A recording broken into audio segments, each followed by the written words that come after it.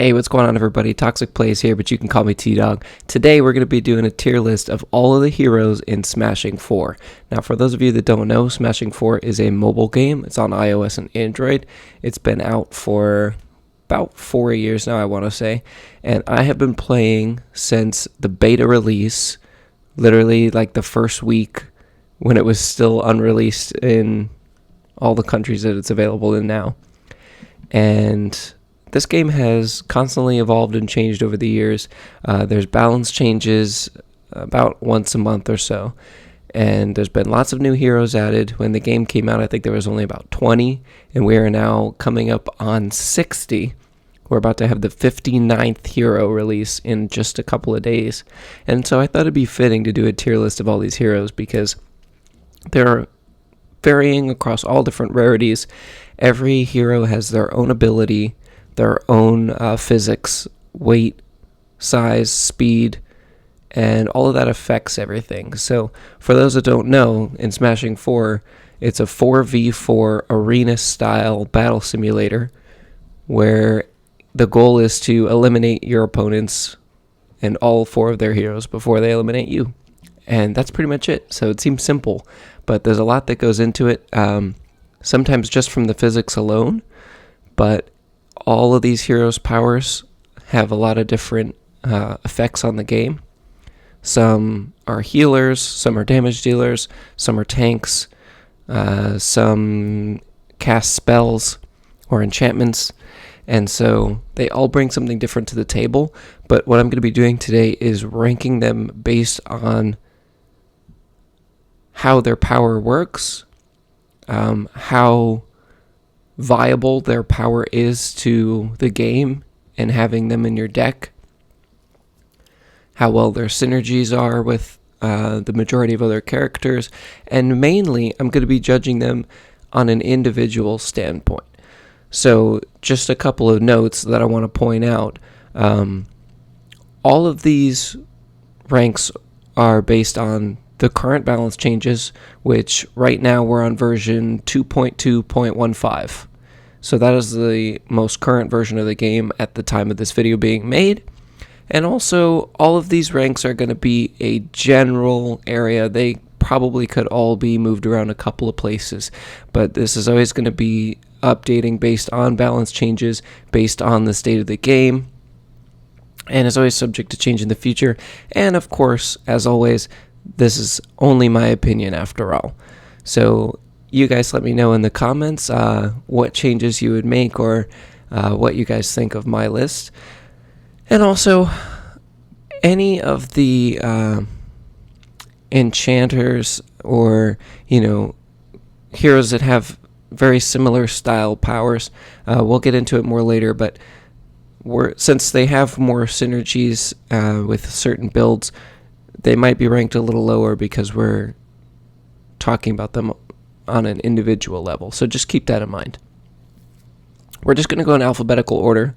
I think that's easiest. I was actually doing some research on finding a release date for each of the heroes, and I couldn't find one on Smashing 4's official website. They don't have a lot. Now, there is a wiki page for this, but as far as I could tell, they didn't have actual release dates. Now, I remembered most of these in the order of release, but there were quite a few in the middle that I wasn't exactly sure about. But it's okay. We're just going to go alphabetically, and I'm going to go over the history of kind of each of their places in the game and if their power has been reworked or anything. So I'm just going to get into it. And I did record some stats as far as power, HP, primary damage, all that. So first up we have the Archer. And Archer is definitely A tier.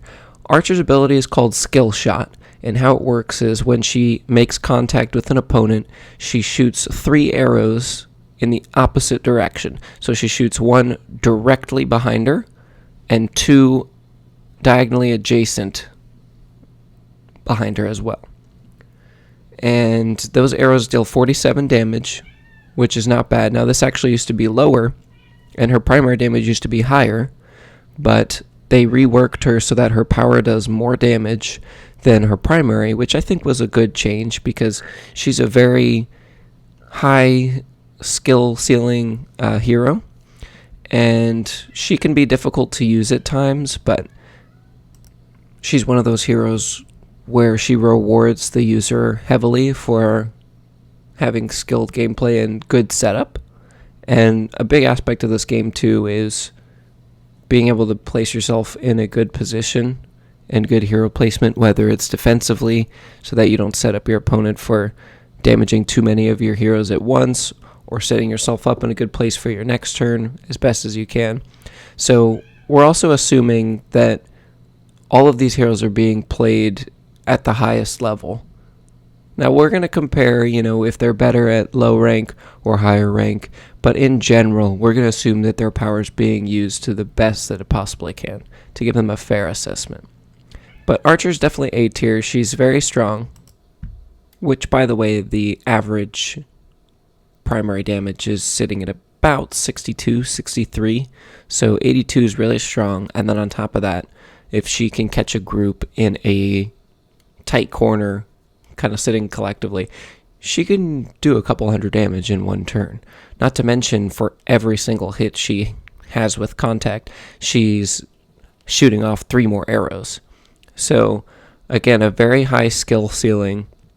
Assuming she's being played to the best of her ability and has a couple of good plays, she's definitely A tier. She's definitely a character you see a lot, especially at high ranks, and a lot of people run her just for the damage alone. HP sitting at 373, which, by the way, all of the stats I'm giving you are going to be at tournament level, which is level 9. Now, there's 25 levels in the game, so we can have a separate discussion about raising the tournament level, which I think they should. But all these stats I'm giving you are at tournament level, which the ratios are the same at the other levels. You'll see characters that are 1 damage or 1 HP off at tournament level are about the same scale away at level 25. So it is still pretty accurate to give you an idea. But yeah, so 82 is pretty strong. Archer's definitely A. A lot of strengths, very powerful. Next is Archon, who is one of the newest characters in the game, actually. And what can I say about Archon? He's definitely S tier. He's one of the strongest heroes they've released. He combines so many aspects of different heroes in this game into one character that you would normally need 2-3 character spots for in your build, and he can take care of it all in one. He's a powerhouse, he's a tank, he's a protector, he does it all. Archon's ability is called Protective Aura, and how it works is he has 2 auras. When it's your opponent's turn, he sends out a yellow aura, which is defensive, and when it's your turn and you're on offense, he sends out a pink aura, which makes the opponents take extra damage. So the aura moves with him. So whether it's his turn to move or he gets pushed, around on his own turn, the aura moves around him, which it's a fairly large radius. It's about half the size of the arena. So if he's in the center, he can clear almost everybody in it. And how it works is when he's on defense, himself and any of your team's heroes that are in the aura will take 21 less damage each time they're damaged. Now that includes direct contact, damage over time, distance hitters, everything. But only for the very first initial damage they take. So if you have a hero that deals stacked damage, multiple, small pieces of damage on top of each other, it only blocks the first one. But it does it for each character the first time they're hit, every single turn. The same goes for offense. When you go to attack somebody else that's in the aura, they take 21 extra damage than they would normally. This is huge. Not to mention, Archon's HP is 478, which is almost the highest. It's about top 5 or 6. I think he's I think he's actually like the 7th highest HP out of all 59 heroes, which is pretty strong considering his ability is already tanky. So every single time he gets hit for the first hit of your opponent's turn, he takes 21 less damage, which is already huge. And then on top of that, his primary is 61, which doesn't sound that great. But his first hit of every single turn, whether it's his turn or not, every single one of your turns, his first hit is going to do 21 extra. So he's basically at 82 like Archer. He's like a tanky Archer that also enhances his team. I can't say enough good things about Archer, and this is actually after he was nerfed. When he was first released, I think it was 26 that his ability did. So he got a pretty significant nerf. It was about probably 15% of his ability or something, or 20%, I think. They nerfed it a lot. But he's still really strong. And he has great synergies with so many other builds, but he's a great standalone character also. On the individual level, he's great in the one-on-one. He supports the team. His power is strong. He can live long enough to the end. He's great. Armadillo. Armadillo is kind of a niche character. His ability is called Neutralizer, and how it works is whenever a character is enchanted, whether positively or negatively, from your opponent or from yourself, whenever he contacts that hero. Now, it doesn't work on his own team, so it only works against the opponents. But whenever he contacts an opponent that is enchanted, either positively or negatively, he removes the enchantment and also attaches a bomb, which explodes at the end of your turn, dealing area damage. And that area damage is 79, which is also what his primary damage is.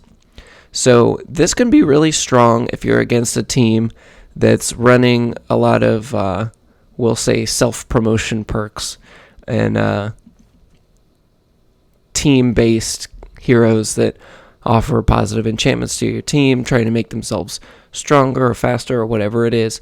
He can shut that down, take the enchantment away, and on top of it, deal damage. And if you can get multiple of them at once and get that area damage, it does stack. So potentially he could do hundreds of damage and insta-kill, a whole team. Now, how often does that happen? Hardly ever. Probably next to none. But it's possible. Again, there's a high skill ceiling to Armadillo, but at the same time, you need a little bit of work. And it doesn't make sense to just run him by himself, even though he does do 79, and the HP's 417, which is not bad. It's about average. It's not bad. They actually increased his HP to try and give him more opportunities to get his power off, which I think was a good change for him. But you can't just run him by himself with no negative enchanters on your team and just hope that your opponent's going to be bringing something. Because otherwise, if they don't, he basically has no power, which sucks. And then you're just running a basic hero that has to make contact to do damage, and it doesn't really make sense. He's not excessively large or small where he can do a whole lot. He's medium size, medium speed. He's very average when you take away his ability.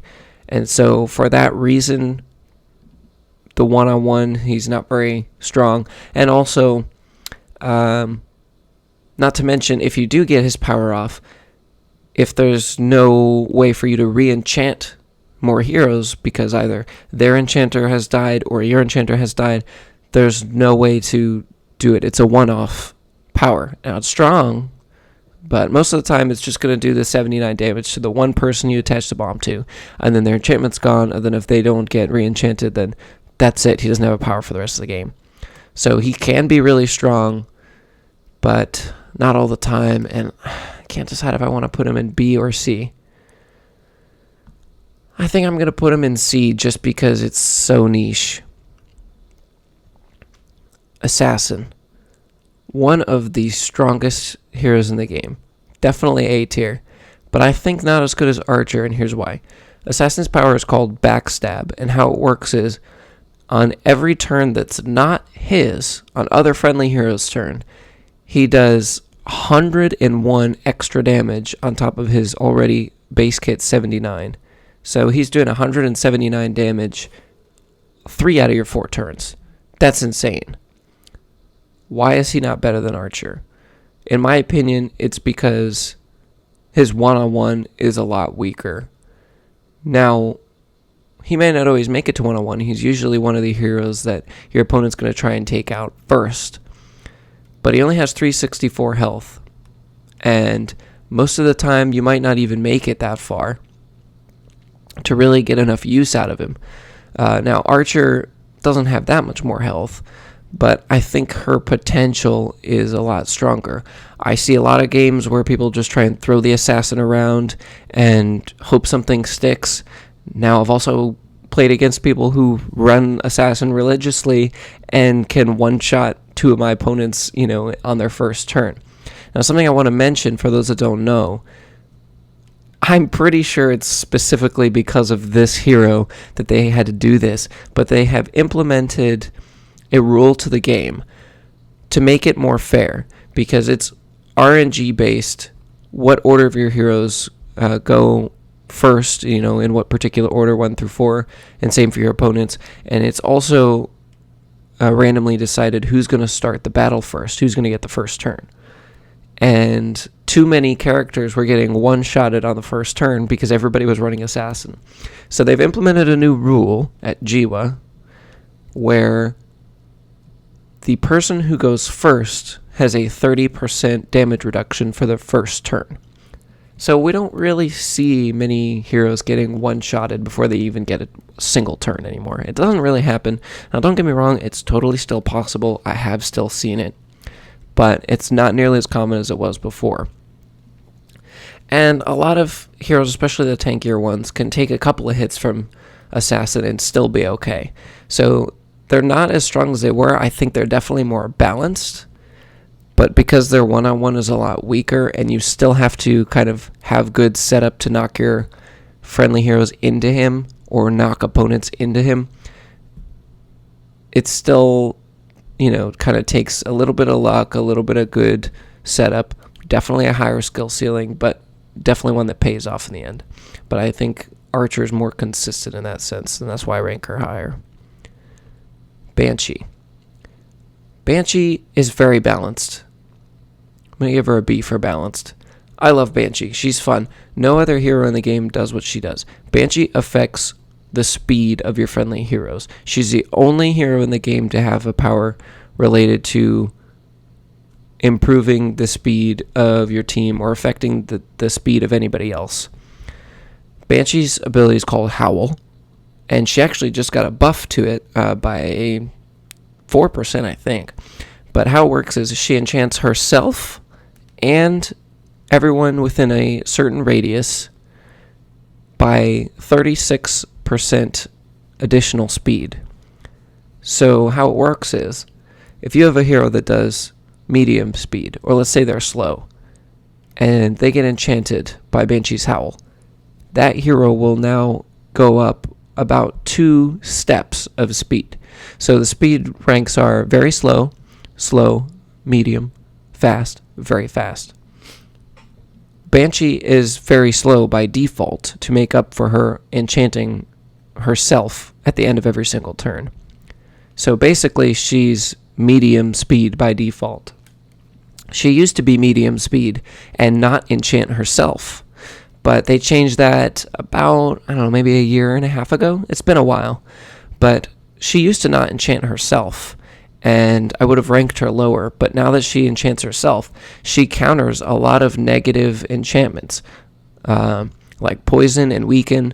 She counteracts all of these, and we'll get into it later and give some examples, but there's a couple scenarios where she completely counters opponents' builds against you to try and dwindle your team down faster. And she completely counters it by enchanting herself at the end of every single turn. And then she also enchants others in that radius. And then if you have other heroes on your team that you couple with Banshee that are heavy or large, that hit harder but don't have that speed to really make it hurt a lot of the time, she can make very large, very heavy characters very fast, and that's very scary because, like I say, it's a physics-based game.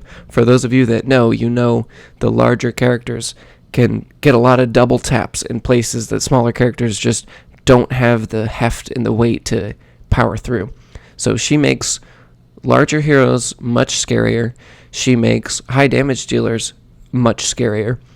And she herself is very balanced because she counters a lot of builds. Not to mention she has 78 primary damage, which is very good, very decent, and 452 HP. So she's going to make it through, to the second or last character a lot of the time. She's not really an enchanter either that I think people really go for right off of the bat. It's really depending on what you're going up against, but I don't think most of the time she carries that initial threat that people think to take her out first or second. And I think she's a really strong background player that supports her team. I think she's everything in a power that it should be, and probably my favorite enchanter, honestly. Barbarian. Barbarian's power is called Whirlwind, and how it works is every consecutive hit that's not on her turn adds her damage and boosts her damage. So she does 64 base kit and 415 HP. Very average stats across the board. She also, ironically, is medium speed, medium size, and medium weight. She's the most average you could have of a hero across the board. But her power is so strong. She might even be stronger than Archer. For the reason I'm about to tell you, I'm going to place her lower, though. How her ability works is, when it's not her turn, it works on her turn too, but it doesn't stay. So what happens is, whenever she gets bumped into another hero, whether she's moving into them herself or she gets pushed into them, her damage increases for the next hit by 16. So she hits the first opponent for 64. The next hit is going to do 80. And then the next one after that is going to do 96. And it keeps stacking in this way indefinitely. There's an infinite stack to this. There's no cap, as far as I know. Now, of course, it's only physically possible to do so many hits in 4 turns. But how it works is, when it's not her turn, she keeps that stack damage buff until the end of her turn. So if she starts 4th in your lineup, you get 2 hits on her first turn, 2 hits on her second turn, 1 hit on her third turn. When it actually gets to her turn, she's going to be doing, 160 something damage if you keep stacking it up. Pair that with Banshee or, very large, heavy characters that can throw her around more into more opponents. She can be deadly. And I think she has a very rewarding power. And I didn't appreciate it very much starting out. But she's another one that you still see that came out from game's release that never really needed a lot of balance changes, is still heavily used across all skill levels and all ranks. She's a very strong, very balanced, very rewarding hero, and she can be very fun to play when you can pull off higher and higher stacks and seeing how high you can get her ability damage. And she can be a comeback hero for sure. She can, build up stacks and you just focus on that all game, and she can come back in one turn and, insta-kill 3 heroes. So she's very, very fun to play, and she's very strong and very rewarding. Definitely a high skill ceiling. Berserker. I love Berserker. He's the first hero that I would main in my deck that I would have in there almost all the time. But his power just doesn't feel as good as it should when you get it. And he's going to be either C or D. And I think I'm going to put him C for now. Still a lot of people play Berserker. He's still got a lot going for him. But there's too many circumstances where he doesn't get a power at all or it doesn't work out. His power is called Bloodlust. And how it works is, when his HP crosses the threshold below 50% of the max, he gains about 115% damage boost. So he does 60 base kit, 464 HP, so mid to high range HP, average damage just about. And then when his Bloodlust kicks in at 232 or lower, he gets a 72 damage buff. So he's doing 132, which is great. That's awesome. What's the problem? Why is he ranked so low? Because he has to be damaged to use his power. He has to take a beating. And he's not a good meat shield. He doesn't carry enough of a threat before his power kicks in for opponents to want to take him out early. If they do activate his power, it's usually on accident. So he's kind of, definitely an end game build for sure. Definitely can be a comeback here, absolutely. But the main problem he suffers from is he could be at 55% of his health, sitting at like 250, and his power is not going to quite kick in yet, and then he gets hit by an assassin or an archer or a barbarian with 5 stacks, and he's dead when his ability activates. So he's got no ability on your turn, just over 50%. Then your opponent goes, takes him out, his ability is activated, but he's dead and you can't use it. It's so frustrating as a Berserker player, not having that reward for your patience or your strategy. Now, you can certainly try to throw him out to the wolves and get him to block and take a beating early, try and get his ability activated. But even if you can get that off, he's probably only going to have one turn, because once his ability is activated, then your opponent's definitely going to target them unless there's someone more threatening, which if he's doing 132, he's usually one of the prime targets to take out at that point. And he's vulnerable at his strongest point, which is good because it makes him more balanced.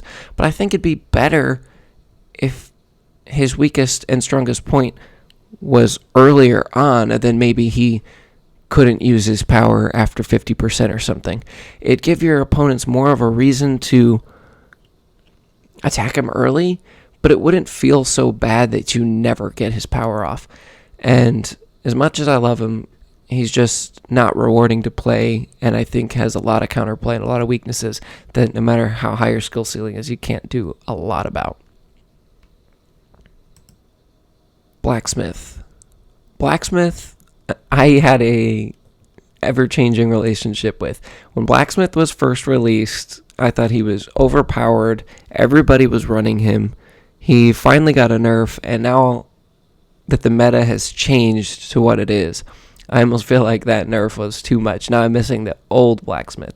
Blacksmith is an enchanter. His power is called Reinforce, and how it works is each friendly hero you make contact with is enchanted for 15, and that's a buff to damage they take. So once a friendly hero is reinforced by Blacksmith, they take 15 less damage each time they're damaged. So unlike Archon, who only blocks that initial damage for 21 for the very first, damage taken, Blacksmith blocks it all. Now, this doesn't account for buffs, like let's say there's an Archon that is going to have your team take 21 more damage. Blacksmith is only going to block 15 of that. If it's damage accounted for in one number, it only blocks 15 from that one attack. But if there's multiple attacks, like you get shot from 3 archer arrows, Blacksmith is going to take minus 15 from each of those arrows. And next thing you know, he's saved 2 heroes 45 damage. Blacksmith is still very strong, very balanced. I'm going to put him in B, but I don't think he's close to Banshee at all. I don't think he's as balanced. Now, I will say he's a lot easier to set up because you can just hit your opponents versus having to end your turn with your friendly heroes right next to each other is a lot more difficult to get off than Banshee.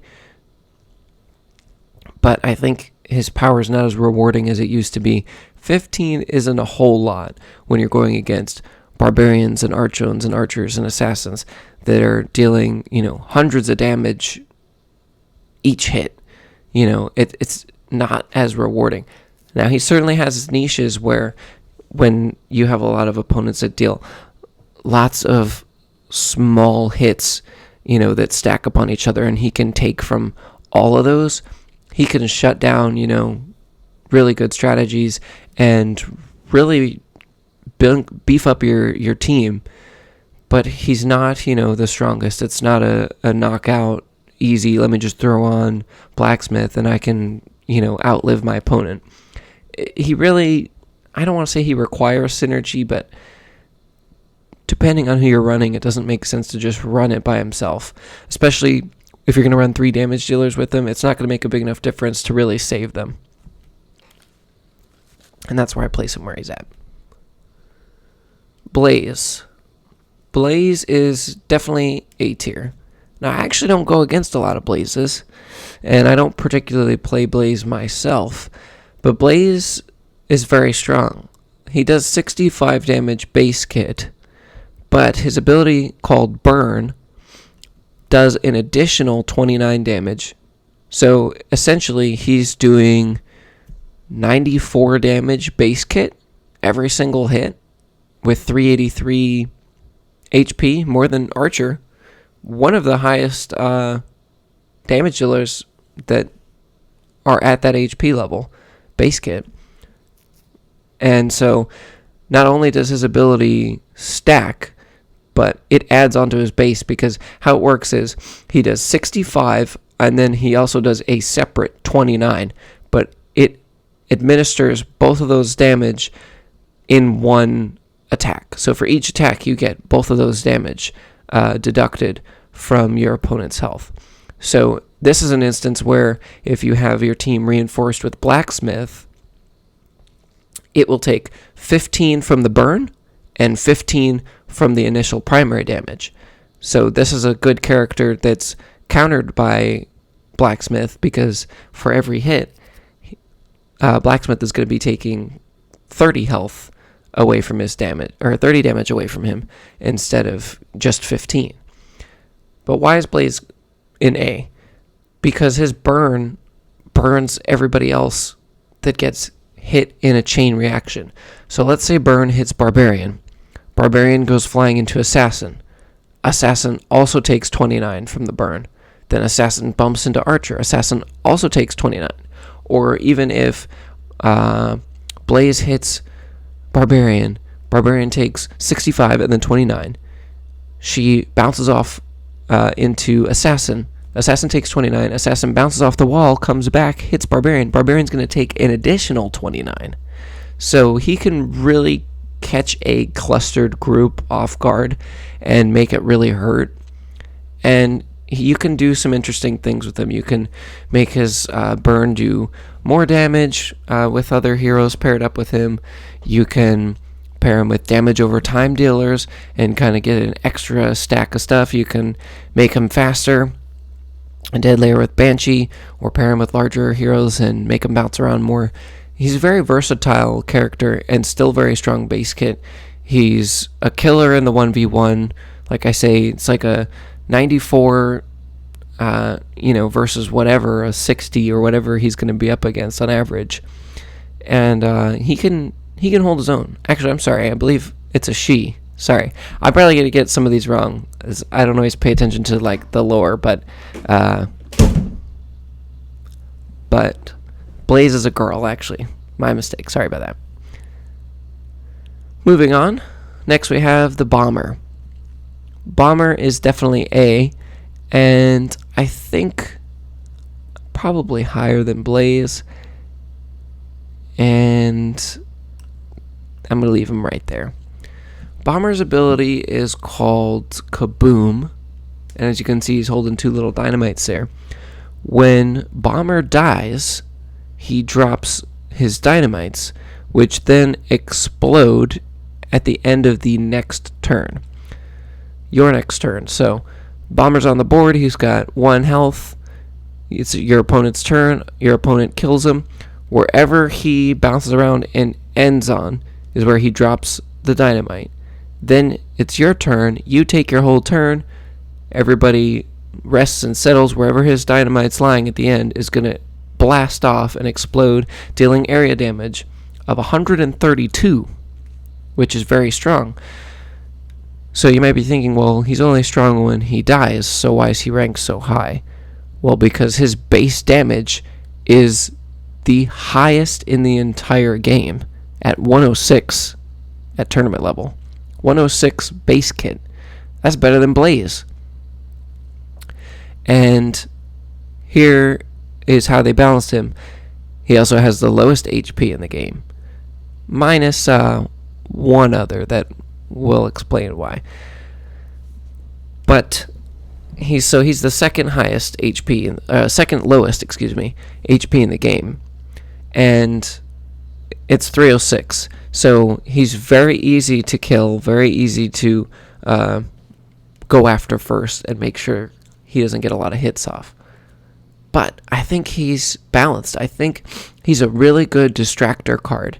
If your opponents don't recognize that and take him out early, he's going to deal a lot of damage and be hitting for, in some cases, a third or a fourth of opponents' HP on every hit, which is super strong. So if they don't ignore him, he's going to hurt. But if they go after him, he's going to hurt either way. It's kind of a double-edged sword. And Bomber's a great way to almost guarantee you can dwindle, one or two of your opponent's cards very early in the game. You can kind of throw them out next to an Archer and Assassin, kind of force them to hit him. Or just get a lot of damage on him and not really have to worry about where he goes and worry about him getting injured, because if he dies, then he's going to do even more damage. And it's area damage, so he could potentially hit all four of your opponents at once. Does that happen? No, but a skilled player is usually always going to get at least one or two heroes off with the explosion. And he's kind of a turn your brain off hero. He's very simple, easy to use, but he does have a lot of good strategies with it. And I even had a build where I would run Bomber with Blacksmith and a couple of healers and just protect him and try and keep him alive and just get his 106 off as often as I could with this primary. There's a lot of different builds you can do with him, and he's a fun character. He's a very strong character, and another one that you'll see, 1 out of 4 matches at the highest gameplay level. So very, very strong. I'm not going to rank him as high as, say, Barbarian or Assassin, because he does have that short life. There is the possibility of missing his dynamite blast and not damaging anybody, and then you're just short a guy early. So he does have some counterplay. Your opponent can kind of manipulate where the dynamite's going to fall, so he has more counterplay than some of the other ones where they can kind of have an effect on his power, which is why I place him where he's at. Next up is Catomancer, another one of the newer heroes released, like last 5. Catomancer is so strong. So strong. I think I'm definitely going to put her in A, probably above Archer. You're probably thinking, wow, T-Dog, you're putting them all in A. All of the damage dealers have to be ranked accordingly, especially when this is the meta right now in the A tier. This is the meta. Just run the strongest, most hardest hitting characters and just take out your opponent before they even really have a shot to do anything or get their build up and running. Builds that take setup are very hard to run right now because this is the meta and we have all of these strong cards. Now, Giwa's trying to work on it. They're trying to balance these guys out, and some of these guys have taken some nerfs that we're going to get to. But Catomancer is so strong. Catomancer is one of the few heroes that are immobile. Now, she can be pushed around, but she doesn't actually physically move herself on her own turn, which I think there's only 3 heroes that do this. Yeah, I think there's only 3. So Catomancer's ability is called Cat Spirit, and on her turn, instead of moving, she basically fires a cat out of her staff. It's kind of silly. She fires a cat out of her staff, and the cat has its own damage and HP. It does 116 damage base kit and 178 HP. Not to mention, since the cat is a spirit, it goes through opponents. It's very important to mention. It doesn't bounce off everybody like everybody else. The cats bounce and phase through other opponents and hit them as the cats go through. So let's say you've got Archer, Assassin, Barbarian, and Bomber in a line. Catomancer shoots her cat, goes through all 4, bounces off a wall, and goes back. She can deal 1,000 damage easy in one turn. You get everybody lined up, you get a couple of bounces. Not to mention, we're going to talk about this more later when we get to Wraith, but these characters that are able to phase through other people, they can't stop, like phased halfway into another hero. They still have collision. So the game makes it so the cat has to come to a stop in an open space that's not being occupied. So if the cat is still slightly in a hero's hitbox, the cat will phase all the way through them. And sometimes this can keep happening, especially on the horizontal axis of the maps that's a shorter distance. And you can have a big cluster of heroes, whether yours or your enemies, and she'll phase through all of them until the cat finally finds a resting point. Sometimes the game has to just finally force it off to the top or bottom or to the left or right to kind of end the turn. But she's so strong, man. And she has 444 health, very strong, very average. And not to mention, since the cats have their own HP, they remain on the board after her turn, and enemies can be thrown into the cats for another 116. And you can still, if they're placed, just right, they can bounce off the wall and still hit them twice as an immobile spirit. It's almost like having 5 or 6 or 7 heroes on the board. It's so strong. And she didn't even get a nerf, I don't think, which I was very surprised. I thought she was going to. But they haven't nerfed her. Maybe if they nerfed her at all, they nerfed like the cat's health. But I know the damage is the same and her HP is the same. She also deals 58 primary damage. Yes, she does have primary damage even though she doesn't move, because you can still push her herself into opponents on other friendly heroes' turn. So she's scary, man. She can make it a 5-on-2 really quick, and she's one you got to look out for sure. Next up is Champion. Champion is probably going to be C or B. I can't decide. I think I'm going to put him in B for now. Champion's ability is called Shockwave. Now, he's a damage over time hero, technically, but his real takeaway from his power is that at the end of his turn, he deals a Shockwave, which is going to deal 24 damage to all of your opponent's characters on the board.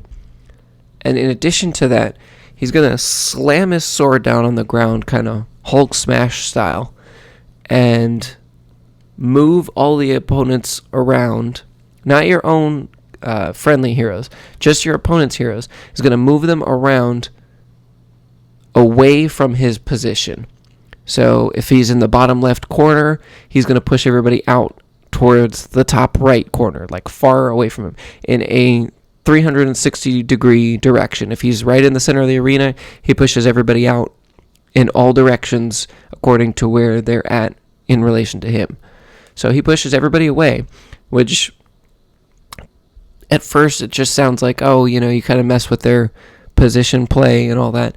But if you have dangerous heroes like an assassin or a cat spirit in the corner, and he ends his turn and he pushes those opponents away into them, you can make really strong heroes do double damage to opponents. I mean, you can have a cat spirit in the corner and an assassin in the other corner. Champion takes his turn, he pushes 2 heroes into them, and then after, he double taps them and pushes them back into him again. I mean, his power has definitely made some comebacks for and against me, and he can be kind of annoying to play against, because like I say, he does kind of mess with your positioning, which is very important, especially against certain styles of heroes and deadlier heroes. And the damage over time kind of just becomes a side effect at that point. It's kind of the first thing I looked for, was like, oh, another damage over time hero. And then you realize, wait, he actually has so much more potential. Definitely a higher skill ceiling hero. Depending on who you're playing with, though, does it make sense to run him?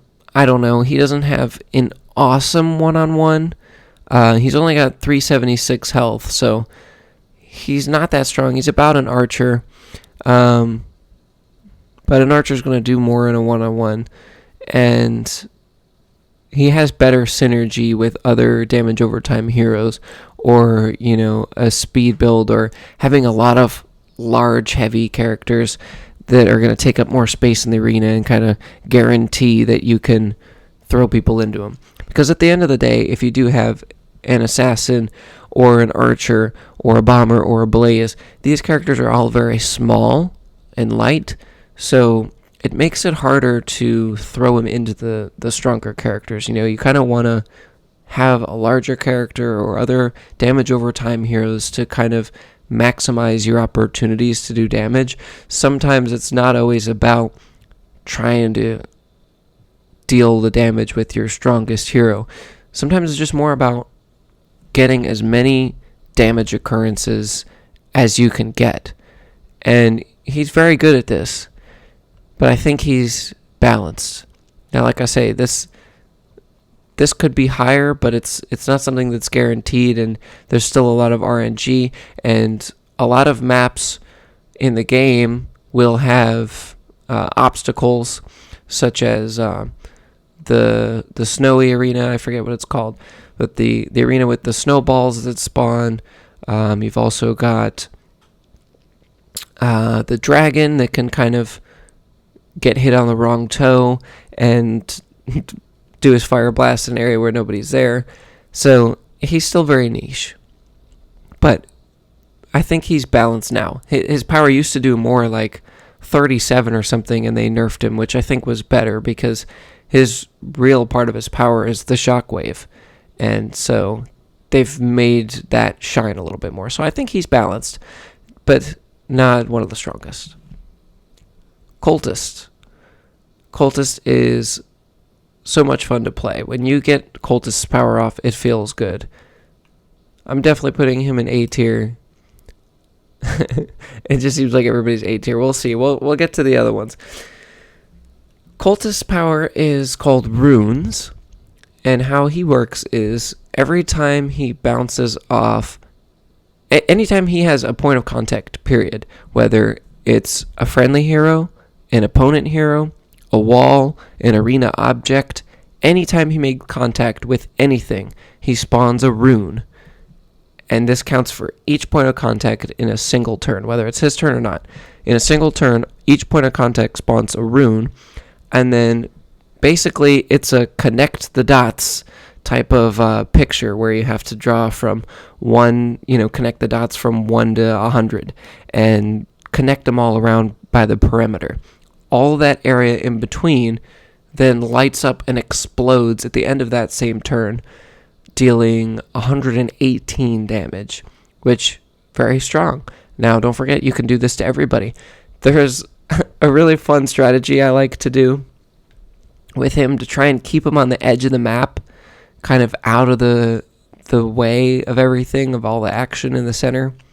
And if you can get it where you can hit Cultist and get him to go around and bounce on all 4 of the corners, he can make a perfect circle and deal that 118 to all 4 of your opponents. And it's such a good feeling to do, 500, just short of 500 damage in one turn from doing one simple thing. He can be easy to play, but he has one of the highest skill ceilings. If you're just hitting an opponent, one-on-one, the typical 2 times you hit him, they bounce off a wall, you hit him again. Most of the time, they're going to bounce away depending how the physics are, and they're not going to get struck by the rune. His points of contact are probably going to be in the same spot, so there's not going to be much to connect. Now, the runes do have a slight area damage of explosion. So if the rune explodes and somebody's like not quite under the rune, but they're just next to it, they will take the damage. It's got a little bit of leniency on the area damage, which does make him a little bit stronger to kind of give you an opportunity to bounce off somebody just slightly to get the rune placed and still, make a marker around the board and still get that damage off. So he's a little forgiving, but he has a very high skill ceiling. I see cultist players do things that I would have never thought to do myself, and I've seen some crazy plays. Now, his base damage is only 51, which I think is balanced because it really kind of forces you to think outside the box and use his power more. And his HP is 437, which, for as much damage potential as he has, I think is really decent, which is why I'm putting him in A tier. If he was, a 370 or a 350 or a 306 like Bomber, he'd probably be low B tier. But because they gave him 437, very average HP, and he can still do, 102 and 2 hits, he's very strong because suddenly he goes from a very average killer to, a masterful one that's doing 200-300, in total to the whole team. So he can be very deadly, but he's very hard to play. But at the highest level, and we do still see a lot of cultist players at high MMR, he's very deadly. Now we move on to a Drakeling wannabe, I guess we'll say, ironically, even though he came first. Drakeling. I love Drakeling, but he's not even weak. It's just something about him that needs help, and I can't quite place it. Drakeling's power is called Fire Breath. He deals 67 damage primary. He's got HP of 403, which is not awful. And his Fire Breath, how it works is whenever he bounces off a wall or an arena object, he shoots a fireball in the opposite direction he made contact with that deals 91 area damage. Really strong. Kind of on par with the runes. Certainly easier to get off because you can just kind of aim at somebody across the arena, shoot for the wall right across from them, kind of guarantee it's going to go there, and get the power off a lot easier than you can with with Cultist, especially if you're playing as Cultist and you've got, all four of the opponents against the wall on the other side. It's really hard to get a rune off to kind of affect them because they have to be inside the range. If it was a Drakeling, though, you send a fireball out, you do 91 to all four of them. Drakeling has the strengths that Cultist struggles with. So why is he so much weaker? Also, he does more primary damage, and he still has decent health. So why is he so much weaker? The reason's because his fireballs aren't as easy to get off as you think. 90% of the time, the one or two opponents that you're trying to prioritize killing first because they're stronger or make some threat to your team, they're not going to be in a position to get the fireball off on. Also, hitting multiple fireballs at all in one turn that land, let alone getting multiple on one hero specifically, is very, very hard to do. He's another one. I don't know if I want to say his skill ceiling might be higher than Cultist's, but it's probably right up there with Cultist as far as the skill ceiling goes. I still see the occasional Drakeling at high levels, high ranks, but it's not the same, and it's for good reason, because he doesn't feel rewarding to play, kind of similar to Berserker. And the other thing is, too, that I want to point out, and I think this is Drakeling's biggest flaw, and I would honestly love to see this changed. If I could suggest any changes to Drakeling, it would be to increase the speed of the fireball, because he does medium speed himself in his movement, but his fireball speed is slow. So you can't just... It doesn't go through him either, which is also very important to mention. His fireballs do not go through himself. He's not immune to them. Now, of course, you can't damage your own team on your own turn, but they don't go through him. So you can't just, have an opponent straight across from you, hit the wall right below you to shoot the fireball and bounce back up and hit them again for 67 with his primary. Because he's faster than the fireball. So he shoots the fireball, it goes off, he'll catch up to it, and it'll explode on himself in the middle of nowhere with nobody around before the fireball can get off. It's so frustrating. You have to shoot it and then immediately get out of the way and plan your path so it's not going to run into any arena object that'll set it off. If there's snowballs or, pillars or whatever arena you're playing on, or the enchanted glade where you've got the bouncy mushroom in the middle, forget about that. I mean, there's plays where that can help you out because you have an object in the middle. You can kind of rebound 3 times and get a ton of fireballs off in a small area that it doesn't matter if they don't reach because they'll still do the area damage. But again, it's very niche. There's a lot of RNG with the arena, with what your opponent's going to bring and the size of their opponents. If they've got smaller opponents, they're more difficult to hit. Or if they're opponents that are going to be big and keep blocking you so you can't, really target a specific person on your opponent's team.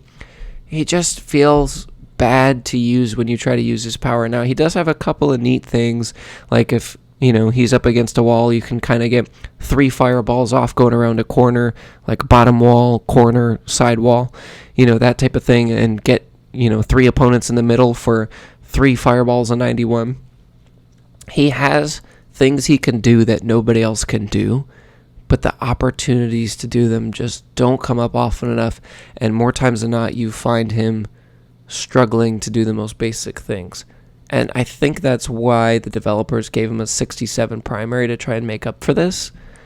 But it doesn't make enough difference when he only has 403. At that point, I'd rather just use an archer for 82, and she'll get more damage off by the time she dies than Drakeling would. Now, Drakeling is always fun to play with Banshee. Again, I love Banshee. She makes everybody more fun to play. But if you can make him faster, similar to Cultist, he'll definitely get stronger and have more fireballs getting off per turn. But you have to use another card slot out of your very precious 4 slots to make him better, and you would rather just run somebody else that can do the same things in 1 slot. Next up is Druid. Druid is a damage over time hero. Druid's ability is called Roots. He does 50 primary, and his ability also does 50. So 100 total if it's 1 shot, 1 ability. His ability goes off once every single turn, whether it's his turn or not, once every turn at the very end of the turn. And what his Roots ability does is he shoots roots up from under the ground across the arena and damages the opponent with the highest remaining HP. Notice remaining, not the highest total HP, the highest remaining. So he could end up damaging a bomber over an Archon, depending on how far in the match you are and what everybody's HP is looking like. But it's something to consider. You kind of have to plan ahead. Typically, your opponent's going to try and keep their strongest heroes safe. But a lot of times, those strongest heroes are these ones up here in A that have the least HP, and Druid's not going to be attacking those people. And often, the problem I find Druid having is you'll have, especially when you pair Druid with other damage over time heroes, since Druid always attacks the hero with the highest HP, oftentimes what you'll have is 2 strong heroes that you've been prioritizing to get out early that are almost dead but not quite, because not all your team has the firepower to do it. Like Druid's only going to do 50, and then you pair that with other weaker primaries that do damage over time. You're not going to be able to get your primary targets out as quickly, and then you've also got damage going on in the background to some of the weaker opponents that can maybe boost your team or heal them or whatever, that have a lot of health that has been slowly damaged. And you're going to have 3 or 4 heroes on your opponent's team that are almost dead, but at this point they've already been eliminating 1, 2, 3 of your heroes. And next thing you know, it's a 1-on-4 or a 2-on-4. And it's either going to be you get the monster kill and 4k all in one turn, or you're just a couple of turns too late and you get taken out before you can finish the job. And it's so frustrating. Now, don't get me wrong, Druid is not a character you can disregard and just leave in the background. If a Druid goes all match, he's going to get his power off. How many turns would you have in a game? Probably about 10 on average, maybe 8 on average. He's still going to do, 400 or 500 damage if you leave him alone. And some games are longer. If it's, 2 tank builds against each other or 2 slow roll damage over time builds, and he's in the game till the end, he could get, 15, 20 roots off. And he could really be a quiet killer. One of those subtle powerhouses that you left for granted too long until it was too late, and now it's a 2-on-2, and Druid's just weakening both of your opponents at the same time. Druid can be pretty nasty, and he has a decent 1-on-1. Similar to Drakeling, though, he has 403 HP. Ironically, they have the same. Which, personally, I feel like Druid should have a little bit more, because I think that is where his strength lies, is being in the game for longer. Now, his ability is not so strong out of the gate that opponents are going to want to prioritize him first. If you're running him in a build where you've got a Catomancer or an Assassin or a Bomber, your opponents are probably going to try and take those folks out first. So he'll have a couple more turns, but just as the game goes, all of your heroes are going to get damaged, and it's going to get to a point where it's Druid or your Blacksmith that's doing the same damage, and maybe it doesn't have a power because you only got a few people left, and they're going to go for Druid first because they're going to know that he's going to pull out the win if they don't. So his power is just, it's too recognizable. Like, I don't want to say it's counterable, but he's not super nasty if you leave him alone for just a little bit, and he's also not going to be detrimental, if you take him out first. Like, it's not. So, I don't know. I just don't think his power feels as good as it should. I'm going to put him in front of C tier, though. I'm going to put him right in front of Armadillo because he is consistent. Armadillo is a lot stronger, but at least Druid is consistent. It's a passive ability. He's very easy to use. He's very user-friendly. A very good hero to unlock early. I want to say he's unlocked in the Enchanted Glade, which is like the second arena out of, 10 that we have, or 11. So he's very friendly to new players of the game. Very easy to use. He works awesome with other damage over time heroes. He has a lot of great builds, but from a one-on-one standpoint, or on an individual standpoint, I think this is where he ranks. Enchantress. Enchantress is an enchanter. She's a positive enchanter for your team, which ironically we've only seen the positive enchanters so far. Enchantress's ability is called Empower, and she actually just got a buff to this right before I'm making this video about a week ago in the last patch. She used to, so her power is the same, but they increased the amount. So her Empower ability empowers your team with plus 35 damage.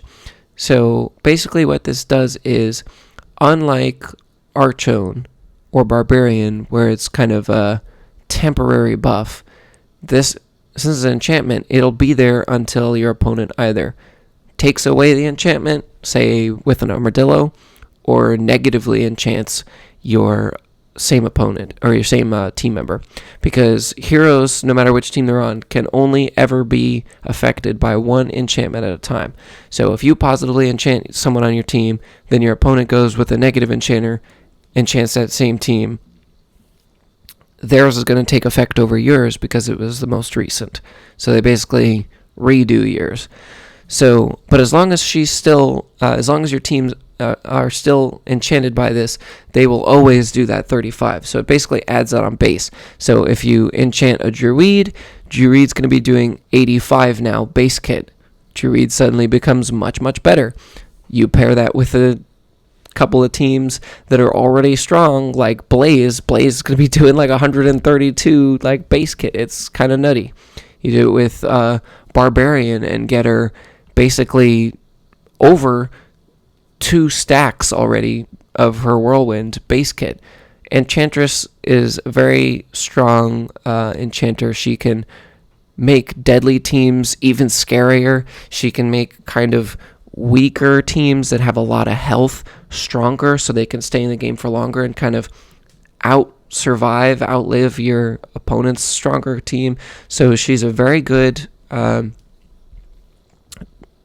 team support, and I think she's kind of better than Blacksmith. Not as good as Banshee, though, and I'll tell you why. Before her buff, when it was just 32, I would have put her after Blacksmith, but since she's buffed, it was like a 5% buff, so I'm going to put her in front of Blacksmith because I think Blacksmith would be better. Like I say, this tier list is all about the current state of the game as of version 2.2.15 when I'm making this.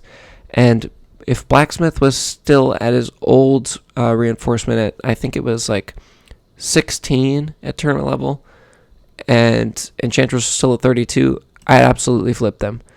But Blacksmith has been nerfed, Enchantress has been buffed, this is where we're at now. Now the reason I don't place her over Banshee is because her ability is not passive, and you still have to physically hit each of your opponents. So 90% of the time when I go against Enchantress builds, the opponent has to waste the first turn, getting all 3 of their heroes enchanted, which you can totally do in one turn. It's totally manageable, especially if you go first. But you kind of have to give up that edge, and that setup can hurt you if you're going against an assassin or a cultist when the board's kind of open and not crowded, and he can get in and out and get those runes set up really easily. It can hurt you to waste that turn to have that setup. You have to wait till your second turn to really see the benefit of it. And then there's always the chance you don't get all 3 of your teammates enchanted. Maybe you only get 1 or 2 because you went second and the board was kind of already, messed up or moved around. So you can kind of get burned for trying to do too much too early, but at the same time, you kind of have that pressure to do so because she only has 344 HP. She's one of the lowest HPs in the game. Let's see, I think she's 6th, I think. Yeah, she's like 6th or 5th on the scale of lowest HP in the game, which that's good because part of the idea of the enchanters is that you shouldn't be able to just get the enchantment off whenever, right? They have set up for a reason, because they make your team stronger or make the opponent weaker. But I will say, with these 3 positive enchanters right here, they are not going to be ranked as high as the negative ones, which we're going to get into later. And the reason for that is because the positive enchanters take more setup, versus with the negative enchanters, you typically will see instant gratification on getting the ability off because it affects your opponent's team. You negatively enchant all, 3 or 4 of your opponent's teammates, then guess what? Either your turn ends and the ability activates right then, or it's your opponent's turn and then they have to deal with this. So most of the time, with all except, I think there's an exception of one, the negative enchanters almost always see instant gratification on that, versus the positive enchanters take some setup, most of the time, and then your next turn, which the only exception to this is Blacksmith, who is going to protect your team right before your opponent's turn. But like I say, I think he's kind of weaker now after his nerf and probably more balanced, but you typically want to run like a healer or, some other buff with it. It doesn't make as much sense to run by himself as, say, Banshee or Enchantress do. Next up is Farmer. Farmer is a damage over time dealer. Her ability is called Plant a Boom. I can never remember the name because it's kind of wild. So her Plant a Boom deals 37 area damage at the end of the turn, very much like Druid, except alternate to Druid, instead of attacking the player with the most damage, she attacks the hero with the least remaining damage. Again, least remaining, not least overall. So running these two together is always interesting because it kind of helps out the issue that Druid has where you can't tunnel somebody out of the game and try to eliminate them very early.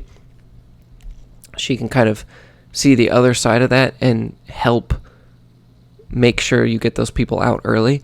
Now, I think they gave her lower DOT to make up for the fact, they gave her, they gave her lower DOT to make up for the fact that she deals area damage. But the area damage is so small that you almost never get it off.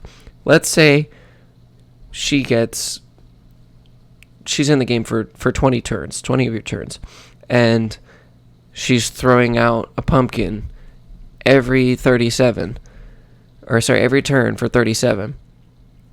Maybe 2 of those out of 20 rounds are going to hit for area damage.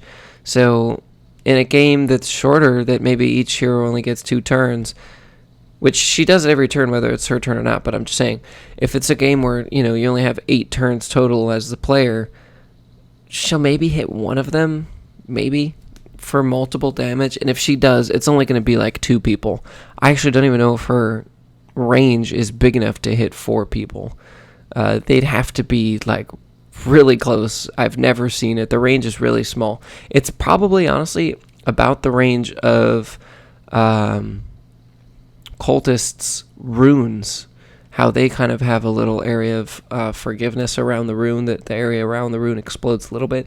If it's any bigger, it's just slightly bigger than that. The area damage really isn't a selling point. So to say that makes up for the damage over time being lower at 37, I almost disagree. Now, I will say Farmer has 409, so it's about the same as Druid, only 6 more. But she also does slightly more primary damage at 53 versus 50 from Druid. So I guess they're balanced. I mean, I still prefer to run Druid over Farmer. Definitely running them together is a good idea. They definitely share that synergy to kind of work on stuff in the background but still have a focus of who you want to eliminate first. And I think they're too similar. I mean, if you take 1 turn, assuming you get the average amount of hits in a 1-on-1, which is 2, Druid is going to do more damage still, because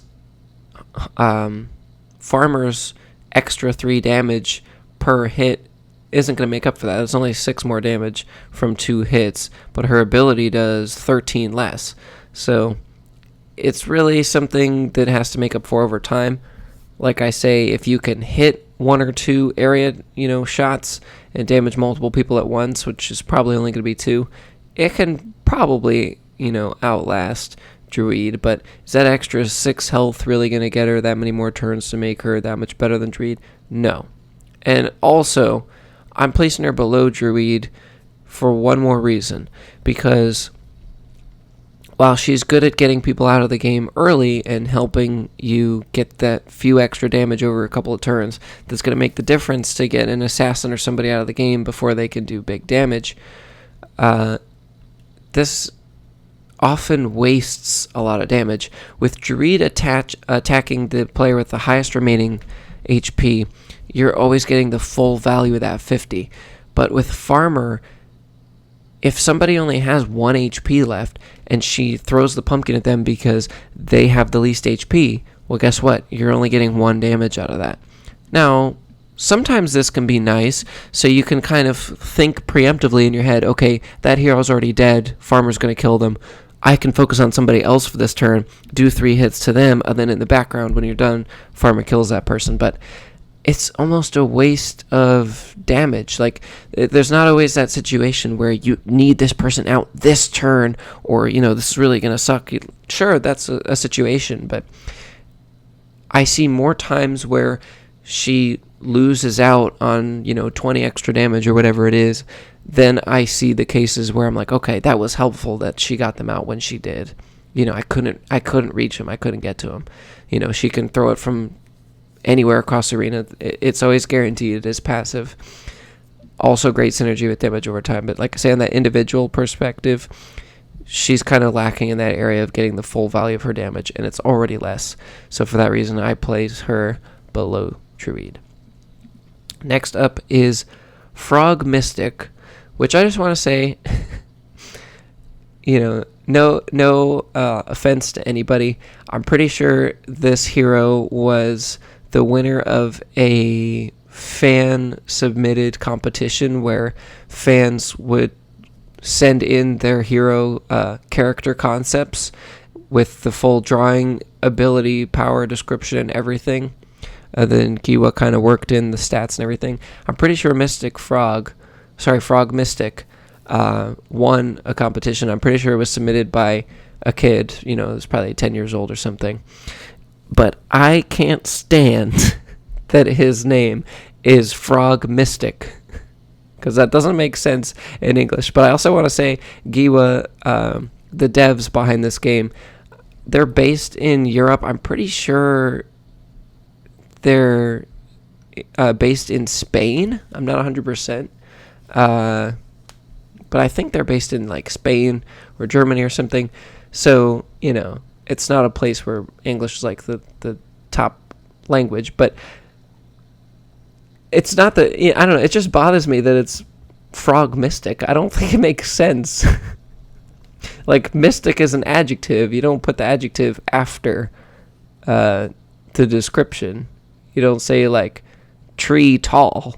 It's basically like saying tree tall or peanut butter and jelly sandwich sticky. Like, I don't know. It just bothers me. But putting that aside, I love Frog Mystic. I call him Mystic Frog. Whatever. That's what I call him. I don't care. Mystic Frog, we'll say. I love him. He's the first healer we're running into.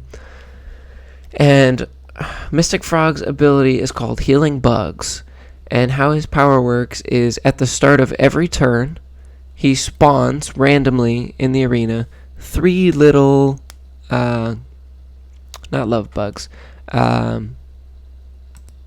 fireflies. He basically spawns 3 fireflies, essentially, and their spawn location is completely RNG based. Now, of course, they can't spawn in a space that another hero, friendly or enemy, is occupying. So that does have some factor where you can, kind of have a prediction of where they're going to spawn, but at the same time, they could spawn all 3 together in a corner by nobody. They could spawn, spread out away from each other. You never know. It's completely RNG based, which it's going to negatively affect the ranking of his power, just FYI. But his power just got a huge buff. His ability used to do 31. Sorry, I didn't finish explaining the power. So anyway, the bugs, whenever if they're made contact with, they basically die and emit a smaller range around them, a little bit bigger than Farmer's Pumpkin range. And what this does is it heals any friendly heroes in the area. Now, if nobody hits these fireflies, if there's no contact made with an object or with a hero, whether enemy or friendly, then they automatically heal that area at the end of your turn. So you could end next to it and be in the range and it'll still heal you, or you can just pass through it directly and it'll also heal you. Now these also stack. You can be healed by all 3 in one turn. All 3 can also heal all 4 of your opponents in one turn. The range of how much this can affect you is really all over the place. Now, each of these healing bugs heal for 45 health. Now, we don't have another healer to compare this to yet, because we haven't seen them in the roster. But this is very strong. It used to be 31. They buffed his power for like 30% or something crazy. So it's nasty. It does 45 now, which even if it does, if it heals 2 heroes for one of them, that's another 90 health. That's a pretty significant difference. That could be 5 stacks from Barbarian that you just healed, or a champion's ability plus throwing you into a powerless Berserker or something. I mean, it could be potentially 2 hits that you're healing every turn. Not to mention, his one-on-one game, believe it or not, is so strong. Even though Frog Mystic only does 50 damage, he has 471 health, which is pretty high. It's top 7 or 8. I think he's like 7th highest. And so he can make sure he's in the game long enough to make a difference to heal your teammates. Additionally, even though he only does 50 damage, he can chip away. I've probably made more comeback victories with Mystic Frog than any other hero in the game, personally, because of my playstyle, because I like healing builds and all that. But I've played against a frog that's made a major comeback, like a 3-on-1, low health 4-on-1, high health 2-on-1. I mean, I've myself have won 3-on-1s with Frog Mystic, and because he can chip on the side of somebody for 50 damage, run into all 3 bugs, and heal himself for 135 health, and get a third of his health or a fourth of his health back in one turn while still chipping away at somebody. And if you're playing against somebody in the one-on-one, like an Enchantress that's only going to deal 72, or a Drakeling that's in maybe a tough arena to get his power off, I mean, as long as you're consistently healing, Frog Mystic can make some comebacks.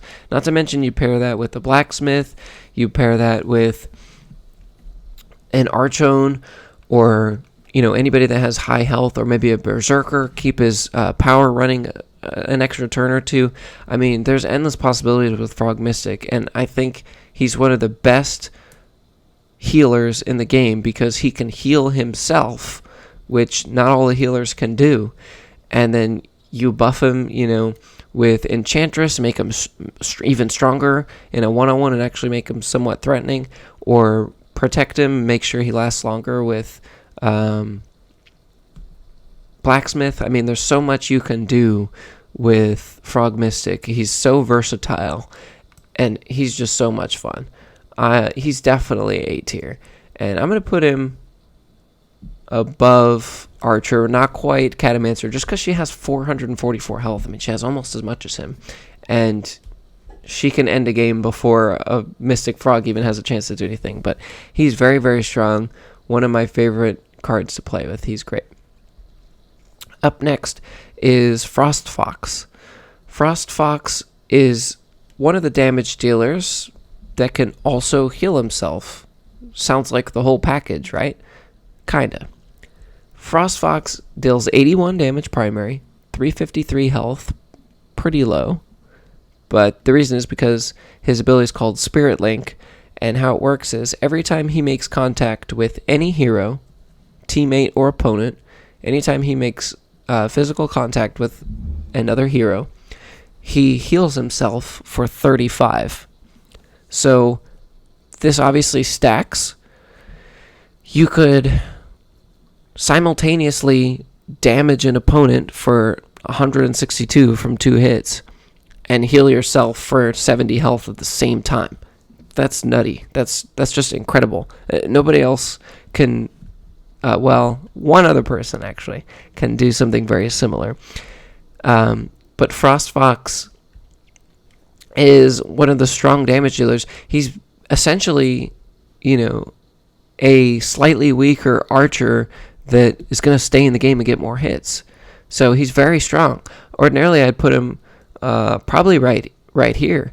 But why am I not going to do that? Why am I going to put him more down here?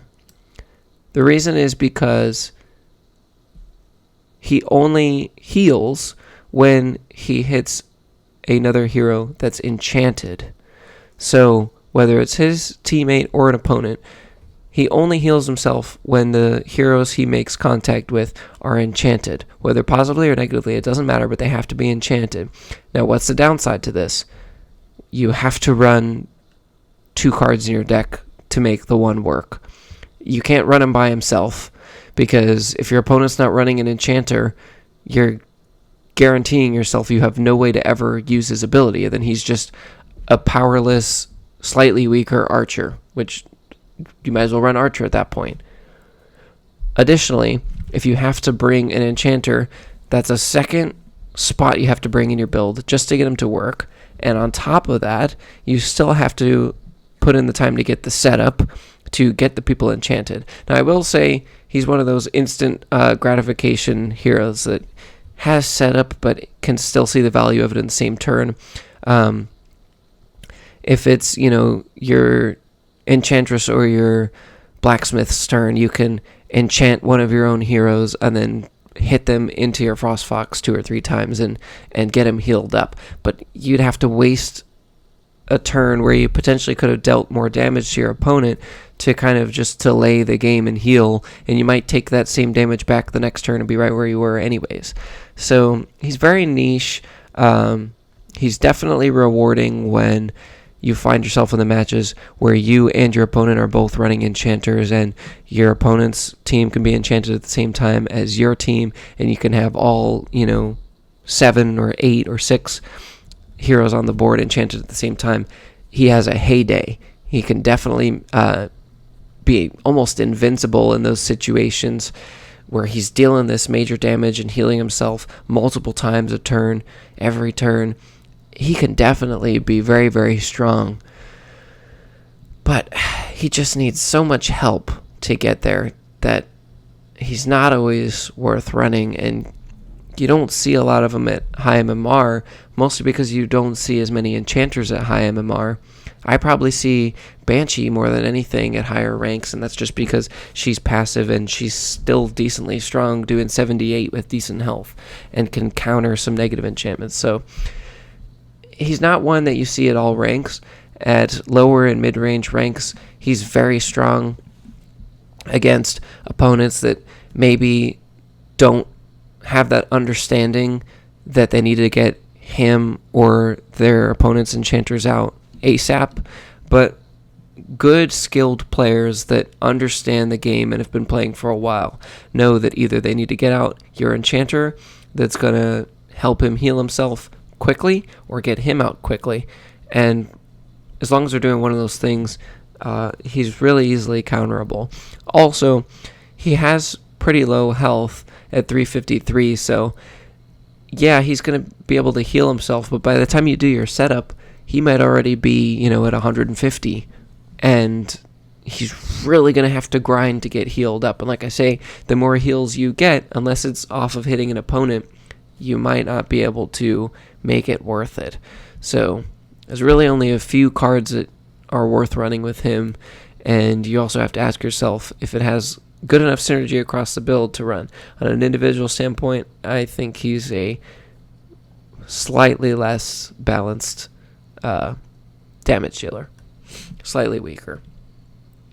Next we have Gargoyle. If Gargoyle's not S tier, he's high A tier. He is one of my favorite of the newer characters, like the last 5 chapter releases. Gargoyle is so much fun. He only deals 46 damage primary, which is one of the lowest in the game, but he has 449 health, and his ability is damage over time and self-healing. It's the best of both worlds. He's a druid and a mystic frog put together, and that's why he's so strong. His ability is called Stones of Life, and how it works is for each collision he has, which I'm still trying to figure out if it's collisions with objects or heroes.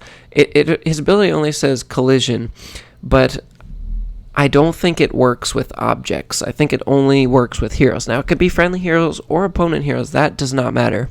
But I'm pretty sure it only works with hero collisions. But how it works is for every collision he has, he increases his power amount by itself, similar to Barbarian, how she does.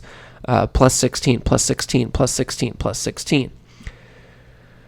Gargoyle Stones of Life do 14. So how it works is if he has 1 point of collision at the end of the turn, he's going to deal 14 area damage to any opponents within the range and will simultaneously heal himself by the same amount. And I forgot to mention that it was area damage that he does, and also it's a huge range. I'm pretty sure the range is bigger than Archon's protective aura. It's at least as big, if not bigger. Gargoyle has the biggest damage over time range in the entire game. He's one of the few who can heal himself, and on top of that, he damages opponents at the same time. He actually just got a nerf. He got a buff and a nerf. When he came out, his ability was for 14. They buffed him to do 16 because people were only getting 2 or 3, collisions off, and it wasn't making that much of a game-breaking difference. Then once people learned him and got better and stronger, they nerfed him back to 14 in this, I think the patch before last.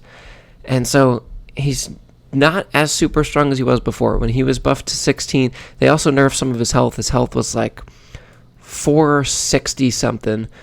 Doing 16 for the damage. Back before his nerf, he definitely would have been in S tier, maybe even above Archon, probably so.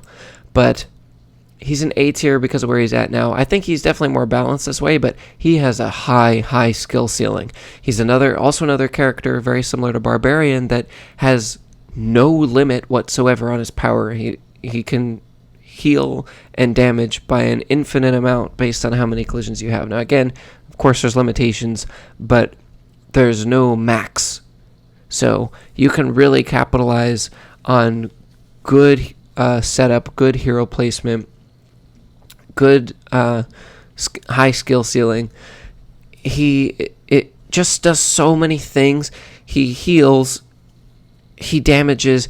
He's so easy to heal and damage because his range is so big, you could almost be everywhere. Additionally, he's large and very heavy, very slow. So it's almost easier in a sense to get his ability off because he's not so fast where he's bouncing all over the place and is more unpredictable. He's a lot easier to control where he lands. Being slower and heavier, it's a lot easier to manipulate where he's going to go. He also takes advantage of going against smaller characters like a Gargoyle versus a Mystic Frog one-on-one. Most of the time, a Gargoyle's going to take it just because he doesn't have any RNG mixed into his power. He doesn't have a limit on how many times he can heal, and he does it simultaneously, and he doesn't have to go out of his way to do the healing. The heal comes passively. As long as he's in the range of one person, he's going to do it. And another thing I need to mention that makes him even stronger is that 14 he does, if he only has one collision, if his ability is in range of all 4 of your enemy opponents, he gets that 14 stacked. Now he's only going to do 14 to each opponent, so he'll do 14, 14, 14, 14, but he's going to heal by, 62 or whatever it is, he's going to heal 14 4 times, or as many times as enemies that are in the range that he's doing damage to. Not to mention, you have 2, 3, 4, 5 collisions in one turn. That stacks. So if he's got 5 collisions and he's doing, or 6, 7 collisions and he's doing 56 healing and 56 damage, and he's in range of 3 heroes, dude, he can go from 0 health to like 400 health in one turn and simultaneously take 3 heroes down, a fifth of their health. It's crazy. You pair that with a Mystic Frog or a Blacksmith, he's so strong, dude. He's so strong. Or you pair him, with a Banshee, make him faster so he can get more collisions off. Pair him with an Enchantress so his base damage is doing more than 46 and it's actually average to high damage. He is just incredible. He does so many things. Actually, you know what? I'm placing him S tier. I've convinced myself talking about him. I love him so much. He just fits my playstyle so well. I might even be a little biased, but with all the things he does, he synergizes well with so many builds. He's one of the strongest in the one-on-one. I mean, I can't say anything bad about him. His only weakness is that if you're not in range, that of course he doesn't do the extra damage over time, which is really his selling point because his base damage is pretty low. And also he doesn't get the heal off. But he has so much health that if you miss, one of them, and his range is so big that it's hard to miss it. You have to be kind of careless. Even if you miss one, he's got enough health where it's not going to really hurt too much. He's just great. I can't say enough about him. Next up, though, moving on, is Genie. Genie's ability is called Third Wish, and this has changed a little bit over the years. They haven't really changed his power too much, just percentages. Genie's ability is he actually does 0 primary damage, and he has 375 HP, which is pretty low.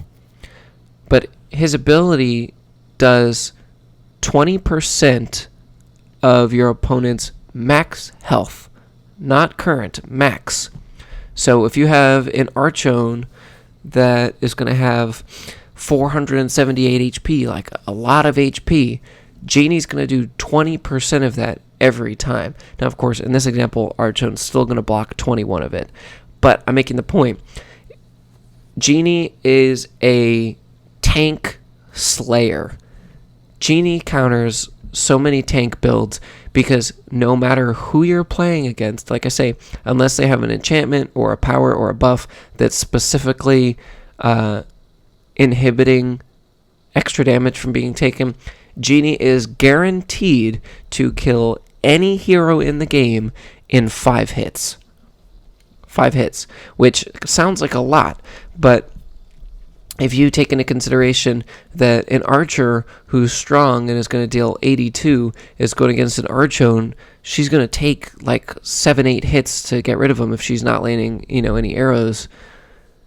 That's pretty good. 5 hits is really good. Now, it's not great if it's going to take 5 hits to get rid of an Enchantress or an Assassin that is, going to be deadly or put your opponent in a better place that you need to eliminate quickly in 2 or 3 turns if you can. That's not great for that. But against tanks, especially like Gargoyle or somebody who can just deny the slow chip away of trying to get them out, Genie is very strong. He's definitely A tier. Now, he does have that weakness we just talked about. He also has the weakness of he can't use Enchantress's empowerment at all because technically his primary damage is 0. So if you go to enchant him with plus 32, it does not make it so that he does 32 base damage plus 20% because technically the way the game is programmed, he doesn't do primary damage at all. He only does his ability damage, which his ability damage is his primary damage, so it's kind of confusing, but if you look at his stats, it just says 0. But technically, in the game's code, his primary damage does nothing.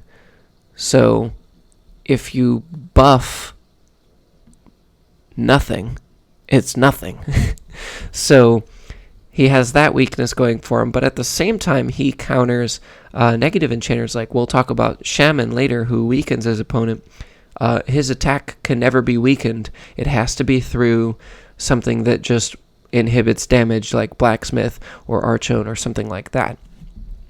But Genie's very, very strong, but he only has 375 health, which is not great. He can kind of be taken out early. So if you can't get a lot of good hits early, or if, depending on where your opponent's cards spawn or where they've set themselves up after their first turn, you might only be able to hit the lower health folks, which in those cases he's only going to do 70, 60 damage, which isn't going to make as much sense to run him over somebody else that could do the same damage with higher HP or an actual ability, because really he's without an ability if you think of it in the sense that, he does primary damage that's on average 75, and then he doesn't have a power. If you think of it that way, he's not as strong, but he's definitely still strong in the fact that he can kill everybody in 5. That's why I place him here. Giant. Giant might just be our first D. Maybe low C. I think I'm going to place him in D tier, though. Giant is just too weak. He's a damage over time hero, but his damage over time is pretty low. It's only 45, and also his primary damage is only 5. One of the weakest primaries in the game. And unlike Druid or Farmer, where it's guaranteed, Giant has a range, and it's decent. I mean, it's definitely bigger than Farmer's damage for sure, but it's maybe a third of the range of Gargoyles, and it caps at 45. That's it. Now, of course, it's area damage, so it does, it can affect multiple people at once, but because of the size of it, it's harder to get off. Now, Giant is large, so he's got an easier time to do it than if he was a smaller character, but Gargoyle's large too, and his range is huge, and he heals himself at the same time. Giant is like the weaker brother of Gargoyle that ironically is much older, that came out of the game from beta.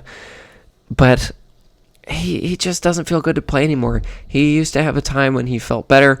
Actually, they reworked his ability. He used to do less primary damage, and I don't remember exactly what it was. I think it was like 43 or something, and then his ability damage would be like 52 or 53. His ability would feel a little bit better, especially, as you increase that ratio as you go up. But his ability is kind of hard to get off. You still have to make sure you're doing the good setup that you do with Gargoyle and think about where you're going to land. At the same time, it's harder to affect multiple people, and most of the time it's going to do less damage. It does less than the passive abilities of Farmer and Druid. Over time, you're not going to be landing a smash every single turn. It's going to be maybe, every couple of turns. Now, he does have 502 health, which is one of the highers. 500 anything is really strong, but he only really has synergy with other damage over time heroes, and nowadays we have so many damage over time heroes. You're way better off using a Gargoyle or a Druid or even a Drakeling trying to get some fireballs off than you are using a Giant. So he just doesn't feel good to play. He doesn't take any setup, but he just takes so much effort to get going, and then it doesn't feel like it pays off. He's not a good standalone character by himself. Goblin. Oof. Goblin is so strong. Goblin has one of the strongest one-on-one games. He is like an assassin on steroids. Unlike Assassin, where Assassin has a weakness, on their own turn, they don't have an ability, they don't have a power. Goblin gets even stronger on his own turn. A Goblin's ability is called Wall Jump, and how it works is very similar to Barbarian. He gets a buff that stacks indefinitely, just like Barbarian, just like Gargoyle, except his is by 41. For every arena object hit or wall hit, he adds 41 damage to his next hit, and that stacks indefinitely. So it could be 41, 82, 124, whatever it is. It continues to stack indefinitely. So, and he's, I think he's very fast, or maybe he's just fast, but he's definitely fast, and he's small, fast, very light. So he already has the ability to get lots of jumps in. Unlike Drakeling, who's just medium speed, or Gargoyle, who's very slow, Gargoyle has the ability to get multiple wall taps, multiple arena object hits. You play Goblin in an arena like Enchanted Glade, forget about it. Just like 2 or 3 wall bounces, and Goblin's already going to be doing 50 to 75% of your opponent's health in one hit. Not to mention, you can get double taps, you can hit multiple opponents in one hit. I mean, Goblin can just rack up the damage so quickly and so much faster, and in one turn. Now, it doesn't stack like Barbarians, it just resets in one turn, but that in itself is enough, I think, because even Barbarian, you can try and stack up over turns, and then she can get killed before her own turn, or on the turn when she's about to do, 186 damage, she only can hit one person somehow because of how, everybody's laid out. But Goblin gets that opportunity every turn, so he stacks so much faster, and he's just deadly. Pair him with a Banshee, pair him with somebody that can throw him around like Giant, that's very, very heavy, that can really get him tossed around. He's nasty. He can insta-kill people all the time, and is one of the most commonly played, along with Archer and them, at the high ranks. Moving on, we have Golem. Golem is a damage over time hero. We've got so many to choose from nowadays. Back in Golem's release, I probably honestly would have put him in A tier, but I'm going to put him in B tier now. I'm going to put him probably about here. I love Golem. Golem is very large, very heavy, very slow. A good character to throw people around. Pair him with a Goblin. Pair him with an Assassin. Pair him with a Barb. Or a Blaze or something like that. Pair him with a Giant to, have 2 big guys that are adding damage. A Blaze with a Golem and a Giant, so he's a good combo. Golem's ability is called Tremors. It does not do area damage. He's actually, I think he's the only character in the game besides Gargoyle, because Gargoyle doesn't really count, because technically Gargoyle doesn't do damage over time because it's not guaranteed. So Golem is the only character in the game that does damage over time, that can damage multiple people in one turn, that's not by area damage. His ability is called Tremors, and how it works is he Hulk smashes the ground and creates a tremor that travels in a single straight line in the direction he's facing. Now he sends it out to whoever is closest to him when your turn is over, at the end of your turn. He does it every turn. Whoever's closest to him, whether they're right next to him or way across the arena, whoever's closest to him, he aims the tremor at, and the tremor goes in a straight line all the way until it hits a wall or an object and it stops moving. Now, this means that it can hit multiple opponents at once. If you have 4 heroes in a straight line and Golem at the end of it, he will hit all 4 opponents from potentially across the map. Now, his tremors only deal 29. It's not nearly as crazy as the other ones. But like I say, it's a lot easier to hit 2 opponents with a tremor than it is 2 opponents with Farmer's Plant-A-Boom Pumpkin Blast, because her range is so small. Another thing that Golem can do is affect arena objects with his tremors. Now, arena objects do stop his tremors, but he can activate them. If you're in the Dragon's Den, his tremor can go, hit a character, hit the dragon's toes, cause a fire blast, dealing more damage to other people. He can hit the steam buttons in the steampunk room, I forget the arena name, and activate the steam and cause more area damage that way. Anytime there's an arena that like has triggers, he can activate all the triggers with his tremors. On the other side of the coin, they can harm him, like Enchanted Glade, where you've got a huge mass in the center of an arena, or sometimes in Champion's Arena, depending on which object you have that season. You can aim at somebody across the map, and because Golem's kind of right in the middle, he's stuck behind a pillar or a big object. He aims towards him, but it doesn't go through the object, and he just sends his tremor to a wall, and you don't get his damage.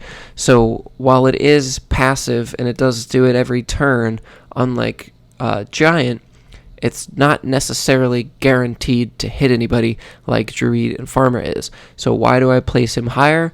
Because he has the ability to manipulate objects. A lot of times, just the damage you get from hitting Dragon's Claw or, setting off the steam, just the damage you get from those can be more than the damage dealt by anybody else passively in the one shot. Plus, he still gets his tremor off. He also is a lot easier to hit multiple opponents than, say, a Giant or a Farmer. And he's very versatile in this way. And he's one that has a very high skill ceiling. Like I say, he used to be a lot stronger till he got buffed. And ordinarily I'd place him lower than these two. But he also has a lot more health. He's very tanky. He's got 464 health. So a solid, 55, almost 60 more than Druid or Farmer. Still more than Giant, and his opponent, his ability has the potential to do more. So this is kind of the average of it. I mean, he has matches and turns, depending on the arena you're playing on, depending on your skill ceiling and how good you are with placement management and all that, and making sure you can set yourself up. He can be really, really strong. He can have maps he struggles with. He can not be as beneficial. He has good synergy with other builds. I think he's pretty balanced where he's at, and probably one of the most versatile damage over time heroes. Moving on, we have Huntress. Huntress is fairly new, probably within like the last 10. And Huntress is an interesting one. She technically is an enchanter, but she's the only enchanter in the game that only affects herself. She cannot enchant any other hero in the game, whether friendly or opponent. She can only enchant herself. Her ability is called Boost Belt, and how it works is she enchants herself with one of 3 enchantments, either Enchantress's Empower, Blacksmith's Reinforcement, or what is the latter? Oh, Banshee's Speed. One of the 3. It is on a set cycle, so she'll do Banshee's Speed first, then Enchantress's damage second, then Blacksmith's Protection third, and then after that it'll reset and go back to the speed. So every turn at the beginning of your turn, she'll enchant herself with one of these 3 on a cycle, and you'll always know which one is coming next, which is nice. Then she does base kit 72 damage and 435 health. Very, very strong, very slightly above average stats, I'd say. The health's probably average. The damage is just over average. But if you take into consideration that every 3rd turn she's protecting herself, that kind of boosts some health to her base kit. And then every 3rd turn she's boosting her base kit damage, slightly overall stats. slightly above average stats overall. And I believe she's medium speed as well, and light and medium, or medium. Actually, I think all mediums like Barbarian. So the speed, definitely, she's almost very fast. So definitely a very versatile hero. What are my concerns with her? I think she's definitely B tier. My concerns slash criticisms with her are that she really has no synergies with any build whatsoever. You can't give enchantments to her because she's just going to reset them the next turn, which is not really any reason to anyways, because she hasn't built in base kit.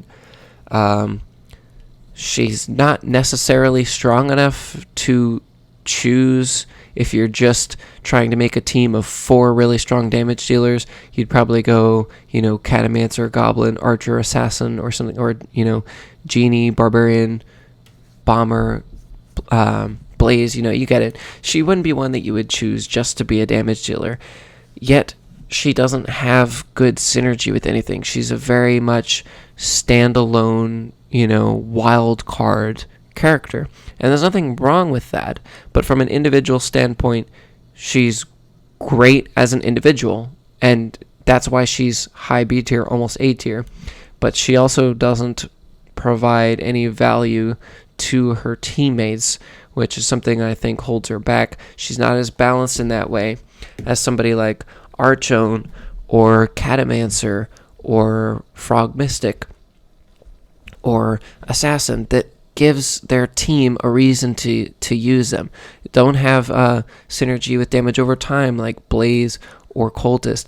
She doesn't leave her opponents with something when she dies like Bomber. She doesn't heal. She doesn't give, an extra set of hands. She doesn't offer anything for the team in that sense, and she's not overly powerful to the point where I could place her higher. Now, I will say when she gets her damage boost, she's doing 100 and... what is it now that it's 35? Like 108 damage, which is really nice. Especially for the health she has is kind of insane, but it's only for one turn. So I think she's very balanced, very average, and I think this is where she belongs. One thing I want to mention, too, is her stats are not necessarily the same as the Enchantress. She does one more prevention damage than Blacksmith. Blacksmith prevents 15. She prevents 16. She does not do... Actually, I don't think she does the 35 that Enchantress has. I think it's still 32. And she doesn't do the 36 speed the Banshee does. She only does 29. So just another thing to look out for is that she's a slightly nerfed version of each of these put together. Next up is Ice Queen. I love Ice Queen. If this was a love to play favorites list, she'd probably be top 3 or 4. I love Ice Queen, but unfortunately, she's not that strong, though she did just get a pretty significant buff. She's a damage over time hero. Her ability is called Ice Storm, and how it works is she deals 51 damage to all of your opponents still alive on the field, but only at the end of her turn personally, where she's moving. Her base damage is only 42, one of the lowest in the game. In fact, I think she's 4th or 5th least damage in the entire game. She does have 438 HP, which slightly below average, not terrible. You pair her with some healers or a blacksmith to make her last a little longer, and she can definitely get more turns in and be stronger. Now, Ice Queen used to do, I think, 42 and 42. She used to be so weak, and it just felt so gross. You would spawn in, and she's 4th in line to take her turn. By the time she gets her turn, she's either dead and doesn't get a single Ice Storm off at all, or she's half health and only gets 1. And it didn't do that much. It only would do 100 damage, or 120 damage total to the whole team. Instead of, an assassin that can deal 180 in one shot and hit multiple people, or same with a goblin. It just didn't make sense. But now that she's 51, she's a pretty average standalone hero. I gotta place her above Golem because she's more consistent. She's guaranteed to get it off every turn on every opponent, unlike Golem that has a little bit of that RNG. Things like snowballs, arena objects can hurt him just as often as they can help him. You don't have to worry about lighting anything up. She's a lot easier to use. She's basically an upgraded quality of life version of Golem or Druid. Very similar to Druid, where instead of doing it to one person every turn, she does it to everybody every fourth turn. Now, her comeback ability is so strong. She can... I've won 3-on-1s with her very easily, 2-on-1s with her very easily. She is a comeback card for sure. Definitely another one like Druid that you don't want to ignore for too long, because she gets stronger the farther she makes it in the game. Now, even though her damage doesn't increase as time goes on, the more opponents, the more teammates that you lose, the more frequently she's going to get her Ice Storm back. So instead of doing it every fourth turn, she's going to do it every third turn, then every second turn. And then if she's the last one, every single turn she's doing an Ice Storm, dealing 51 damage to every opponent. Next thing you know, in 2 turns, she's dealt, 200 damage, 400 damage just from 2 turns, just from her passive ability. Not to mention, she's still doing primary damage. She can still affect arenas and do more arena damage that way. She's very balanced where she's at right now. I think she's in a really good spot, and she's so much more fun to play. I enjoyed playing her even before the buff, but it just still felt bad because it would take so much luck that your opponent wasn't going to just gun for right off the bat and just not let you use the ability.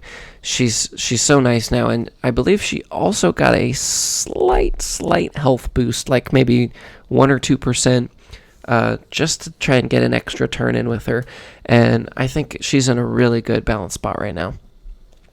Of course, very good synergy with other damage overtime heroes. Personally, I think she's one of the best choices in this current state of the game.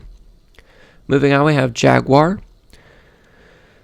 Jaguar is very similar to Blaze or Archer, where he has an opportunity to deal extra damage.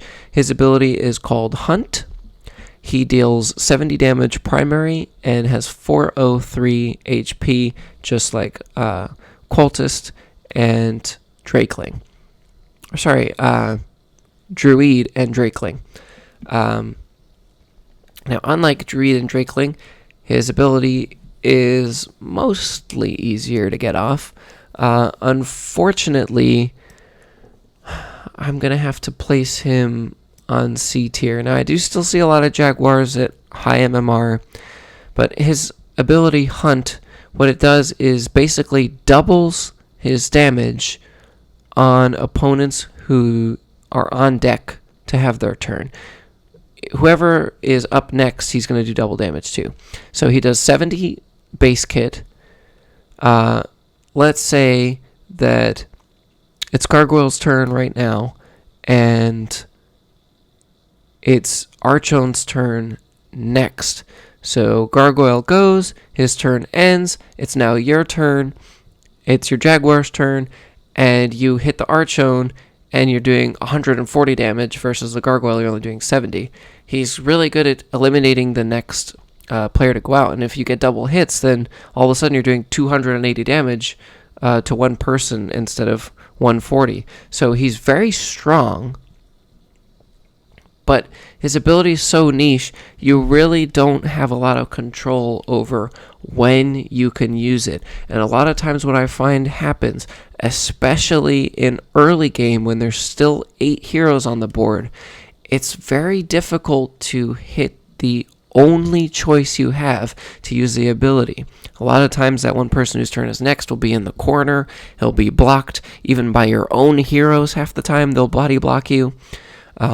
He does not have good synergy that some of the others have, like Blaze, where you can pair him with a large and heavy hero like Giant or Golem to try and throw your Jaguar into your opponents, because these guys are going to be large and they're going to get in your way and cause more blockage to where you need to go to hit that one specific hero that's vulnerable to your ability. And it just doesn't work out as much as it should. Now, if you can, get lucky enough where he goes first and the person who's next, you have a clear shot on, and you can maybe get him down to, almost nothing, get him down to like 50 health your first turn, he can be very powerful. I do still see Jaguars being played at higher ranks just because he can be super strong, and he does have slightly more health than some of these other higher damage dealers, but his ability just doesn't get off as often as it should, and for that reason, I place him down here.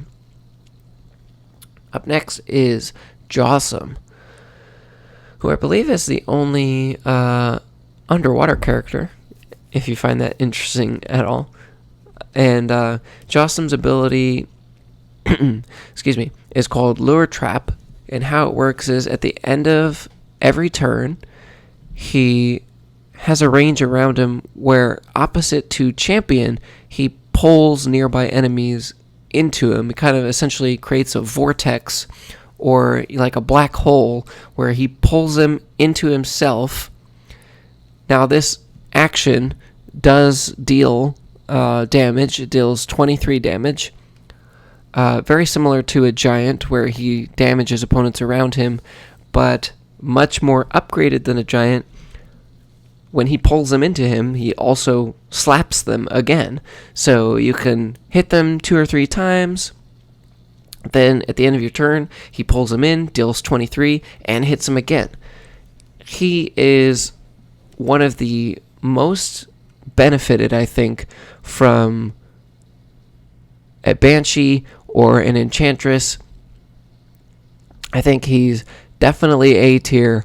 I think I'm going to place him about here, just because his ability is so easy to use. Yeah, it has a smaller range, but when you can get it off, he's going to do his base 46, which is pretty low, but he's going to do the 46 plus the 23 from pulling you in. So let's say it's a one-on-one, and he's up against Mystic Frog, who's going to do 51 or 50.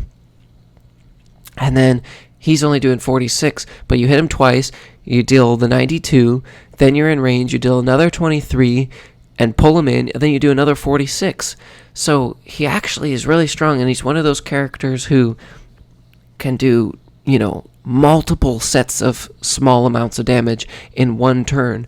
Not to mention, if you have 3 opponents around you, you pull them all in, deal 23 to each of them, and then slap each of them individually. So even though he doesn't do a lot of damage, base kit, he really rewards you for placing him well and having good strategy. He has a really high skill ceiling and really rewards you for playing well. And he has 459 HP, so you get lots of opportunities to do it. And if it gets down to a one-on-one when you're full health and someone else is full health, he's going to take that a lot of the time, because he can do all these small bits of damage and have, 4 occasions of damage being dealt and be able to take a few hits still.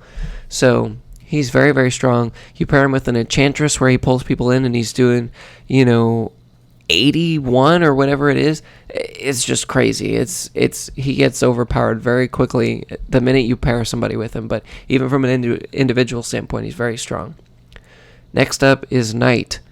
And I love Knight. Knight has only gotten stronger over the years.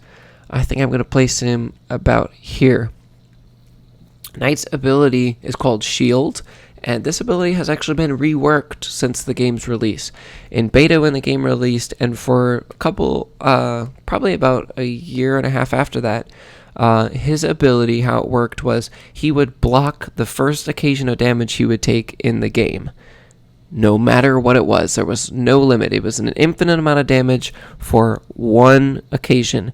Now, this blocked both ranged damage, like from a Druid or a Golem, and it would also block direct damage from a Goblin or an Assassin. And it would completely negate this damage. It would do 0 and break the shield, and he would have the shield all game until he got hit. So if he never got hit, you could go into a one-on-one knowing for sure you're not taking any damage the first hit. Now, it was only for the first hit, not for the whole turn. But they've since reworked this to make him stronger, because as good as it sounds, it was kind of weak, because people would just hit him with... I'm trying to think of a card that was still in the game back then. People would just hit him with their giant, oh, wow, you blocked 40 damage. What a big deal.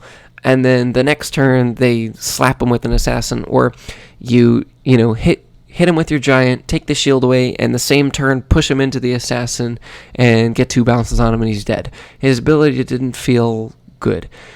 Now they've reworked it so his shield only takes a certain amount of damage that it blocks, but you get 1 shield every single turn. So every turn, at the end of your turn, you spawn a new shield, and it only blocks a certain amount. At tournament level, it only blocks 32 damage. But essentially what this does is it prevents your opponent from just countering your ability by just taking it out with some weak hit right off the bat, and then you have no power for the rest of the game, which really felt bad. Now you always have a power throughout the whole game, and you reset it every turn. And let me give you Knight's stats. He does 64 damage, which is about average on the dot, and he has 524 HP. One of the highest HPs in the game. I believe he's 4th or 3rd from the top. I think he's got the 3rd highest HP in the game. Very high HP, and then you pair that with him blocking 32 damage, guaranteed every single turn. Very similar to Archon, who's going to block the first 21. He can be even tankier than Archon. The downside is he doesn't have the reverse of that, where he comes back and does an extra 32 damage, on his turn. But his 64 is respectable. It's average. It certainly gets the job done when you can take a beating from somebody who's stronger. If he's going up against a Goblin or a Catomancer or an Archer that's going to be really delivering heavy blows but doesn't have a lot of health, he's going to be able to even it out and not do as much damage, but they're not going to have as much health, and he'll be able to take the hard beating that they're giving him, because he's going to block some of it, and he has a ton of health. He is very, very well-rounded in all aspects. Not to mention, you pair him with a Blacksmith, that stacks. You pair him with a healer, he's blocking damage and healing. Half the time, you'll have more health one turn than you did the turn before on your opponent's turn. He cannot be ignored, and yet at the same time, he's not somebody you want to go after right away, and even if you wanted to, you're not going to take him out in one turn. So he makes opponents put themselves in difficult situations where they have to either ignore some of your other powerful characters to make sure he's not in the one-on-one, or force them to leave him there and still chip away with decent damage, or have really strong synergies where it feels impossible to get his damage down at all. So he's very, very well-rounded, very good defensive card. Definitely fits my play style, and he's very fun to play. There's a lot you could do with Knight. Very good character. Up next, we have Kong, and I think I'm going to put him at the top of C tier. Kong is technically a damage over time hero, but he's not guaranteed to get his ability off. And arguably, Kong is one of the most counterable cards in the game. Kong's ability... I wish I could say better things about Kong.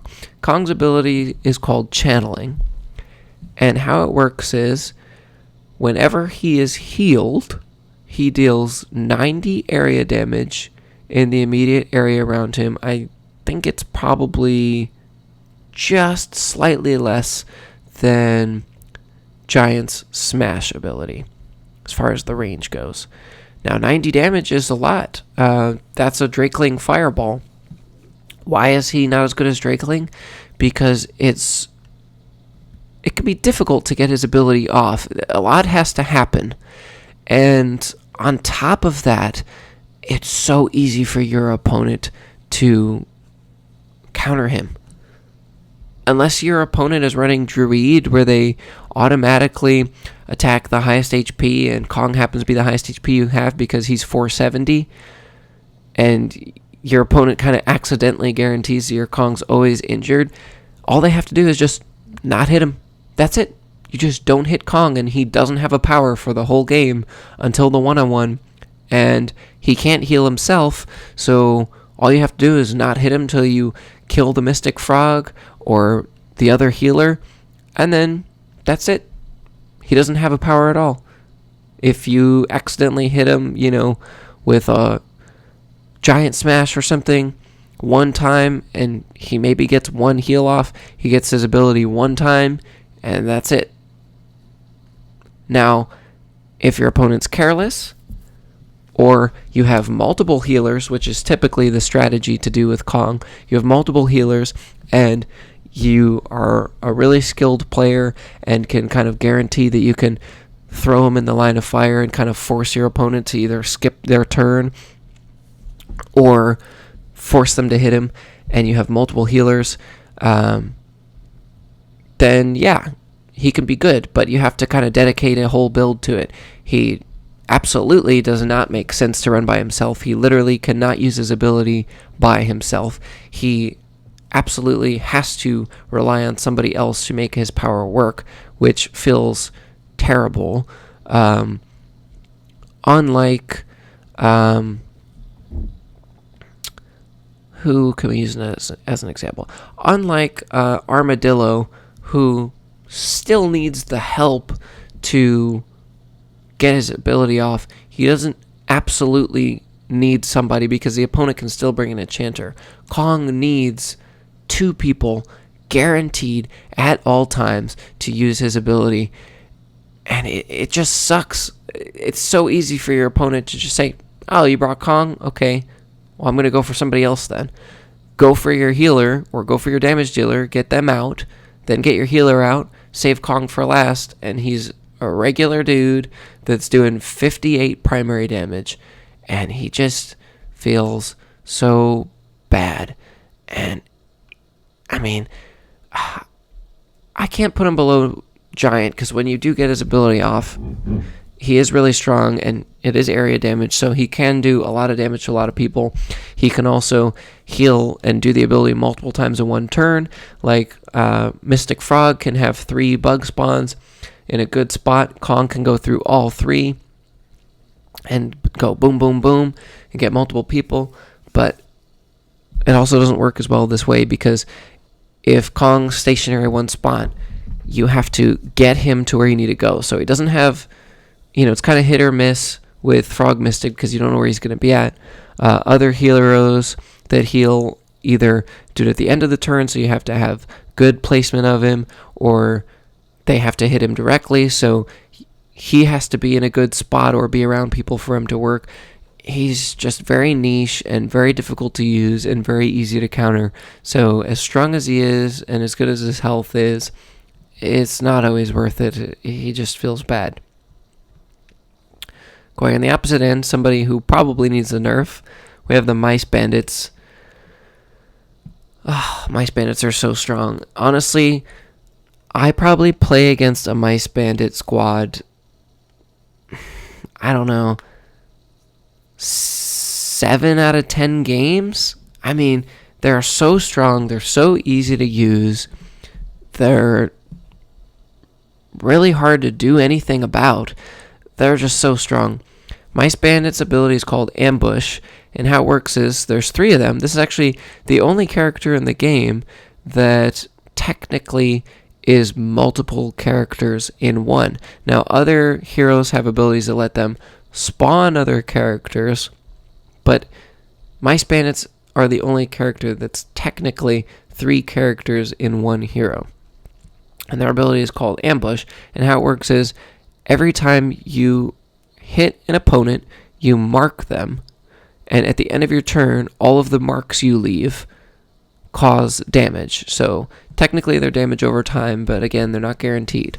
So you can do this up to 3 times. You can leave up to 3 marks in one turn, 1 for each of the mice, and they each deal 51 damage. Not to mention, they deal 64 base damage, which is pretty average to slightly above average.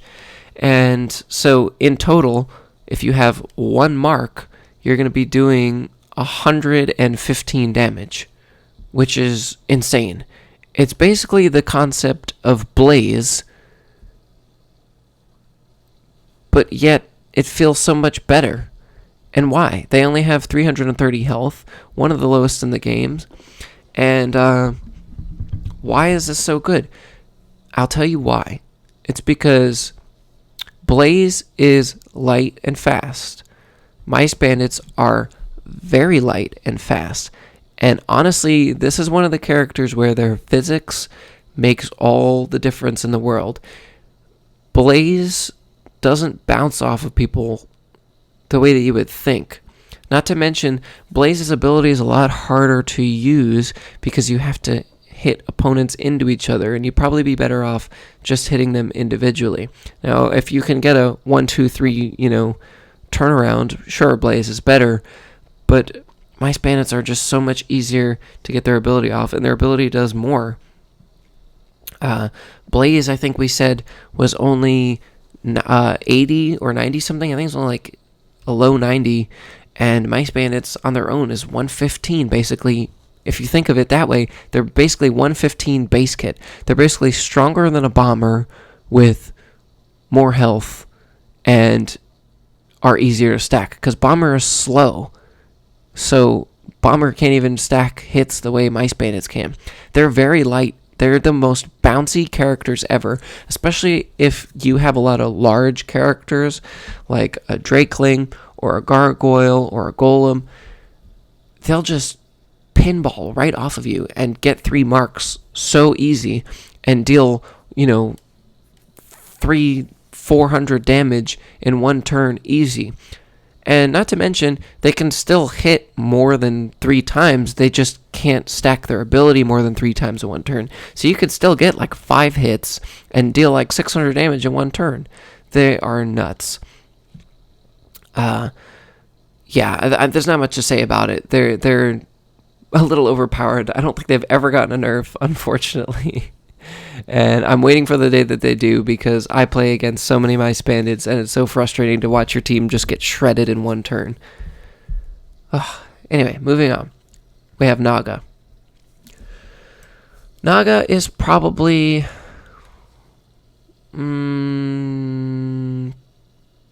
about here.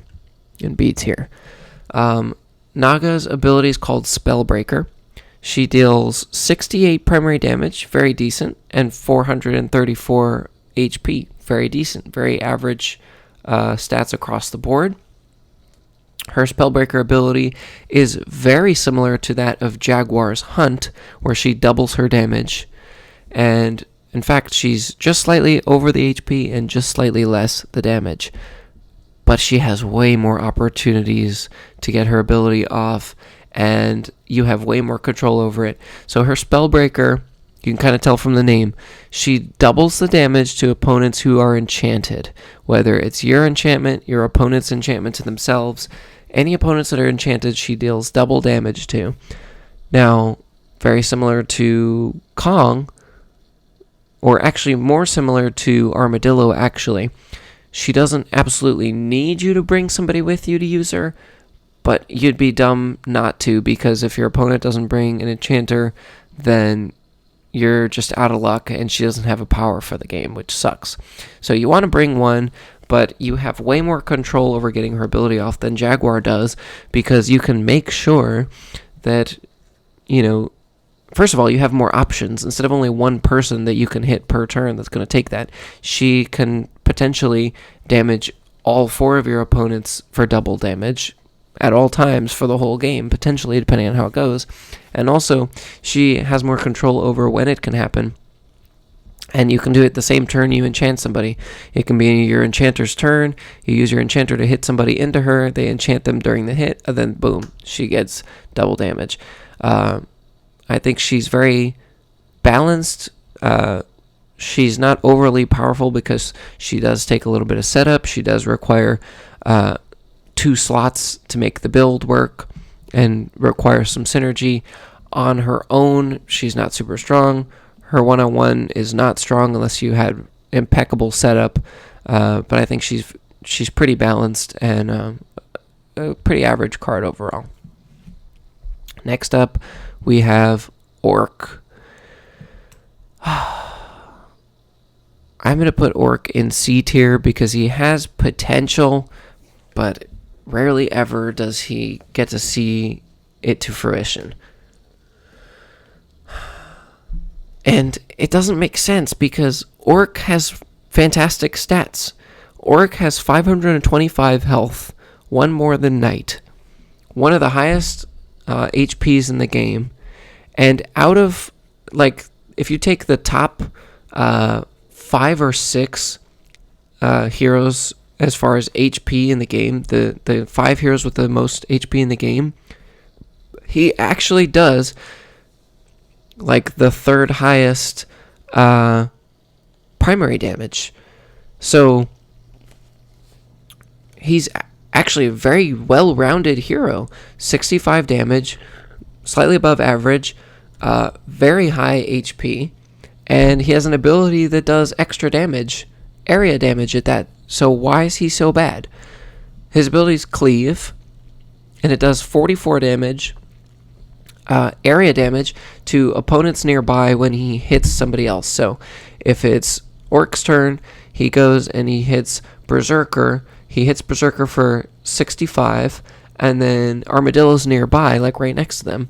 Armadillo's going to take 44 damage. If Farmer's also next to them, they're both going to take 44 damage, plus the 65 to Berserker. If he hits all 3 in a trifecta, boom, boom, boom, they're all going to take the 65 individually, plus 44 for each hit in that area. This sounds amazing. He sounds like a well-rounded, strong hero. Why am I ranking him so low? What's wrong with you, T-Dog? Well, I'll tell you. You never have that opportunity. First of all, if you're playing against a half-decent player, they know that it's important not to set your opponent up for easy hits like this. No matter who you're playing, if you're getting boom, boom, boom, boom, 4 hits in a row, and your whole team's grouped up in one spot, that's always going to be bad for you. Even a farmer could take advantage of that and do 100 damage in one turn. Everybody already knows, don't set yourself up for this situation. Any half-decent player at a high rank is not going to let you get that opportunity with Orc. If you get his ability off, it's probably only going to be on like one other person, and it's not, incredible enough where it's going to make a difference. He doesn't do enough base damage like Archer, where her arrows do something similar, 47 versus Orc's 44. If it was similar to that, where he did 82 and then had the cleave, I think he'd be a lot scarier. But instead they made him a tank that's slightly weaker, whose ability is really hard to get off. You rarely find yourself in a situation where you're going to get his cleave ability off, and if you do, it's only going to be on like one person, and at that point you'd rather just run Archer. And it just doesn't make sense to run him, really. Especially when you have cards in the game now like Jawsome or Champion that can move your opponents around. He doesn't feel good to play, man. And when you can't get his ability off, he's just a tank that's just going to be a meat shield pretty much. And yeah, I don't have anything really good to say about him. Certainly works good when he's enchanted, but just by himself, he's not that great. He doesn't provide really an asset to the team. Yeah, that's Orc. Opposite end of the spectrum, we have Paladin. Paladin is definitely S tier. No questions asked. Paladin is a healer, and he is by far the best at what he does at just straight healing other people. Now, he cannot heal himself like Mystic Frog, but he heals for 80 health every time he makes contact with one of your own friendly heroes.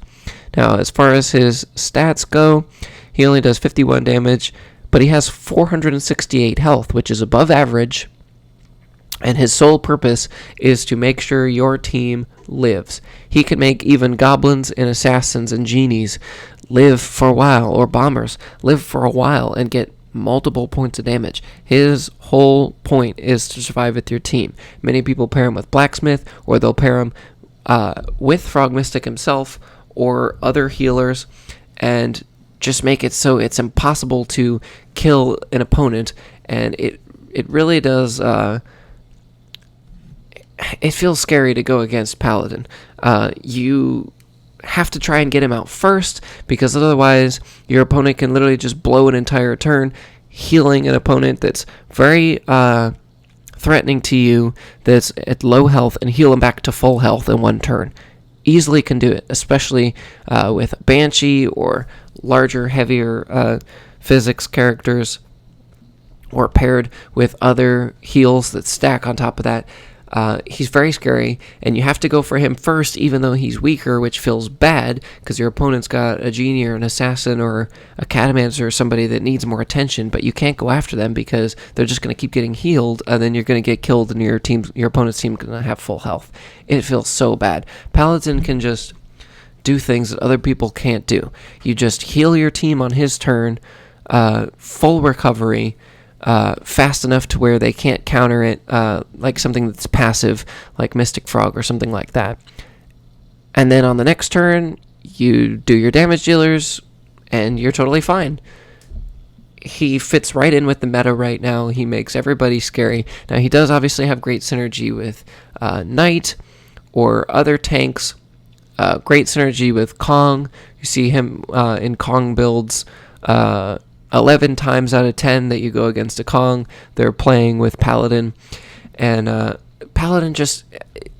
healing is one of the strongest things you can do in this game, especially as numbers begin to dwindle. The more opponents you have, even if the two opponents you have left are stronger than your whole team, it's 4-on-2, so your odds are already better. Paladin is amazing at increasing your odds as far as dwindling the opponent's numbers and not yours, and keeping your numbers up. That is one of the strongest assets you can have in this game, and he excels at that. He's got a ton of health, and he heals for a ton. I can't say enough good things about Paladin. Nothing that you can really do to counter him other than get him out early, and by that point, it could already be too late for you. Moving on is Phoenix. Phoenix has some of the highest and lowest stats in the game. Phoenix's main damage is 85 and has the lowest health by absolute far in the game. Her HP is only 240. Actually, Phoenix, I'm pretty sure, is a guy, but I always think it's a girl. Anyways, doesn't matter. Phoenix only has 240 health, but does 85 damage base. And you might be thinking, well, why is that so low? Because Bomber does 106, and he only has, and he has more health at 300. The reason is because Phoenix's ability is called Reborn, and essentially, Phoenix is invincible. It is literally impossible for Phoenix to die up until the very moment when the game ends. Phoenix will always be in the game all the time.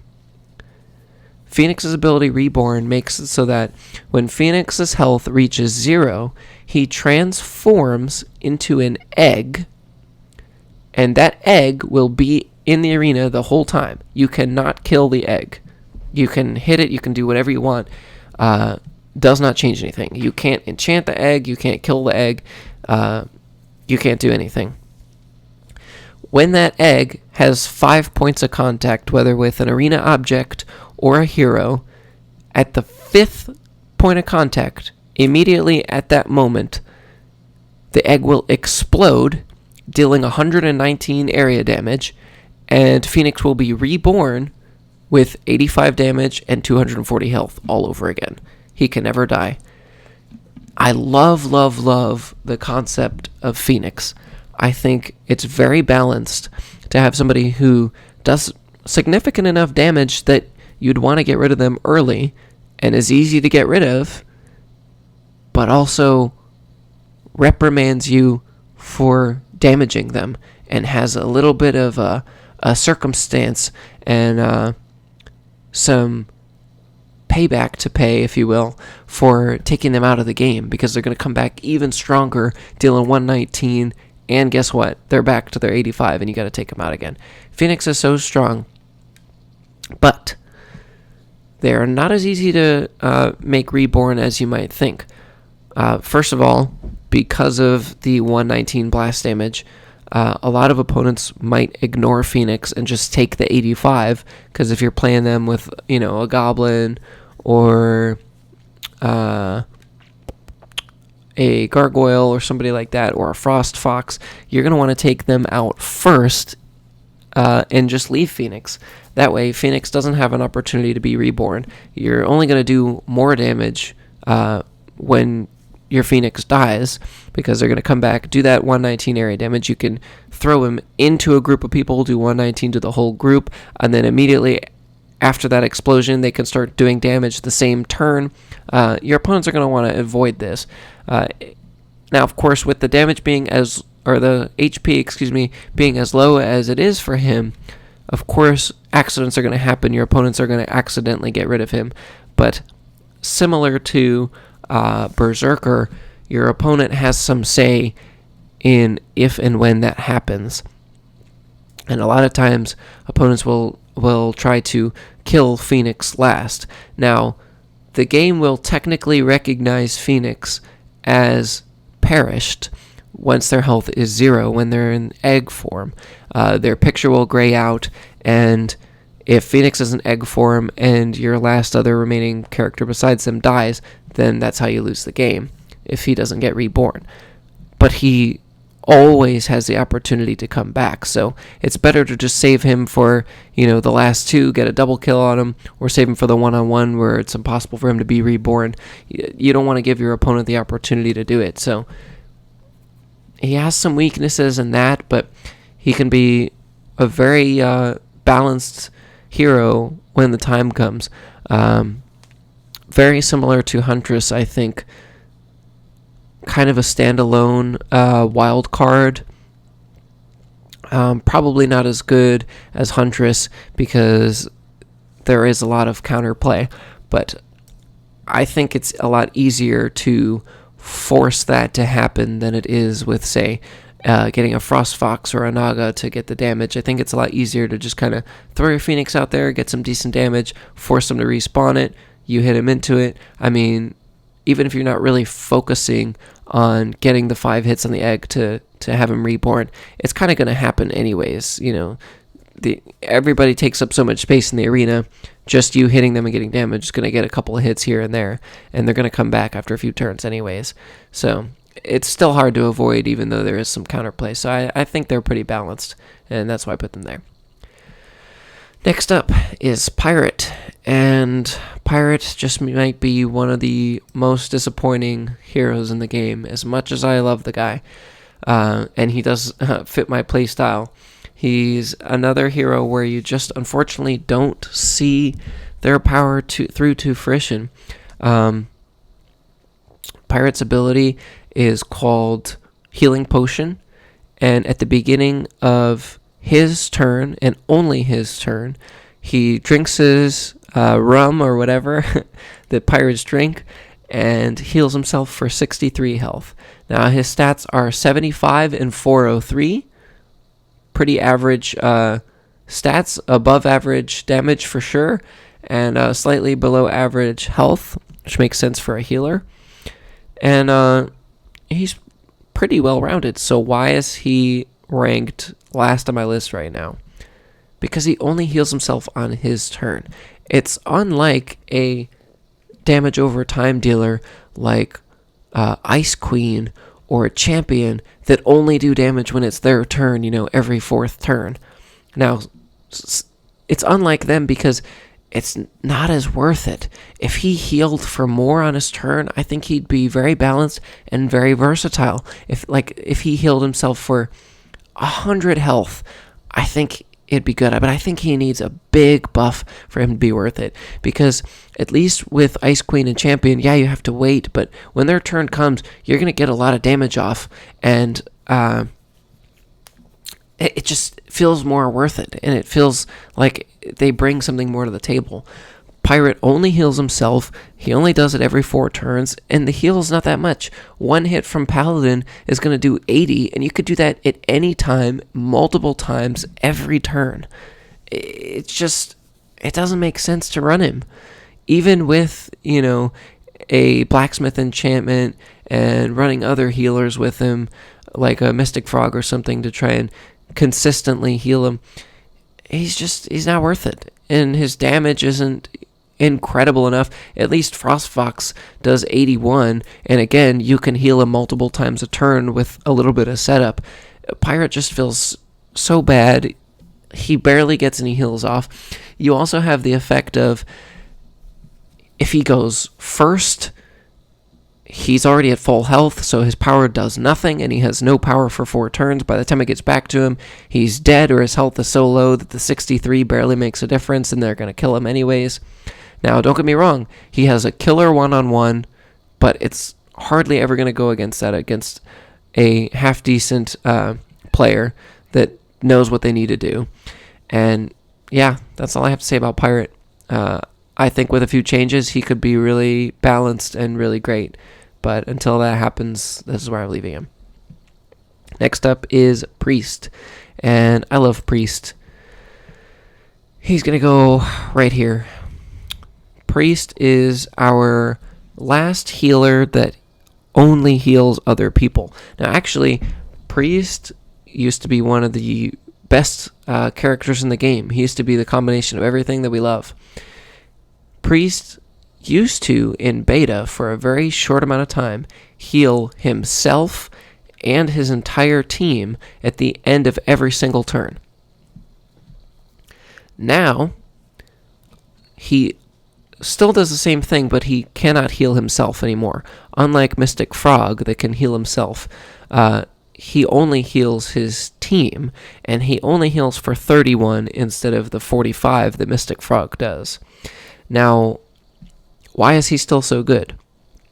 He also has less health, but he does slightly more damage. He's got 52 damage, so slightly more than Mystic Frog, but he's only got 444 health. Pretty average, but less than Mystic Frog, so why is he pretty much on par with Mystic Frog still?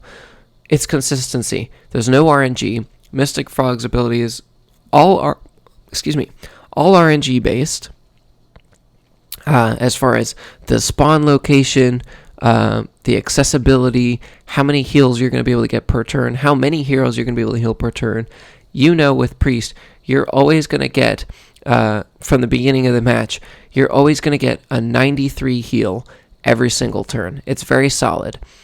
You don't have to completely waste a turn like you do with Paladin to just heal your opponents. You can still focus on dealing as much damage as you want, and this is going to happen guaranteed passively at the end of every turn. So you don't have to focus on wasting a turn to heal or going out of your way to run into a healing bug.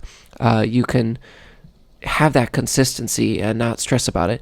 Also, he of course pairs very, very well with Mystic Frog or even Paladin. He has great synergy with a Pirate or a Frostfox or something like that. He has very good synergies with things, very strong with tank builds and healing builds, and that consistency really does go a long way. And it adds up. If you leave Priest till, one of the last 2 heroes, by the end of the game, he's going to have healed like 1,000 health for you, team total wise, by the end of the match. And that's crazy. Imagine getting a character where you could start the match with 1,000 extra health spread out across your team. It really, he really brings more to the table than what meets the eye. And once you really understand him a little bit better and you mess around with builds, I mean, pairing him with a knight, I love to do. Knight takes 32 less damage every turn and then heals for 31. So that's 63 damage that you're not going to take. I mean, basically give Knight 63 extra health to start the match, or 63 more health every turn. I mean, he has so many synergies that consistency really does go a long way. I love Priest. He's very balanced, very good. Very weak one-on-one, though, which is why he is not as good as Mystic Frog, in my opinion. Up next, we have Puppet Master. And unlike Kong, I think you've got... Well, no, honestly, yeah. Similar to Kong, you have almost 100% counterplay. Puppet Master's ability tries to be like a Catomancer, where you can add more characters to the game, where Catomancer can shoot a cat every single turn, and unless they're killed, you've got 6 cats on the board, and it's like a 10v4 potentially. Puppet Master tries to add more opponents to the match. His ability is called Wooden Soldiers, and how it works is whenever one of your heroes is killed, Puppet Master spawns a puppet that has 186 health, and the puppets have 346 health, very decent, and they start out 75 damage base kit, so 75 and 346, very average, and well, it's slightly below average with the health, but considering you get them for free, basically, it's not bad. And then how it works is every time the puppets are contacted by the Puppet Master, they gain damage by an increasing amount. So they start with 75, one hit from the Puppet Master moves up to 112, then 149, and then it caps out at 186. So they could potentially be 186 and 346, which sounds great. And it guarantees you always have, four heroes on the board. Why is he ranked so poorly? Because his counterplay is so strong that you almost never get to see a single puppet be spawned, or if you do, it's only one, and it's probably not buffed. It's probably just at the 75 damage. The damage increases on the puppets do not count for friendly interactions. It has to be the Puppet Master that hits them, which, I guess it makes sense, but he's the only one that can increase their damage.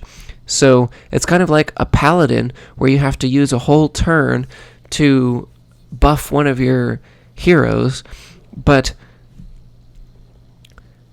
it only works on the ones that are spawned, so you can't run the Puppet Master into your other teammates that are still alive. You can only do it on the dead ones that have turned into puppets, and the puppet can also just be killed, right after. If by the time you get them to 186, they're down to, 50 or 100 health at this point because they're still being damaged, then you might not even get it off. The puppets are also immobile, so you have to throw characters into them or hit the puppets into them. And if your opponent is just putting a little bit of thought into it, Puppet Master is going to be the first one that you take out. Now, of course, a good strategy with Puppet Master is to run him with Mice Bandits or Goblin or Archer or Assassin, characters that your opponent would typically want to get out first to kind of force them to give you one or two puppets. But this would also work if your opponent just gets a double kill on Puppet Master and Assassin at the same time. He won't spawn anything, even though something else is technically dying first. He's tied for first on the death counter, so the game doesn't spawn a puppet for that.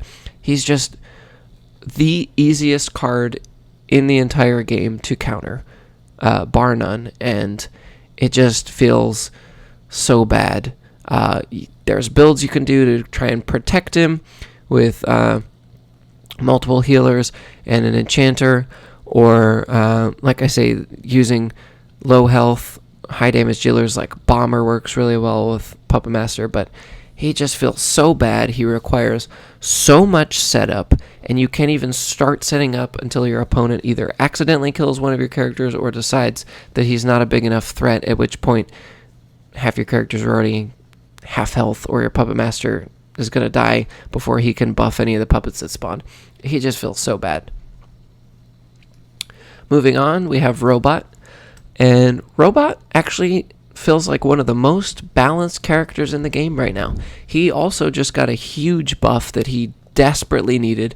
I'm pretty sure that the devs said that Robot had one of the lowest play rates, not necessarily kill rates, but Robot had one of the lowest play rates of all the characters in the entire game, and he was released from beta.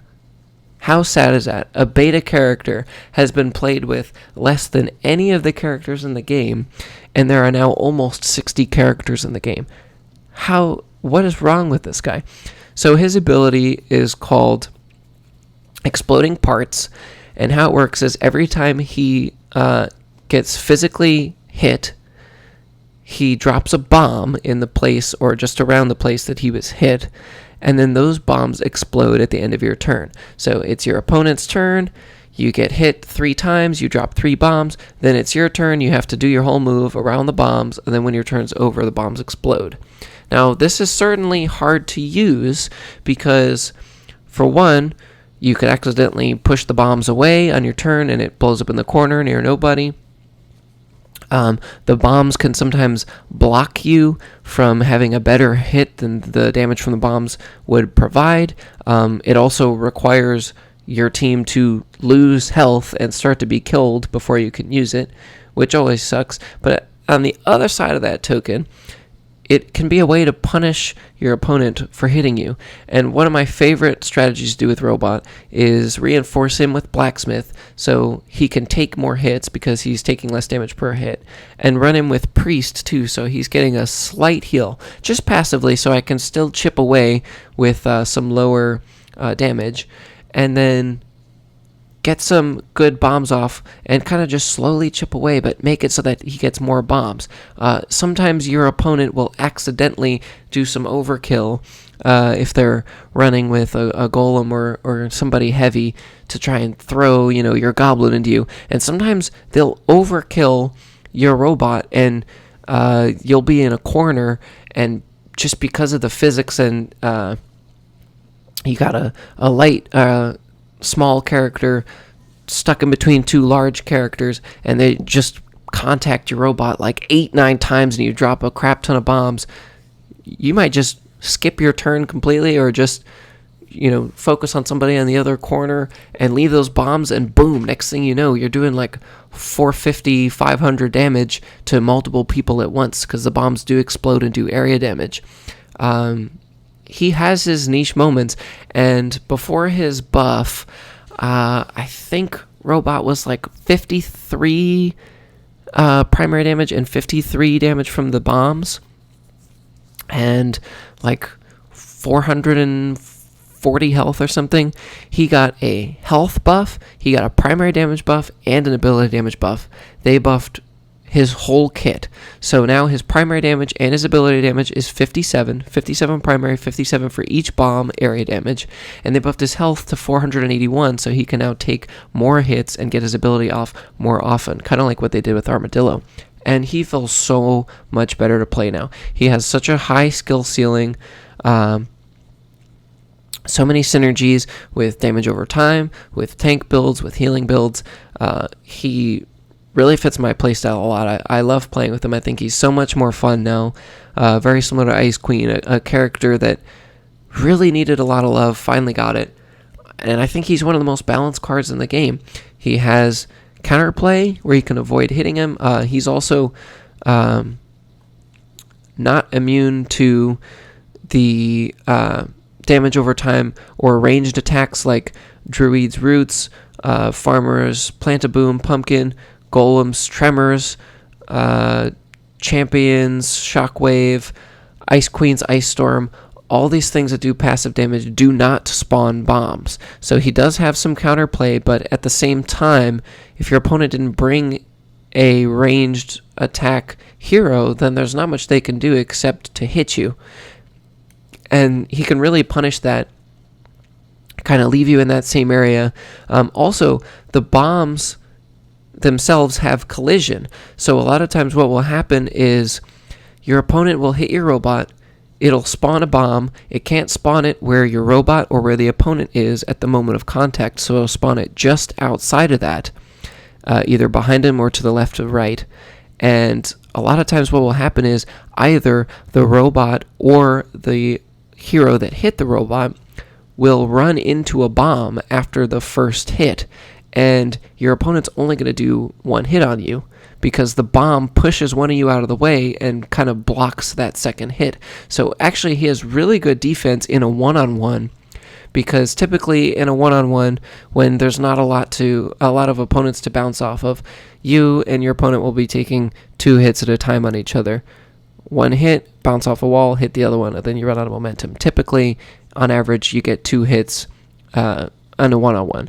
But Robot can completely change that. He's the only character in the game that can counter this or alter this in any way, because your opponent can hit you for one, bomb spawns in an unlucky spot for them, and knocks them out of the way, and they only get 1 hit. Then you take your turn, you get 2 hits, and your bomb explodes. Now it's 1-3. Like, he has some RNG for where his bombs spawn, but I don't think it's bad RNG. I don't think it hurts him.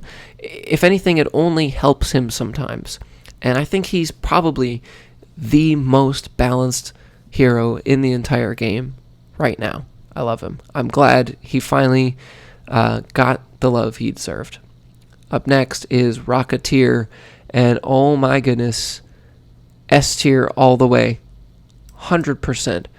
Rocketeer, I think I'm going to put him, here. He doesn't really have any counterplay other than to get him out of the game as fast as possible, and he has 498 health, so it's really difficult for your opponents to get him out early. Now, his primary damage is 41, which this has changed. It used to be, I think, 13, and the reason is because he's immobile, very similar to the Catomancer. He's immobile, so he doesn't move. Instead, he also shoots, and what he shoots is rockets, if you couldn't tell by the name in the picture. And how his rockets work are, if you can tell in his picture, he's got 5 rockets in his mouth that's fully loaded. So basically what happens is every time you are hit, you make contact with by one of your friendly teammates, it loads him for 1 more rocket. So he starts with 1 rocket base kit, so he always has something to fire. So if it's his turn and he's never been contacted with, he'll have the 1 rocket by default. And his rockets, they fire for 71 damage. His ability is called Master Blaster. His rockets deal 71 damage each, and for every friendly collision you have, he loads up for 1 more rocket. And then on his turn, when he fires, however many rockets he has is how much damage he does. So it stacks. So if you have 2 stacks, you're going to do 142. If you have 3, you're going to do 123. 4, you're going to do 100 and what? Oh, wait, I think I did that wrong. Anyway, you get the point. So it stacks. And contrary to popular belief, I actually did not know this for a long, long time. It took me way longer to figure this out than it should have. But actually, Rocketeer does not have a cap on how many rockets he can have loaded. The game only renders 5 rockets loaded in his belt, but he will actually stack damage above that. And you can tell because if you hit somebody that can take a lot of damage, like Orc that has 525, I'm pretty sure 5 stacks of that is only, like 355 or something like that. And you can you can insta-kill somebody with over 550 health. I've done it before. I've had it happen to me. So actually, you can stack more than the 5 it shows. So that's something to keep in mind when you are, considering him in your deck. He's the comeback king. I mean, he can monster kill an entire team that's 4 health in one shot. It's crazy. Another thing that you can do that's a really good strategy, especially if he spawns in the lineup to take his turn like second or third, where you don't have a lot of time, you can actually skip your turn, miss your turn on purpose, don't fire, and since you didn't fire, his rockets will not reset. So typically they reset at the end of his own turn, very similar to Barbarian, except if he doesn't fire, they don't reset. So as long as you can afford to keep losing more of his health and take a little bit of a risk that he's going to get another turn, either because you have healers or he's at full health and your opponent's not in a good spot, you can intentionally miss your turn. He will keep, let's say you had 4 rockets built. He'll keep the 4 rockets. Then you have 3 more turns to add on to it. You can get him to like 10. And then on his next turn, instead of only doing, 5 or 6, he's going to do 10 and insta-kill somebody. So instead of like only doing 4 or 5 and then having them heal up, you could just one-shot them so they don't even have the opportunity. He majorly counters Paladin, all kinds of healing builds and weakening builds and all that. Of course, he's strong with protection builds and tank builds. 498, it's already a lot, especially if you're healing him or protecting him. Very, very, very, very, very strong. Honestly, he's the best damage dealer in the game, hands down. And he's still a tank at the same time. He's very, very, very strong. And he is an opponent who a lot of people don't enjoy going against, for sure, to say the least. On the opposite end of the spectrum, again, we have Satyr, who is definitely going to be D tier. Now, I don't think that, I'm moving these around a little bit here. I'm trying to do this by counter ability. Satyr is not as easy to counter as some of the others, but he still has some counterplay, and he also requires setup from your end. And on top of that, you can do the setup, get it done, and then have him immediately be countered. So he still sucks to play. I still think he's better than, say, a Puppet Master, because it's not completely out of your hands. But, yeah, I mean, he still hurts. So his base damage is 56, and his health is 408. His ability is called Magic Affinity, and how it works is whenever he's enchanted, whether it's good or bad, he gains 59 damage. And that 59 damage stacks onto his base, so it's going to be like, I think it's 117 he's going to do at tournament level. And that does not have to be an enchantment that increases his power. So most people will run Satyr with Enchantress that gives you an extra 35. So he'll do his base 56 plus the 35 from Enchantress, and then plus, because he's enchanted, he's going to do the extra 59. So definitely can be one of the strongest characters in the game as far as damage. Unfortunately, he only has 408, so sometimes if you can't get him enchanted on your first turn or so, by the time you get him enchanted, he's already at half health after your opponent's had, 2 or 3 turns. And then you only got 1 or 2 turns to use him. At the same time, he takes setup, so you might need a whole turn to use your Enchantress to get him set up. Or if you use him with Banshee and he's not in range, he won't get enchanted. It's harder to get him enchanted. Or your Blacksmith is going to take a turn.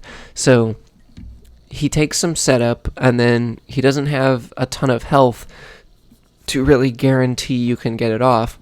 And then on top of that, you can have your opponent running something like an Armadillo that just completely takes his enchantment away, and along with it taking his extra 59 damage, or having a negative enchanter that gives him a negative enchantment, which is still gonna give him his boost. But let's say you're running him by himself, which again I wouldn't recommend, just hoping your opponent's going to bring a negative enchanter. They'll just purposely not enchant him until they can get his health down low enough, and then get it to the point where it doesn't matter if he's got the boost or not, because he's not going to get another turn. He just has a little bit too much counterplay. Now, of course, not as much as Puppet Master or Kong. He doesn't struggle for opportunities to make his power shine like Pirate does, or even Giant. So probably I'm going to put him at the beginning of D tier. Honestly, I think I'm going to put Orc down at the bottom of D tier and put Satyr about here next to Berserker, because Berserker is guaranteed to get his power for the most part. It's just a matter of, are you going to get shots with it? So it's the same thing with Satyr. If you're running him with somebody, you can pretty much guarantee you're going to get it unless they kill your enchanter on the first turn, or, whatever. But it's a matter of how much playtime his power gets. These two can be very, very strong, but they don't get a lot of playtime from the point that they get enchanted most of the time. And in fact, Satyr probably has a better chance of it than Berserker. So I guess I'll put him over Berserker for that. But, yeah, that's kind of a tough placement. Again, it's very situational. But as an individual, he requires somebody to bring, to come into the match with him. So it's another slot you got to use. Still has some counterplay. Can definitely have his repercussions if things don't work out. Scarecrow. Scarecrow is another one of the newer characters, technically a damage over time. I think Scarecrow's probably going to go about here. Scarecrow's ability is Lord of the Crows, and how his ability works is every time when it's not his turn, he's one of the only ones that his ability only works when it's not his turn. Similar to Assassin. Him and Assassin, I think, are the only two that do this. And basically, for every collision with another hero, whether friendly or enemy, he shoots out a crow towards the nearest enemy, and the crow will deal 58 damage. Scarecrow's base damage is 60, so on average he's doing about 118. And he has 427 health. Pretty decent, I guess.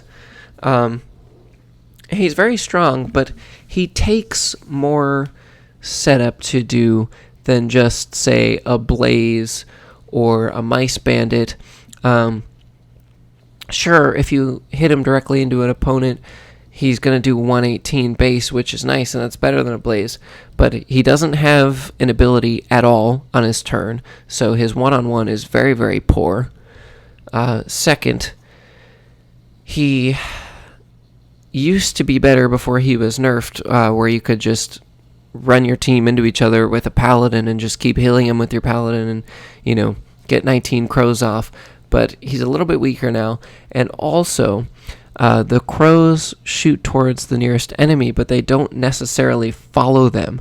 So he could shoot towards the nearest enemy, and then the friendly hero that you use to collide with him continues to move and pushes that other enemy out of the way, and the crow misses and hits the wall. So it's not a guaranteed hit the same way it is for Blaze or Mice Bandit. It's not guaranteed that his power is necessarily going to go off unless you throw him against somebody, and you only have 75% of the time where you have that opportunity. And if other characters are getting died out more often, and he's one of the last ones left, you have less and less of an opportunity to do it. And also, like I say, his weaker areas is end game. He's better in early game when there's more opponents to throw him into and more friendlies to bounce around with. So I think he's pretty balanced at this point, but definitely not one of the stronger ones. Next up is Sentinel. And Sentinel is our last immobile character that fires some sort of weapon. There's 3 total. And Sentinel fires a laser beam, essentially. And his ability is called Arcane Beam. And he shoots a beam that deals 38 damage when it goes through opponents. It passes through them, similar to Catomancer's Cat Spirits. And these beams bounce up to 3 times off of walls or arena object hits. So basically, if Sentinel's up against a wall, you've got opponent in between you and the next wall, you shoot straight ahead, passes through them, bounces off once, passes through them again, bounces off the other wall, passes through them again. And one more time. So basically, you can strike any opponent 4 times in one turn, at the most, with his beam. He also fires a beam every single time he's knocked into any hero, whether it's your friendly heroes or an opponent. You can just smack yourselves into him, throw him into your opponents, which is typically better to do because he fires a beam in the direction of contact. So if you're just hitting him, horizontally side to side between all your friendly heroes, the beam probably isn't going to go anywhere because it's just going to shoot a bunch of beams where your guys are at. So it's more ideal to throw him into somebody. He works great with giant and golem and very large hitters. I don't recommend running him like a team of all shooters because they don't have good synergy together, especially Sentinel and Rocketeer. They require really getting thrown around from their teammates to really have their powers shine. So I wouldn't recommend doing that. They don't have good synergy together. You kind of got to pick one and then make a build around it. Sentinel actually just recently got a nerf. His beam used to do 42 or 41. Actually, I think he used to do 44 at one point, and then it was 41. And then now it's 30. What did I say? Now it's 38.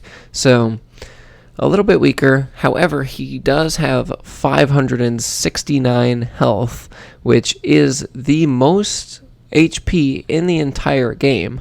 So you get plenty of opportunities to do it. And I've actually won some games with Sentinel, even though he has a terrible one-on-one, just for the simple fact that he has so much health, and you could still hit his beam up to 4 times on somebody. So you could still do about 140 damage to one person if you can get 4 hits on him. So he's still decent in the one-on-one. The problem is that because he's immobile, all your opponent really has to do is keep good placement, keep them, in the corner, try to get themselves to land on an edge so you can't get multiple hits, or you can't get a straight angle so you can only hit them once or twice, and then you're kind of screwed.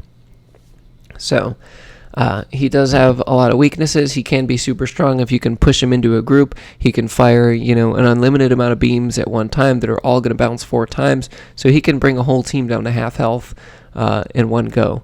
Ultimately, I think he's pretty balanced. I'd probably put him about there, give or take. He could go up or down depending on your build, but from an individual standpoint, that's it. And finally, we got into our first negative enchanter. They're all S or lower, apparently.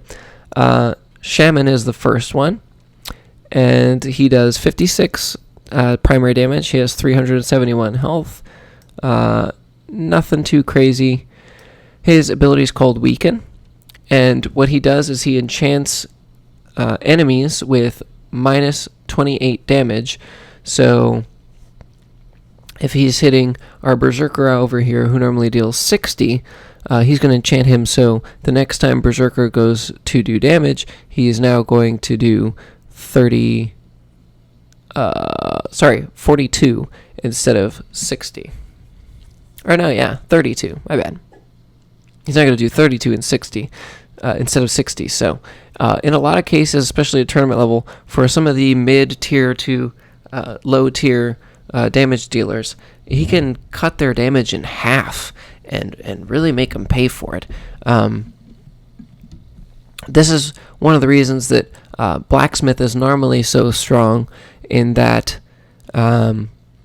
Blacksmith, can counter like a Mice Bandit or a Blaze really well, because he's going to take 15 from each of their attacks, their primary attack and their base kit attack. But if he's not going against opponents like that and he's just going against an assassin or something, Blacksmith only blocks the 15. But Shaman always takes that 28, so he's always guaranteed to do more than just the Blacksmith. And when you pair them together, it's really quite disgusting. When Blacksmith was first released, actually, that was part of the reason for Blacksmith's nerf, was that this combo of Shaman and Blacksmith was disgusting, and nobody would ever die. Your giant would be doing like 10 damage, and then you'd be blocking 15, so essentially you were immortal and you literally couldn't take damage unless it was damage over time, and if your opponent didn't have any, it was messed up. So that was the main reason for the Blacksmith nerf. But Shaman, I think, is one of the strongest enchanters, and I think he's definitely A tier, somewhere around here. He's not going to be super high because he is still an enchanter at the end of the day. He does have, a little bit of setup, but like I say, Shaman's one where you see that instant gratification that some of the other enchanters don't have, at least not the positive ones. I mean, Enchantress can have it sometimes, but, it's not very often you're going to hit somebody, enchant them straight into somebody. But Shaman, you see that instant gratification. You enchant your opponent's whole team, and then immediately their next turn they're doing less damage, and a significant amount too. He has awesome synergy with Blacksmith, like we say, amazing synergy with healers, especially the passive ones like Priest, Mystic Frog. You don't really need a Paladin, it's kind of overkill, but you can definitely do that. I see builds that's Blacksmith, Shaman, Paladin, and Mystic Frog or something, where it's kind of unkillable. I personally like to run a build where I do Blacksmith, Shaman, Knight, and Frog or something like that. Lots of opportunities. He's even really strong just on his own, just if you're going to run an epic card or an enchanter just to kind of hurt your team a little bit, especially in the meta right now with all these high damage dealers, kind of make them a little bit more tolerable, especially if you're running robot or something like that kind of feeds off of getting hit. Great card. Moving on, we have Skeleton. Skeleton might be the worst card in the game, and I really like his ability. I like the idea. It's very similar to Phoenix, but you have a lot less control because he has a lot more health. So Skeleton has 424 health, and he does 76 primary damage. So he does less primary damage than Phoenix, and he has more health, so your opponents aren't going to accidentally kill him like they can with Phoenix. Very similar to Phoenix, Skeleton's ability is called Undead, and what happens is when he reaches 0, he also does not die. Now, he can still die permanently, unlike Phoenix, but he does not die immediately. Instead of dying, he turns into a pile of bones that has 169 health, and on his turn, at the start of his turn, if his pile of bones still has HP, he will come back to life with that same amount of HP. So if he has 1 health as a pile of bones, and your opponent finishes their turn and it's his turn, your turn starts, he reawakens with 1 health and 76 damage, and he can continue on as usual, and if they kill that 1 HP again, he goes back to a pile of bones. Now, every time he goes back to a pile of bones, he does go back to 169 health. So he can technically heal himself if he has like 1 health and then gets taken to a pile of bones, and he'll go to 169, but it's not technically a heal. But how do you counter this? Well, you just don't kill the Skeleton. He's not as much of a threat as Phoenix, because he's doing 9 less damage, and then on top of it, he has no setup to get him back. You just have to wait for his turn. So he could literally have his turn, then your opponent goes, your opponent kills him, he turns to a pile of bones, then your opponent is chilling. They have 3 turns to kill the pile of bones with 169 health until the next turn. If this was maybe flipped, where he started out with 169 health and didn't do any damage, and then after they destroyed it, then he awoke and did 76 and 424, I think it'd be better. Maybe they could have it where it kind of guarantees he has 1 reset or something, kind of like how they did with Knight, how Knight used to block 1 damage no matter the amount for the whole game, and that was it.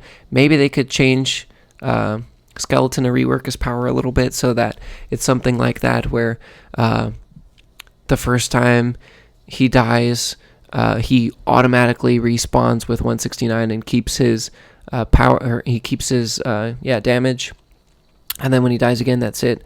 He needs some kind of a rework. I like the idea of him being able to infinitely respawn, but unfortunately it's just too easy to counter. Now, there is a really, it's kind of a meme build at this point, where people will run Skeleton and Phoenix together, because killing either one will give the other an opportunity to come back. If you kill Phoenix, it'll be Skeleton's turn, he'll respawn. If you kill Skeleton, if you kill Skeleton, he'll respawn after Phoenix's turn. If you kill Phoenix, Skeleton will push him around and make him respawn. There's also a funny robot Phoenix Skeleton build that's just kind of annoying for your opponent to go against. But it's kind of just meme builds. He has decent damage, but like I say, it's not enough to really make or break him. And unfortunately, very similar to Puppet Master, your team can just hold you hostage and just either not hit him or hit him, and it's just frustrating. So until he gets changed or gets a bone buff or something, this is where he's going to stay. Up next is Sorceress, another negative enchanter who negatively enchants your opponent team to take an extra 37 damage whenever they are damaged. So in the description it says, when your opponent is damaged, they lose an additional 37 health, but it doesn't list it as such when you take damage. It just does 37 more. So if a Berserker hits somebody for 60 and they're enchanted by Sorceress's Hex, then they're going to take 97 instead of 60. She is much harder to get her ability off than Shaman, though. And so for that reason, I'm going to put her by Banshee, because Banshee and Sorceress both enchant by area range. And also, Sorceress's range, I think, has actually been reduced a little over the years, if I'm not mistaken. And it's slightly less than Banshee's, so it's a little bit harder to get off now. They did buff the ability power recently. It used to be 34, I believe, and now it's 37. I think she got a 6% boost or something. So it is a little bit more lethal, and it is nasty when you can get it down, especially with a Naga or a Jaguar or something like that, where you're already boosting damage, and you can triple your damage on one person, basically one-shot them. Of course, she worked great with Frost Fox and all that stuff. So, or damage over time, make an Ice Storm, 80 damage or something crazy. Really good synergies, very easy to use. Very good standalone because she does do 74. She has 353, which is pretty low, but honestly, it used to feel like a lot less, but now that we have lower HPs where we do, it doesn't feel as bad anymore. Pretty average, high risk, high reward, pretty straightforward. Next we have the newest hero, which actually technically isn't released until tomorrow, I believe, at the time of posting this. And this fella's name is Spellwing. And from what I can tell, this guy is going to be S tier. Might even be better than a Gargoyle, honestly. I don't know, where he's going to be. I would also assume he's going to be getting a nerf soon after the official release, because typically they do, and especially lately when they've been coming out with these powerful killers like powerful heroes like Gargoyle and Catomancer and Scarecrow and Champion that they've had to nerf like right after. We've noticed they've been getting nerfed more and more often. But Spellwing's ability is called Echoes. He deals 61 regular damage and has 440 health. And his Echoes ability makes it so that whenever he has a friendly collision, he spawns a little, kind of basically like a rune. It looks very similar to Cultist's runes. And they spawn in a random spot, and they are not active until your next turn. And for as many collisions as you have, or as many as you spawn in random spots, kind of RNG like Frog Mystic's bugs.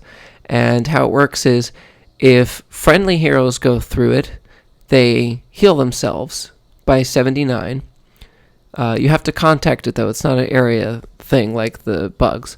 You have to contact it. But if friendly heroes connect with it while it's active, after that one round, they heal by 79. And if enemies pass through it, then they're damaged by 79. So this is very similar to Archon, who can go both sides defensively and offensively and provide something to both teams. But wait, there's more. He is Archon and Armadillo put together on steroids. If either your friendly hero or your opponent that goes through it have an enchantment, the Echo removes the enchantment and heals or damages for an extra 40, which would be 119 heal or 119 damage, which, by the way, can still be paired with Sorceress's ability, can still be healed on top of other things. This seems way, way, way strong. This is Armadillo if he could heal himself and buff his teammates. It's crazy. I don't even know what they were thinking with this one. That seems way too strong. I've already been playing a couple of games against him in the draft tournament that they released. Like I say, he's not officially released yet, so you could only play in the draft tournament this last weekend. And he seems very, very crazy and scary, and I think he's definitely going to be getting a nerf. If he stays where he's at, he's going to be there, but it's going to be game-breaking. Next up is Striker. And Striker is very fun.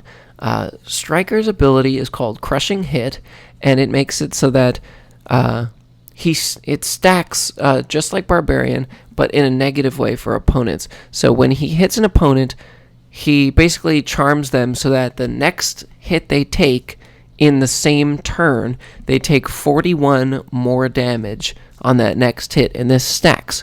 So if Striker is hitting an opponent like 3 times in one turn, the first turn he's going to do 47, which is his base damage.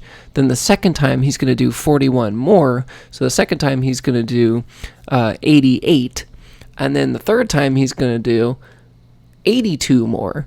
So he's going to do like 168 or whatever, 169. So it stacks and stacks and stacks.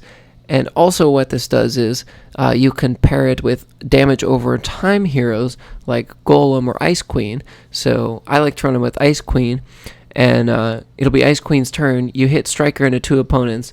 They take 41 more damage, and then your Ice Storm is going to do like 92 damage or something crazy. He's very fun. He can also be kind of gimmicky, but he doesn't have any counterplay really, unlike Sorceress, where it's much harder to get it off. He's a very instant reward type of guy. But, you know, he doesn't make sense to run by himself. So, for that sense, I think he's probably around where Frost Fox is at. Probably a little bit better. Up next, we have Thunder Idol. And ironically enough, if you look at the wiki, Thunder Idol's name is Thunder Oni. so they must have changed his name at some point. But Thunder Idol is basically a Jaguar and a Blaze put together. And so for that reason, I'm going to put him about here next to Naga. I think, personally, he's slightly weaker than Naga. His ability is called Chain Lightning, and how it works is he deals 41 damage primary, and then in that same hit, he deals like a chain of lightning that deals 43. So basically, by default, he deals 84 damage in one hit, which is pretty good. Not as good as Blaze, but decent. And then he also delivers a chain of lightning to any and all opponents within a certain range around them. I'm not quite sure what it is, but it won't go like across the map. They have to be, kind of grouped up.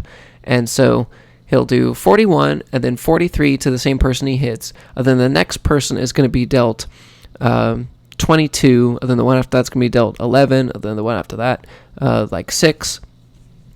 And it's going to keep going this way, and it can cycle back to the first person it hit. It can kind of go back around, but you have to have multiple hits for it to do that. So he can kind of stack a lot of damage in a group, but again, you have to be grouped up. But at the same time, he doesn't require the same setup that Naga does, but he's not as strong as Blaze, for sure, and especially not in the one-on-one.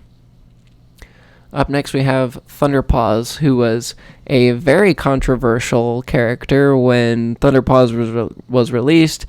He was very overpowered, a damage over time hero, where their ability is called Catabomb, and when friendly heroes make contact with you, he would spawn an electric charge directly next to all the opponents, and these opponents would have the charge spawn somewhere in the vicinity around them. So if you had multiple enemies right next to each other, as long as there was a space, one charge would hit both of them because they would do area damage. So if you had 2 charges and you had 2 enemies next to each other, both charges would hit both of them, so they would each take 4. And you can see how quickly this would go and get out of hand. There was no limit on it when he was released. They also dealt 32 damage each, so you throw your Catomancer into your crowd of friendlies, and he gets 4 hits, and all of a sudden you have an entire team of 4 people down to half health on one turn. It was really busted. They have since nerfed him twice, which I actually feel like the first one they did was fine. Actually, they've nerfed him 3 times. And I felt like just the change to the power that they made was fine. But they changed it from 32 to 28. Then they reworked his power and said, okay, there's a limit of 3 on it now. It's only for the first 3 hero collisions. And then it caps out at that, which I thought that was good. Then they went a step farther and dropped it again to 26. So now I don't know, because it was worth it when your opponent had to sacrifice an entire turn to get it off, and it worked really well with passive stuff on the side, but I don't know. Maybe it wasn't too strong. I don't know. I was not on the Thunderpaws train because it just felt too easy. I like having more of synergy instead of just having one card to play. But I'd say in the state where he's at now, he's got 389 health, which is a little bit lower than some of the other damage dealers too, but he deals a little bit more. He's probably like right above Ice Queen, I'd say. Up next we have Treant. Now Treant's ability is called Tree Hug, and how it works is whenever he makes contact with another friendly hero, he gives them a damage buff of 46. He deals 56 of his own for primary, but he also has a 523 max HP, which is really strong. Also, one of the highest in the game. Actually, at one point, it was the very highest in the game. He used to have 550 health, and then he had it nerfed. So he used to have 550, and then on top of that, before this Sentinel came out, he was number 1 for a long time.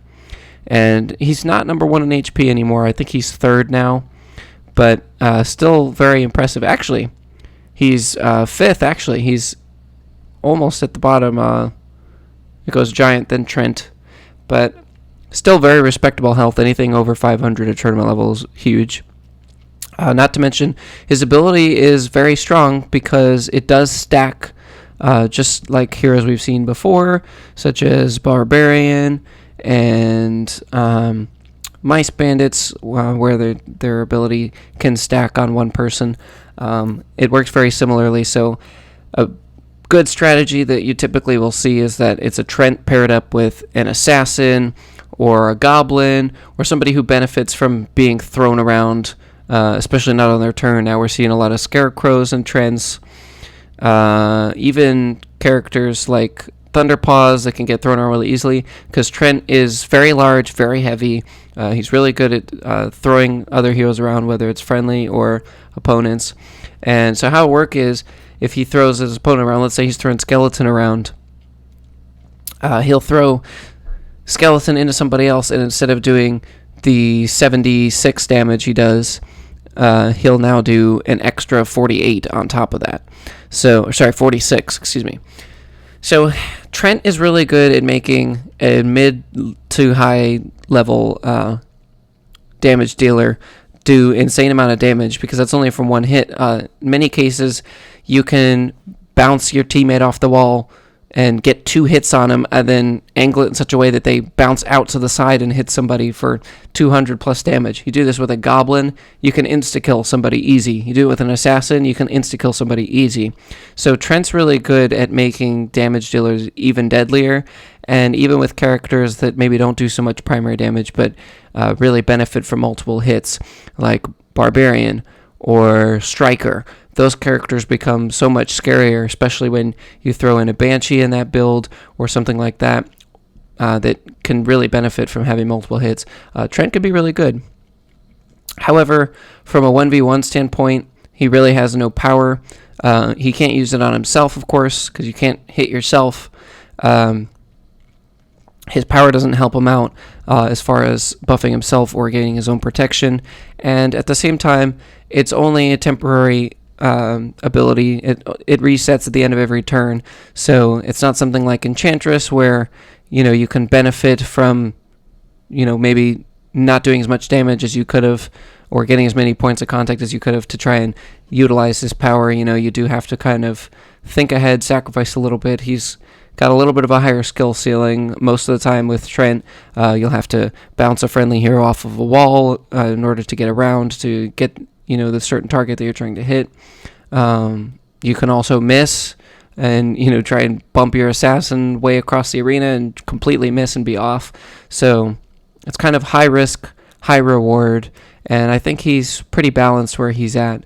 I don't think he has as many of the limitations that, say, Sentinel does, but I'd say he's probably somewhere around here. All these guys in this middle range can have really good payoffs and have really high potential, but also have a little bit of risk and something that holds them back from being stronger. And so that's why I'm going to place Treant there. Up next, we have Vampire. Vampire is a character whose rank on this list could have been in 4 different places depending on when I'm making this list. And if I ever do make another tier list on this game, maybe 10 years from now, and reevaluate everybody with the newer balance changes, he might be in another spot again.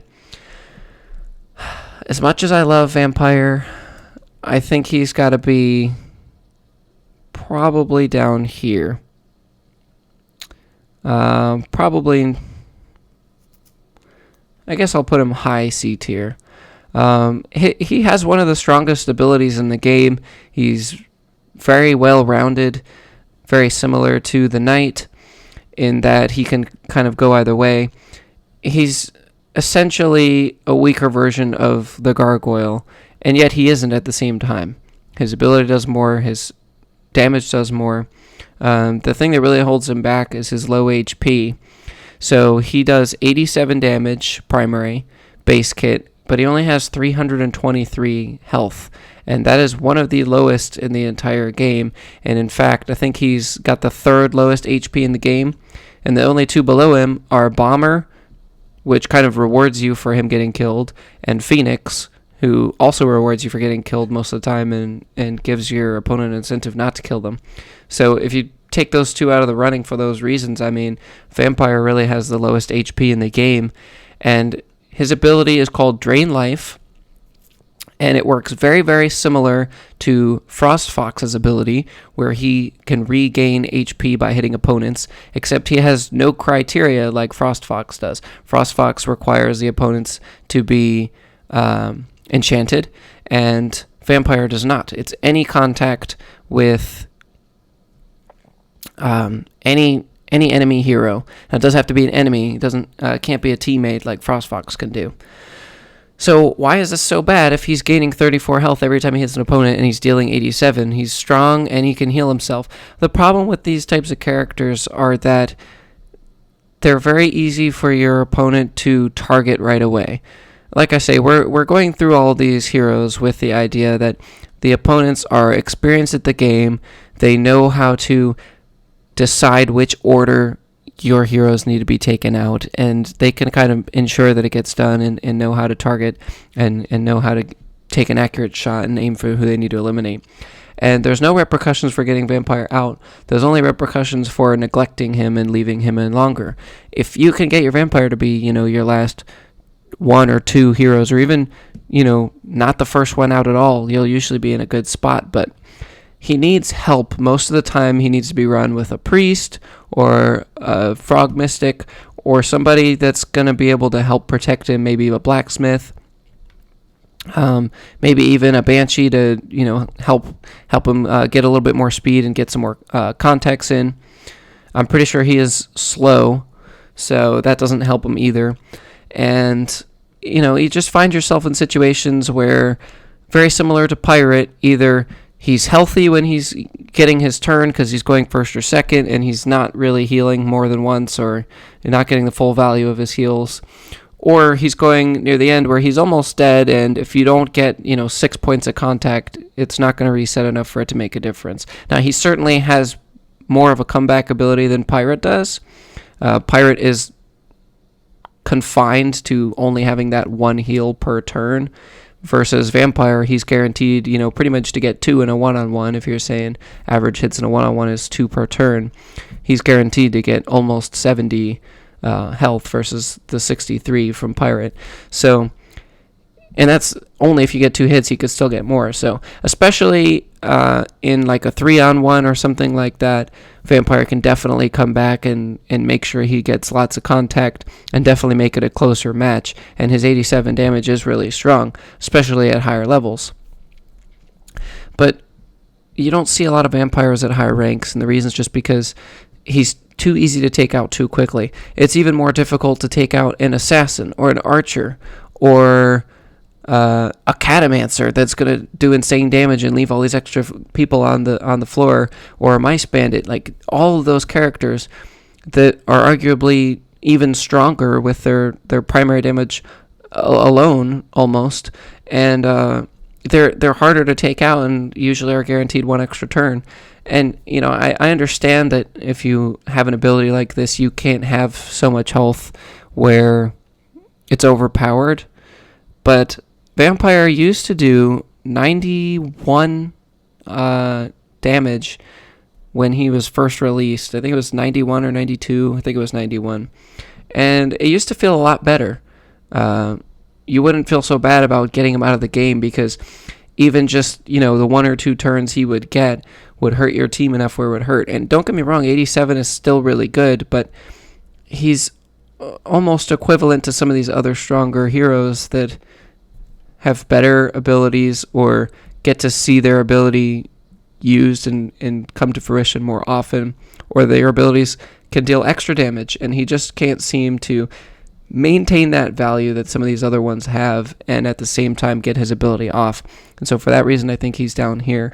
I think if the devs were to revisit it and look at how the meta of this game has changed and go back and understand that, maybe he needs a damage buff again, or maybe even just make his ability damage do a little bit, or his ability healing power do a little bit more, because I believe they nerfed that also. It's gone back and forth. They nerfed it, then they buffed it, then they nerfed it again, and I just think he needs some help. I think his health is good where it's at, but you need to have more of a reward for either make it so he does less damage, but he can heal more and more often in a way that Frostfox can do, or make it so he does more damage so it's, doesn't feel as bad when he gets knocked out. But him kind of having these almost average stats across the board, I think, really hurts him, and he doesn't get an opportunity to capitalize it on his own without running a team of people that's going to help him, and then at that point, you have to dedicate a whole build to him.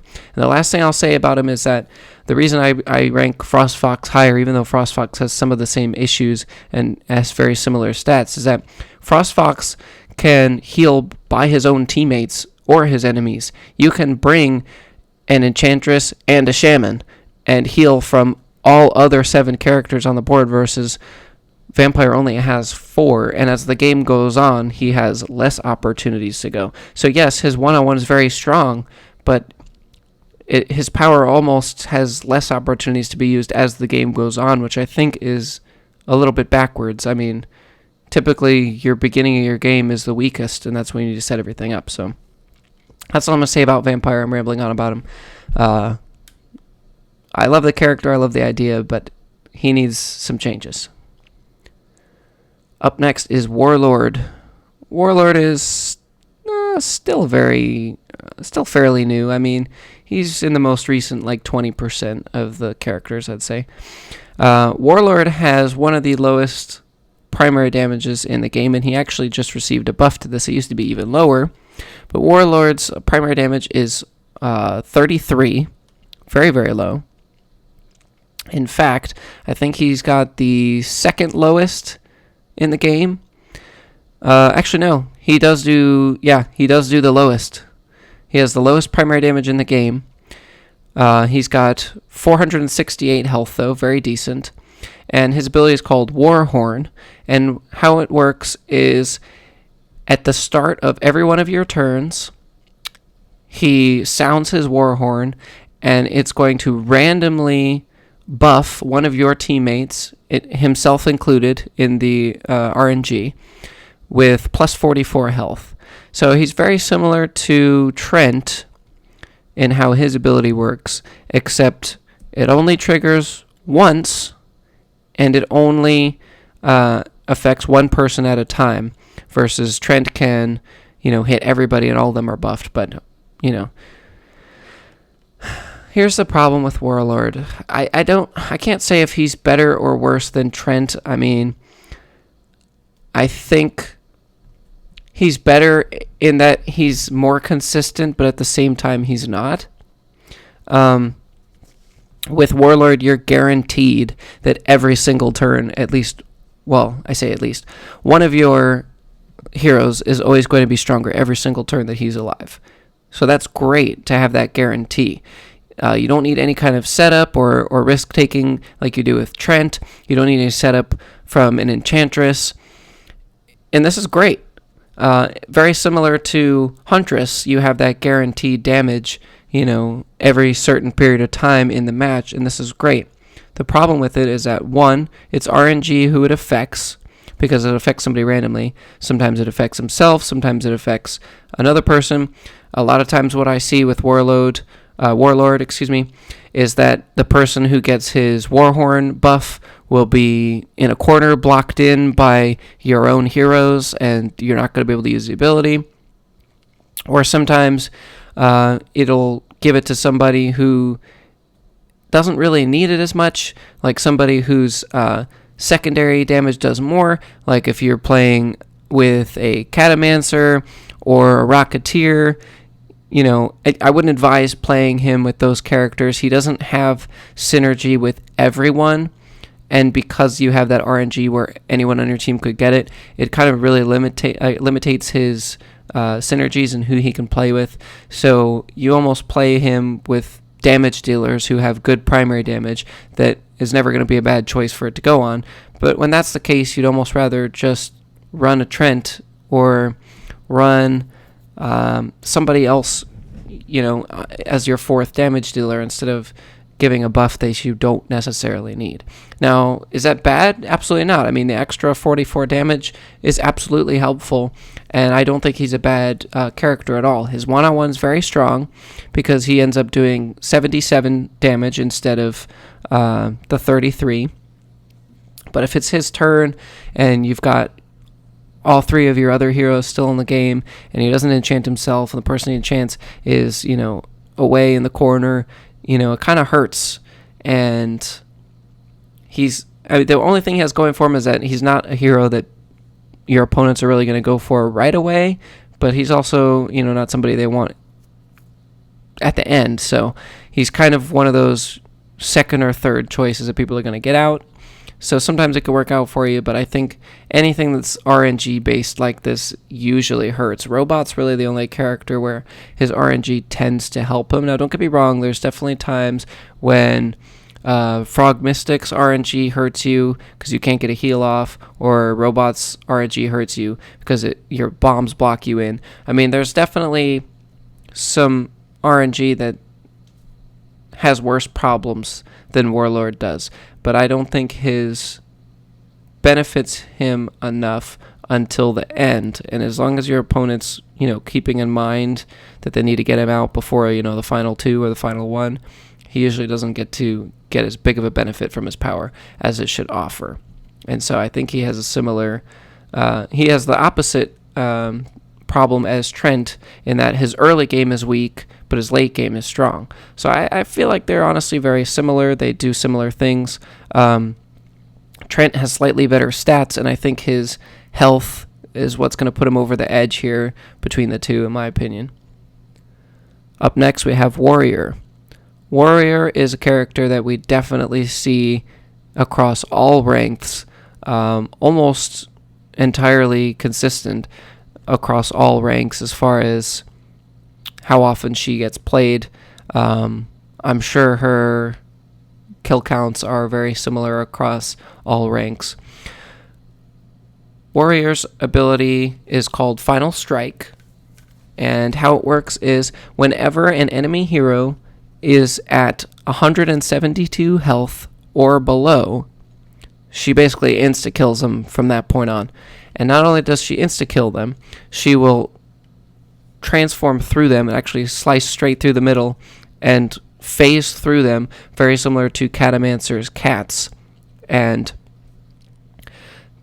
what this can do is not only take a person out who would have taken, 3 or 4 more hits, but at the same time get you an extra hit because she doesn't slow down at all. She loses 0 momentum when she passes through somebody, other than the momentum she's already losing the longer her turn goes on. But she doesn't lose any momentum passing through somebody. She has no collision with them, so she can get extra hits on other heroes. And this is something that not many heroes in the game can do. There's really only 2 or 3 characters in the game that are capable of this, and it's very, very strong. Not to mention, 172 health at tournament level for most heroes is anywhere between 30 to 50% of their base health.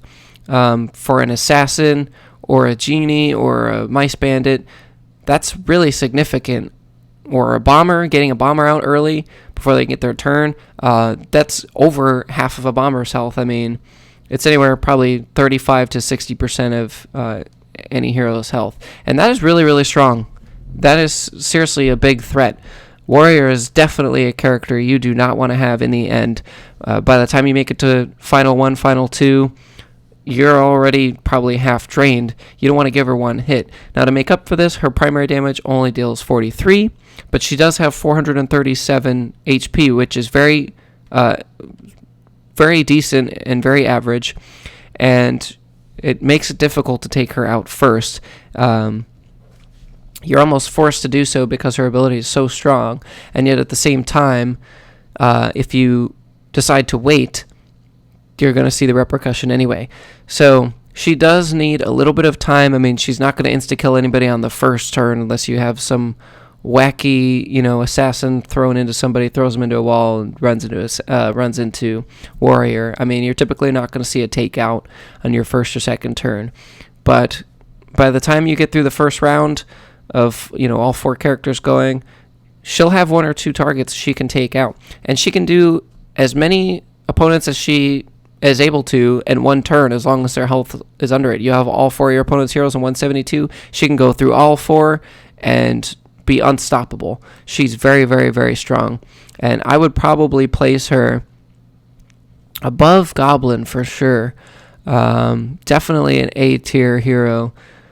The reason I'm not going to put her in S is because, like I say, she requires that build up. It's definitely possible for her to get taken out before she gets a single use of her ability. Most opponents are not going to let her get to final 2 or final hero because they know she's the comeback queen. She will come back out of any situation. Even though she only does 43 damage, if an opponent has 210 HP, yeah, she's only doing 43, and normally it would take her 5 hits to take him out, but it's only going to take her 2.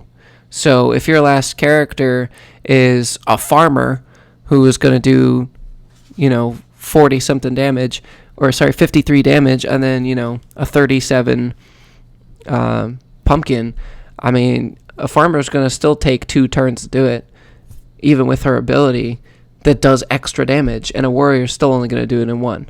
A barbarian doesn't have any stacks because she's the last one, and her power keeps resetting. She's going to need 2 turns.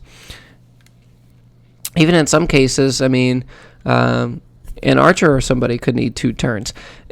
Warrior is just so good at closing the gap and making matches that weren't even close. Not even close, but winnable in situations that nobody else is capable of. Sure, you could have a Catomancer that is going to just get 3 hits because of the collision issue that we discussed earlier, and do 350 damage, or you're going to have an Archon or a Gargoyle that's just so tanky or keeps healing and you can't do anything about it. But even though she's weak as far as her primary, I mean, you pair her with 3 damage dealers and forget about it. By the second, third turn, she's going to be able to take out 1 or 2 people. She's so good at getting the edge and getting the lead, either getting an early lead, out of nowhere, or making a huge comeback. She can go either way. Her one-on-one's strong. She supports her team. It's everything you could ask for in a hero. And not to mention, she has average health that's pretty decent. You can make her stronger with an Enchantress. You can make her last longer in the game, which is going to make it easier for her to get her ability off with healers or a Blacksmith. I mean, she really has great synergy. You can throw her on with anybody. She can definitely be a wild card at the same time, but she never feels bad to play with. Every match I've played against a warrior, I mean, for the most part, she usually always gets at least 1 hero out with her ability. Now, sometimes you're going to have, it's going to feel maybe a little bit not as useful as it could be. Somebody's got 30 health left in its warrior's turn and she takes him out. Somebody that would have been taken out anyway. But even in that scenario, it's still really strong because maybe that character that was almost dead was going to block her from getting anything else, and you would have had to waste the turn to take that person out. But warrior can just go right through them, move on to the next character before that low health hero is even taken out yet. So she's very, very strong. I can't say enough good things about warrior. Definitely an A tier. You could even put her higher than this, and I wouldn't be upset. I think only because of the fact she needs a little bit of time before it can kick in is why I'm not going to put her any higher on my list. But very, very strong, and I think she's very balanced where she's at in terms of her ability being activated. But I think even maybe a small nerf to her power wouldn't be a bad thing if she had a little bit more health. Next up, we have Werewolf, and Werewolf is gotta be S tier, I think. Probably not as strong as, say, an Archon, but she's definitely up there. The reason I'm going to put her in S tier is because she's very well balanced. She's everything that you play robot for, everything that you play bomber for, everything you want to play skeleton for. How Werewolf works is she only deals 39 primary damage to start the game, but she has 549 health, which is the second highest in the entire game. So very, very strong health, more than a Treant, more than an Orc or a Knight. Very, very strong health. And that actually has been brought down. It used to be even higher. It used to be like 580, I want to say, or 575. It was way up there. She got like a 10% or 5% nerf to her health. But how it works is she starts off with these stats, and then the second she gets hit by an opponent, not damaged, it has to be a physical hit. So Druids won't activate her ability, farmers won't activate her ability, any of those ranged or damage over time heroes will not affect her ability. But as soon as she gets physically contacted by an enemy hero, her ability Lycanthropy kicks in. And what Lycanthropy does is it gives her two buffs. The first one buffs her base power, her base primary attack damage by 64, which is about 150% times that of a Warlord or a Treant or an Enchantress. And it also increases her speed by 24%. Now, the 24% is lower than a Banshee, but this amount does increase as her level increases. So this is at tournament level. It does less than a Banshee. And I forgot to mention too, but that's actually the same way with Enchantress's power, how she cycles through from the power to the speed to the damage reduction. Enchantress's ability gives her 29 speed, which is also less, but that increases with her level as well. So level 25, I think it's like plus 39% speed or something. And so it works the same way with Werewolf. Her speed boost that she gets does increase through her levels. So that actually gets to be a bigger ratio as you level her up. But she increases both her speed and her damage, which is very, very good because she starts off, I think, medium, all across the board. And like I say, she's very weak, only 39. So why am I ranking her in S tier? This sounds very similar to a skeleton or a puppet master where your opponent can just not hit them and, hold their ability off. Well, I'll tell you why. Unlike skeleton or puppet master where you can just avoid hitting them all match and they get no power, she only needs to be hit once. She doesn't need to be killed. And here's what happens. Either your opponent tries to ignore them, and they're going to accidentally hit her once because it's a small arena. There's 8 characters on the board, especially as they try to avoid her and they eliminate some of your heroes. She's going to be almost guaranteed to make it to the final 2 because they're not going to want to hit her and let her activate her power. They're going to want to keep her weaker. But that's either going to happen or they are going to successfully ignore her all the way to the end of the match, and then she makes it to the 1-on-1 or the 1-on-2, 1-on-3, whatever it is, and then they have no choice but to hit her. And then when her ability actually activates, she's got 549 health, and she's a serious damage dealer that's fast and dealing over 100 damage, 103 damage with fast speed. I mean, she's devilishly strong, and then now she's got all those stats with 549 health. Now you've screwed yourself by saving her for last. And so she puts opponents in a predicament that they almost never see, because with other characters that have this predicament they put opponents in, it's not as bad of a situation. Say, sure, yeah, you neglected to get rid of a puppet master and he's got his puppets down, but he's still got a setup to make them stronger.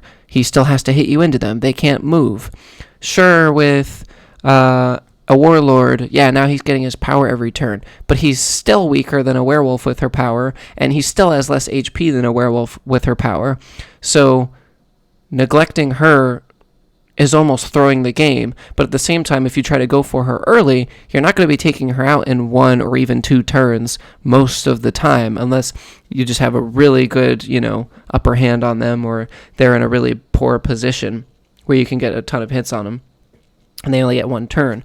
But most of the time, even trying to tunnel her out early is going to hurt, because she has so much health. It's not going to happen as fast as you want, and then you're going to have, a 4-on-2 next thing you know, and you're going to be outnumbered too quickly. So it's almost better to save her and take her out, second or third before she can get her turns in. You want to have her ability activated when you're chipping away from her, but it's not quite her turn yet. And it's really hard for a lot of opponents to balance, and I don't think many people really understand a good strategy to go against her.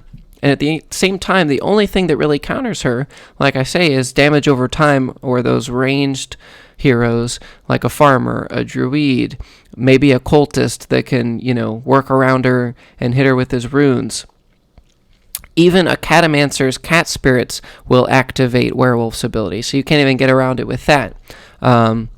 Also, you have Golem's Tremors, Giant Smash, Champions, push away. But even these things, are weak enough to where it's not going to hold her back enough. You basically have to either miss your turn and not hit her and do significantly less damage, like a third or a fourth as much damage per turn, and she might just take you out just over time from doing more damage just by getting multiple hits and you just doing your 1 weak ability. Or you force yourself to hit her to understand that you need to do more damage, but then she's even stronger. She's just so strong. I think she's built in really well in that her ability resets at the end of her turn.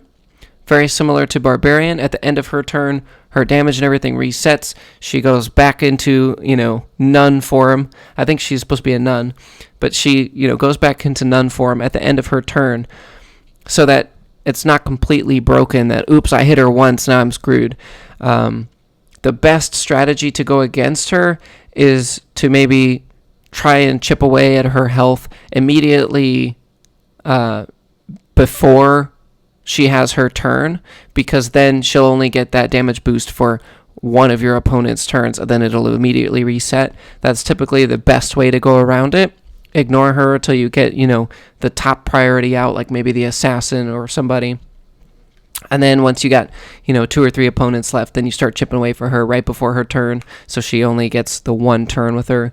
But yeah, she's really tough to counter even when you know what you're doing, and the odds you're going to go against a team that's all damage over time is pretty low, especially at higher ranks. You don't see a lot of full damage over time teams. It's typically, just a Scarecrow, or, just an Ice Queen, or just a Druid, or whatever it is.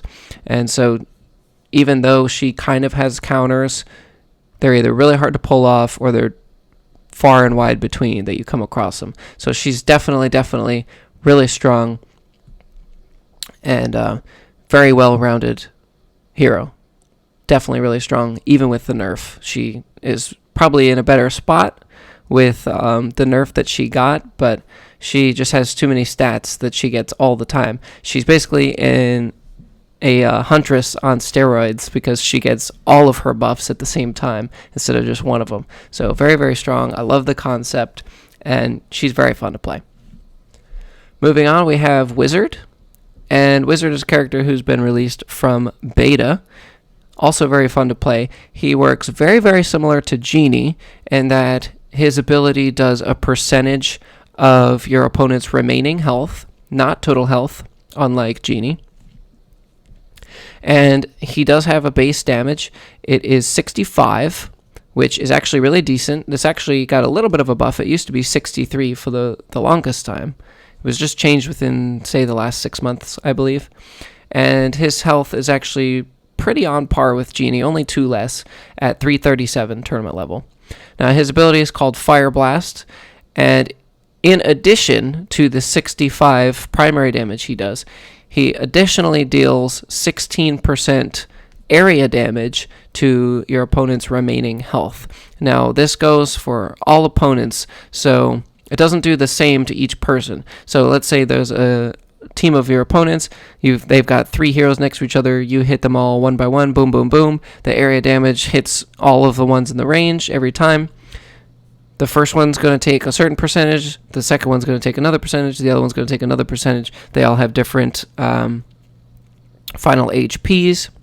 And every time they get hit, they're all taking another 30%, another 30%, another 30%. Wizard is definitely very strong. Now, I will say he is slow, and sometimes that holds him back from getting extra hits that maybe a Drakeling or somebody could get, but he doesn't really need it as much. You only really need your opponent to be careless one time, and next thing you know, you've taken out your entire opponent's team to half or less health. He's much easier to use than, say, a Cultist. I don't think he has as many opportunities to make it hurt like Cultist does, because, like I say, if you're playing against a decent opponent that understands the negative aspects of keeping their team grouped together, you're not going to get a lot of that area damage off at the same time. But even just the fact that you can do 30% of their remaining, 16% of their remaining health is very big. It doesn't seem like much, 16%, but very similar to Genie, this guy can take out high HP heroes a lot. If he's going against a Treant or a Werewolf and doesn't want to hit Werewolf too many times, 2 hits on a Werewolf, boom, she's still going to go down to half health because you're doing the 65 on top of the 16.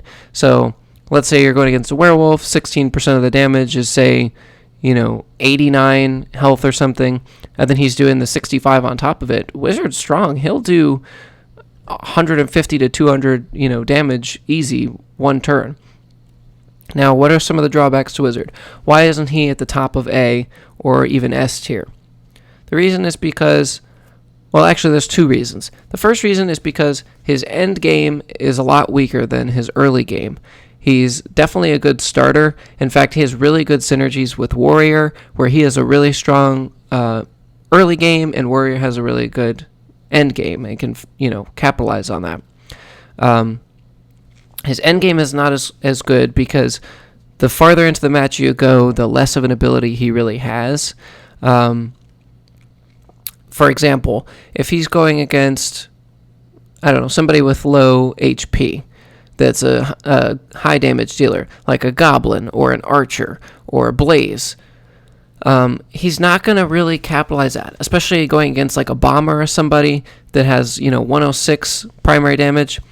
Wizard's going to lose that one-on-one most of the time, and the reason is because he's doing a lot less damage to these heroes than he would somebody else. And that's really the second reason that he's not ranked higher, is that he can't match up with the other high damage dealers. He's really better at taking out tanks or taking out large groups of enemies, which he doesn't get as many opportunities to do. When he can get it done, it really shines. And unlike Orc, he doesn't need them to be in a group in order for it to be effective. It just automatically works on individuals, and sometimes it's just a bonus side effect when they're grouped up. So he is still a lot stronger in that sense than, say, an Orc. But he lacks that early game strength, especially the farther and farther into the match you get, when he only has 73 health, where, he probably won't be the last one in, but if he gets to that point, he's probably going to lose the one-on-one and throw the game, because if your opponent only has 70 HP left, the Wizard's going to do 65, and then the 16% remaining is just going to be 1 extra damage. Now, I have actually had games where my Wizard's been the last one, and the last opponent has, 66 health, and he hits them for 65, and the 1% remaining actually kills them. But most of the time, near the end, he's going to be doing 5, 6, 1, 3, 10. It's not going to be enough to really feel it, and at that point you'd be better off running a vampire or a skeleton, somebody that does more base damage to really feel it more. However, he's still strong for what he does and what he's capable of, and he's a really good starter that maybe you just shouldn't count on closing out the game for you. But he's a really good starter. He pairs great with Warrior or maybe a Puppet Master or somebody like that. Especially if you throw on a Sorceress, you can enchant your team. His primary damage and his Fire Blast are both going to get buffed by those damages, the extra damage from a Sorceress or a Striker. So he does have pretty decent synergy. He also works really well with damage over time heroes, which I like to do a lot to kind of get that nice chunk taken out and then let the damage over time slowly eat away the rest of the HP. He's a very well-rounded hero. I think he has very matched strengths and weaknesses. Up next, we have the Wraith. And boy, let me tell you, no doubt in my mind, no questions asked, Wraith is single-handedly the best hero in the entire game. And I am fairly confident there will never be a new king. I think Wraith will always be the king of Smashing 4. And that is a very bold statement to make, and here's my backup for it. The reason is all in his ability. His ability doesn't heal him, it doesn't give him extra damage, extra defense, extra speed. It doesn't do any of these things. It doesn't necessarily help his team out in any direct way. But his ability just makes it so he can do something that no other hero in the game can do. Only one that comes close is the Catomancer and sometimes a Warrior, and that's it. Wraith's ability is called Spectral, and what it does, since he's technically a ghost, it makes it so that he passes through opponents and opponents pass through him. And that sounds so simple, but when you see this in practice, Wraith can get away with things that no other hero can do. Wraith has zero collision with any of the heroes, which goes against all laws of this game. It's called Smashing 4. It's a physics-based game where the weight, the size, the speed of everything affects the collisions, affects the bounces, affects, the walls, the arena objects. Everything is affected by these statistics. And Wraith takes all that and says, nope, I'm going to play by my own rules. Wraith can just completely undo the laws of physics, do things that no other hero can do. And in a situation where any other opponent would only get 2 hits, Wraith is going to get 4. They get 3, 4 hits, he's going to get, 6, 7, 8. Wraith can do things that nobody else can do. Let me give you a scenario. It's early game. Your opponent goes first. They, throw 1 or 2 of their guys over your way, do a bunch of damage. It's your Wraith's turn. You've got 5, 6, 7 heroes all lined up in the middle. Wraith goes straight in a line, one way, horizontally or vertically. He's going to hit, 4 people at once. Not to mention the fact he has no collision, and just like we explained with Catomancer's cat spirits, he cannot end his turn in the same space that's occupied by another hero. Even though he can go through them and has no collision, he can't occupy the same space as another hero. So the game continues to move him until he finds a spot where he can land where nothing is occupied. No arena object, no other hero, friendly or enemy. And so what will happen is you have turns where Wraith will continuously be moved by the game's programming to find him a spot to land, and it doesn't find one because you've got so many enemies on the screen, and he keeps passing through trying to slowly find a spot until the game eventually forces him up or down or left or right, exactly like the cat spirits. They work exactly the same way. And what happens during this time is he'll get his, 4 hits from his move, and then the game tries to find him out, and he'll just barely be in somebody else's hitbox, and the game forces him through, hits somebody else, then he's in their hitbox, then he hits a wall, then he comes back, then he's in somebody else's hitbox again, moves out. Eventually the game finally kind of forces him out and starts making him, slightly change his directory till he moves out. If it wasn't for this, the game would just go forever infinitely, and he would monster kill. But he just is capable of so many things. Not to mention, if he's up against a wall, it makes it a lot harder for your opponent to get combination and chance. You can't bounce off of him to, bounce the other direction and hit the other two enemies you need to enchant. Sure, you can go through him, which sometimes, hurts against him. But if he's against a wall or something or in an inconvenient place, you're not going to get multiple hits on him. Most of the time, if you're playing against an opponent that's slow or very slow, they're only going to get one hit on you because you're up against a wall and they've got to go all the way back to the other side of the arena, bounce back, and try to hit you again. Or you're going to limit them to 2. They're not going to hit you for 4 back. He also gets extra hits. Now, he did actually get a nerf recently, which I don't feel like really changed a lot for him because of the mechanics we just explained where, he can't be in another hitbox and he often gets extra hits. But he used to be fast and light. They nerfed him in a way they've never nerfed anybody else before, and they changed his speed so that he's no longer fast. He now does medium speed. But I don't feel like this hurts him too much because most of the time he's still going to be able to get enough hits because he would hit someone, bounce off a wall, hit him on the way back, and still have enough momentum to do that same thing again. So he'd get 4 hits and maybe a little bit extra. Now he just loses the extra. So if you're using a speed add-on from Banshee's Howl or something, or he's getting pushed around from a champion or something, he's not going to go as far. He's not going to get that extra distance that could potentially give him extra hits. Those things aren't going to happen anymore now. But as far as his day-to-day thing without any extra buffs, he's still just as strong, and he still has the issue where he can get extra hits from his contact and his hitbox. So he just breaks the mechanics of the game. It's very similar to Dead by Daylight, for the Dead by Daylight fans out of there. For anyone who's ever played as or against a nurse, you know that Nurse breaks all the mechanics of Dead by Daylight, doesn't have to worry about pallets or windows, can phase through walls. This is just something that's so strong, apparently, in every game. And Wraith is just able to get away with things nobody else can do. He can be more difficult to attack.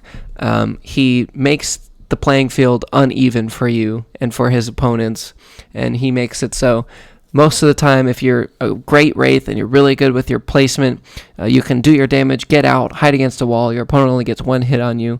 You wait for them to mess up, but then you just pounce on him. He can definitely insta-kill certain characters. Now, he's probably not going to insta-kill like a Werewolf or something, but he's even stronger. You throw on an Enchantress, forget about it. He's going to be doing 101 or something a pop because his primary damage is 69, which is very strong when you consider what he can do. And his health is 466, which is above average. So he's just so strong. It's hard to take him out super quickly. And he does, he has slightly above stats across the board on top of an ability that's already broken. And changing him in a way that would make him not at the top would have to completely rework his ability. Maybe giving him a limit on how many times he could pass through, but I think it would kind of break the character and go against, his character design and how he looks and the whole idea of him being a ghost. I think it would make it not make sense unless they significantly reduced his damage that he does and maybe increase his health more. That might be something that would kind of even him out, but in this current state, he's just so strong. And not to mention, you throw him on with a Treant, he will continually boost his damage with each pass and definitely insta-kill. He's really good with Rocketeer, getting 4 hits on him in 1 turn and building up his ability really quickly. He's really good with Thunderpaws, building up her 3 charges really quickly.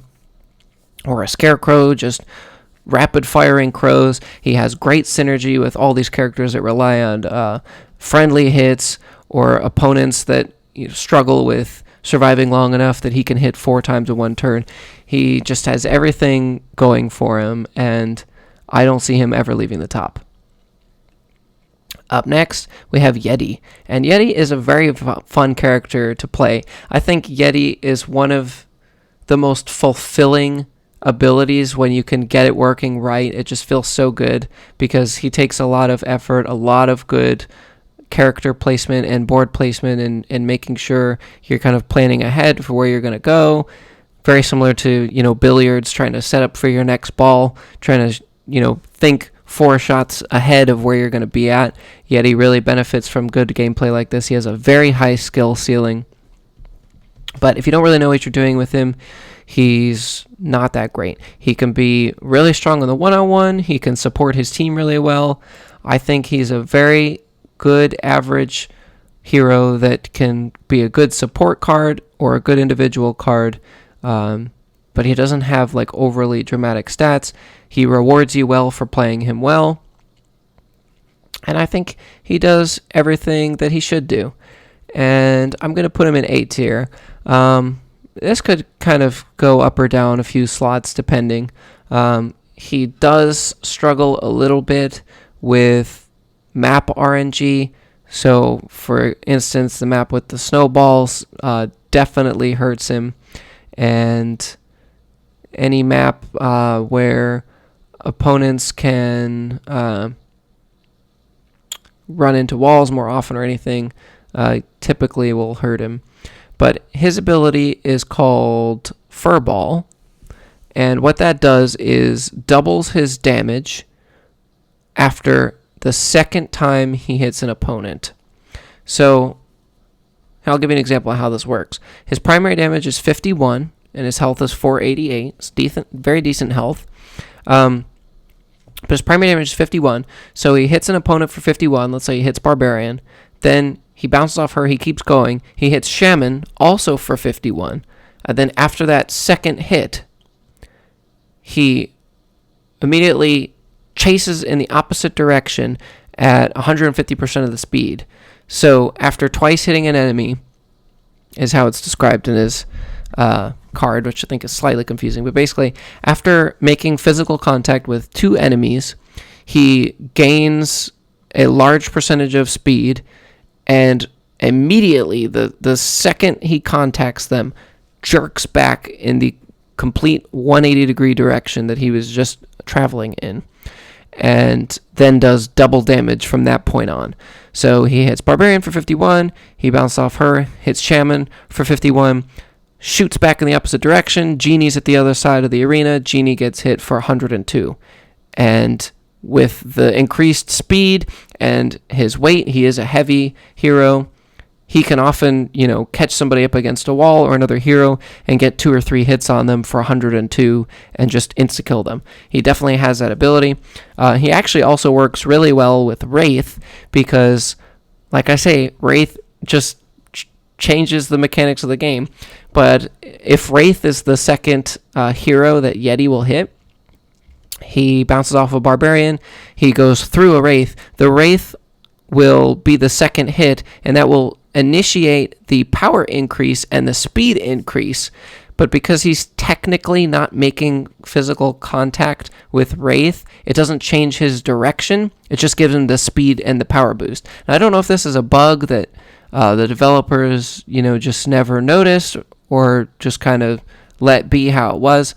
But you can actually use Wraith to kind of give him a speed boost through him and be a little bit more accurate with where your Furball blast is going to go and tumble into the other, 2 opponents. But this obviously doesn't happen anymore. It's just something I wanted to mention. It doesn't happen very often, but it's just something I wanted to mention. But his ability is very fun to use, works very well with, like I say, opponents that require friendly hits, such as a Thunderpaws or a Scarecrow or an Assassin. He works very well on his own. He doesn't need anybody's help to make his ability work. He's got very decent health. He's probably got the highest health that's not at 500 tournament level, which actually I believe he does have the highest health in the 400s. So he's not quite a tank, but he's up there for sure. And he's got more than even Archon, which has more, has pretty high health too. So he can definitely stay in the game long enough to make his damage hurt, give him more opportunities to get his power off. He's got a very strong early game where there's lots of characters on the board. Honestly, he's strongest at mid game, which I would say he's probably one of the only heroes in the game where his strongest point is his mid game, because he's still got plenty of choices to get multiple points of contact, but you don't have as many of your own heroes kind of blocking your way, because friendly heroes don't count towards the collisions for his ability to kick in. But you can pair him with a Banshee, he's very strong. You can pair him with an Enchantress, he's very strong. You can pair him with anybody that does damage over time and kind of make the 251 hits, hurt more than go all out on the last one. He works well with a striker. I mean, he has lots of good synergies.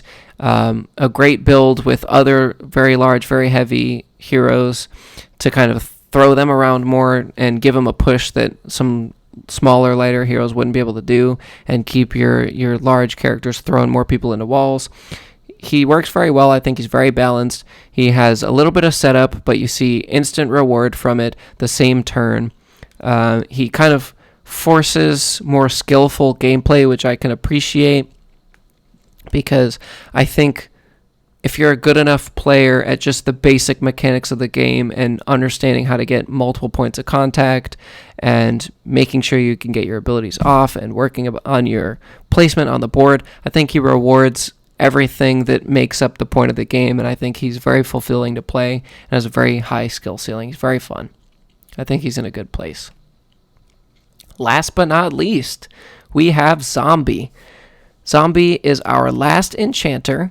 His ability is called Poison, and how it works is every enemy hero he hits, he negatively enchants them with poison, which then takes 30 damage off of their health at the end of every single one of your turns, indefinitely until it's taken away by an Armadillo or the Owl. Sorry, I forget his name because he's new. The Spellwing, or until yourself or another enemy gives them a new enchantment. So this is really strong.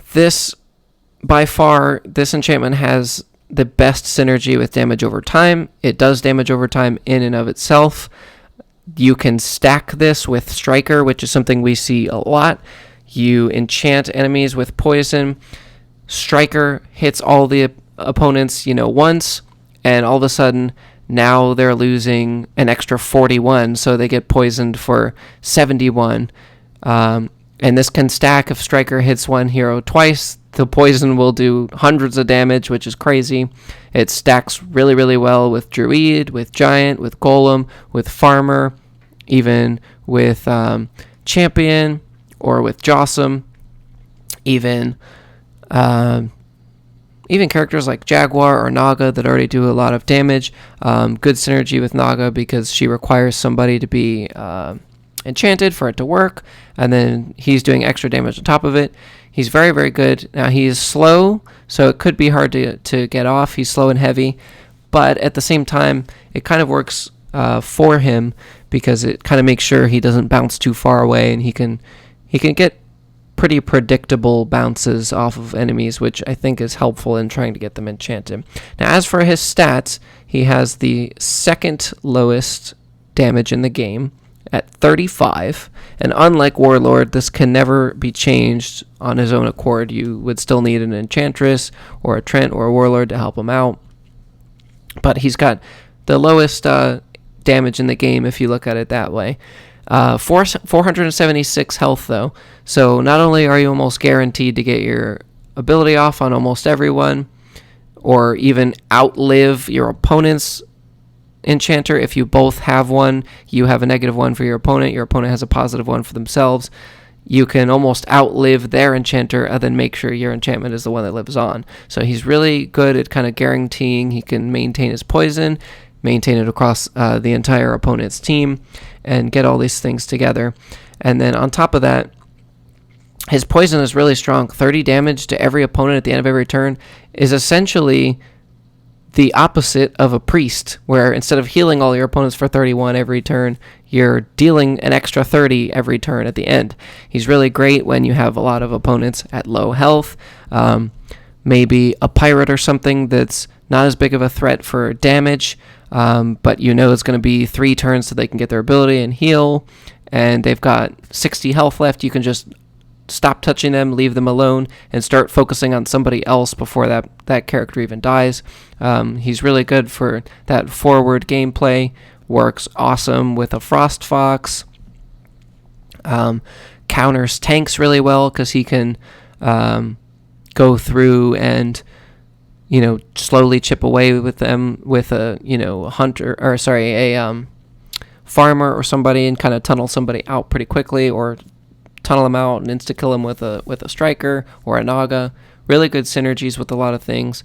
Now, he doesn't work great as a standalone because even for 2 hits, he's only going to do 70.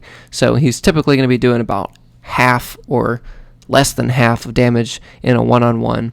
The other thing he has going for him is his health. So if he does have full health to the end, the extra 30 poison might help take out a damage dealer with low health. I think he's very balanced, very strong. One of the most popular damage dealers we see in the game for sure. I'm going to put him right here next to Shaman in A tier. Very, very strong. Now, actually, he did 30 damage from release and was buffed down to, I believe, 26. And it was at 26 for about a year, and they just recently, in the very last update, balance update, put his ability damage back to 30. So they've actually made him stronger again. I probably would have placed him lower with the buff because the 4 damage really did make a difference and didn't feel as good. I think the 30 is better. I think it's good where it's at because, like I say, it does require setup and everything. But Zombie's very good at what he does. He can be very fun to play with, has lots of different synergies, and probably one of the best enchanters in the game. And with that, we finally have gotten through all 59 heroes in Smashing 4. Now, just a couple of notes I want to point out again before we close, just to keep in mind. All of the enchanters, we're talking Zombie, Shaman, Banshee, Enchantress, Blacksmith. I think that's all of them. All of the enchanters are ranked higher. They'd be ranked higher if we were going based on their maximum synergy, right? So Zombie with a bunch of damage over time dealers, Shaman with a Blacksmith and a bunch of healers, Enchantress with a Treant and a Warlord and a Warrior. Assuming they're always at their peak, though, isn't really fair to assess them as an individual. So all the enchanters by default, the way I'm ranking them, are going to be ranked a little bit lower in this sense because we're ranking them on an overall scale. The other thing is the negative enchanters are typically going to be rated higher because they almost always see an instant gratification. With the Zombie, you poison them, the poison takes their health immediately, or the Shaman, you weaken them, and then their very next turn they're weaker. You don't always see that same effect. Banshee's speed boost only happens at the end of the turn, so you don't get it till next turn. Enchantress, you can enchant them and maybe not necessarily get hits off on everybody that same turn. Blacksmith is really the only one that does a positive enchantment that you see an immediate return for. But and Sorceress is the only one of the negatives that you have to wait because you see her ability go, and then you have to wait till your next turn to get the extra damage. So there's a couple of exceptions, but just in general, I wanted to point that out, and that since we're rating them on both an individual standpoint and their power and everything overall with all their stats, they're typically going to be ranked lower. When that synergy is present, of course, they're higher. When they're by themselves, they're typically lower. And one other thing, I just want to reinstate that all of these ranks right here are based on the current balance changes of the game. Every time a new balance change comes out, this order could change. So, these are not set in stone. They're going to change as the game changes, as the meta changes, and as stats change, and as new heroes come out. So, of course, that's always going to be subject to change. And of course, this is all my opinion based on my experience in the game.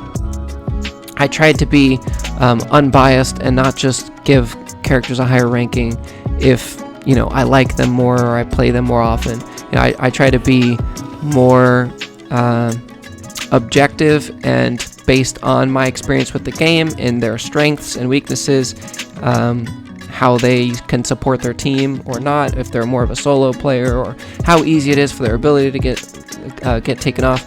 So, of course, it's all my opinion. So feel free to let me know in the comments below why I'm wrong and where you would place people instead, where you would move people around.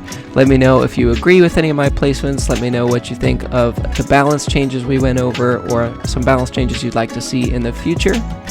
And thank you all so much for watching and bearing with me. If you watched this all the way to the end, you're a real one, and you must love Smashing 4. So thank you everybody so much for watching, and I will see you in the next one. Peace.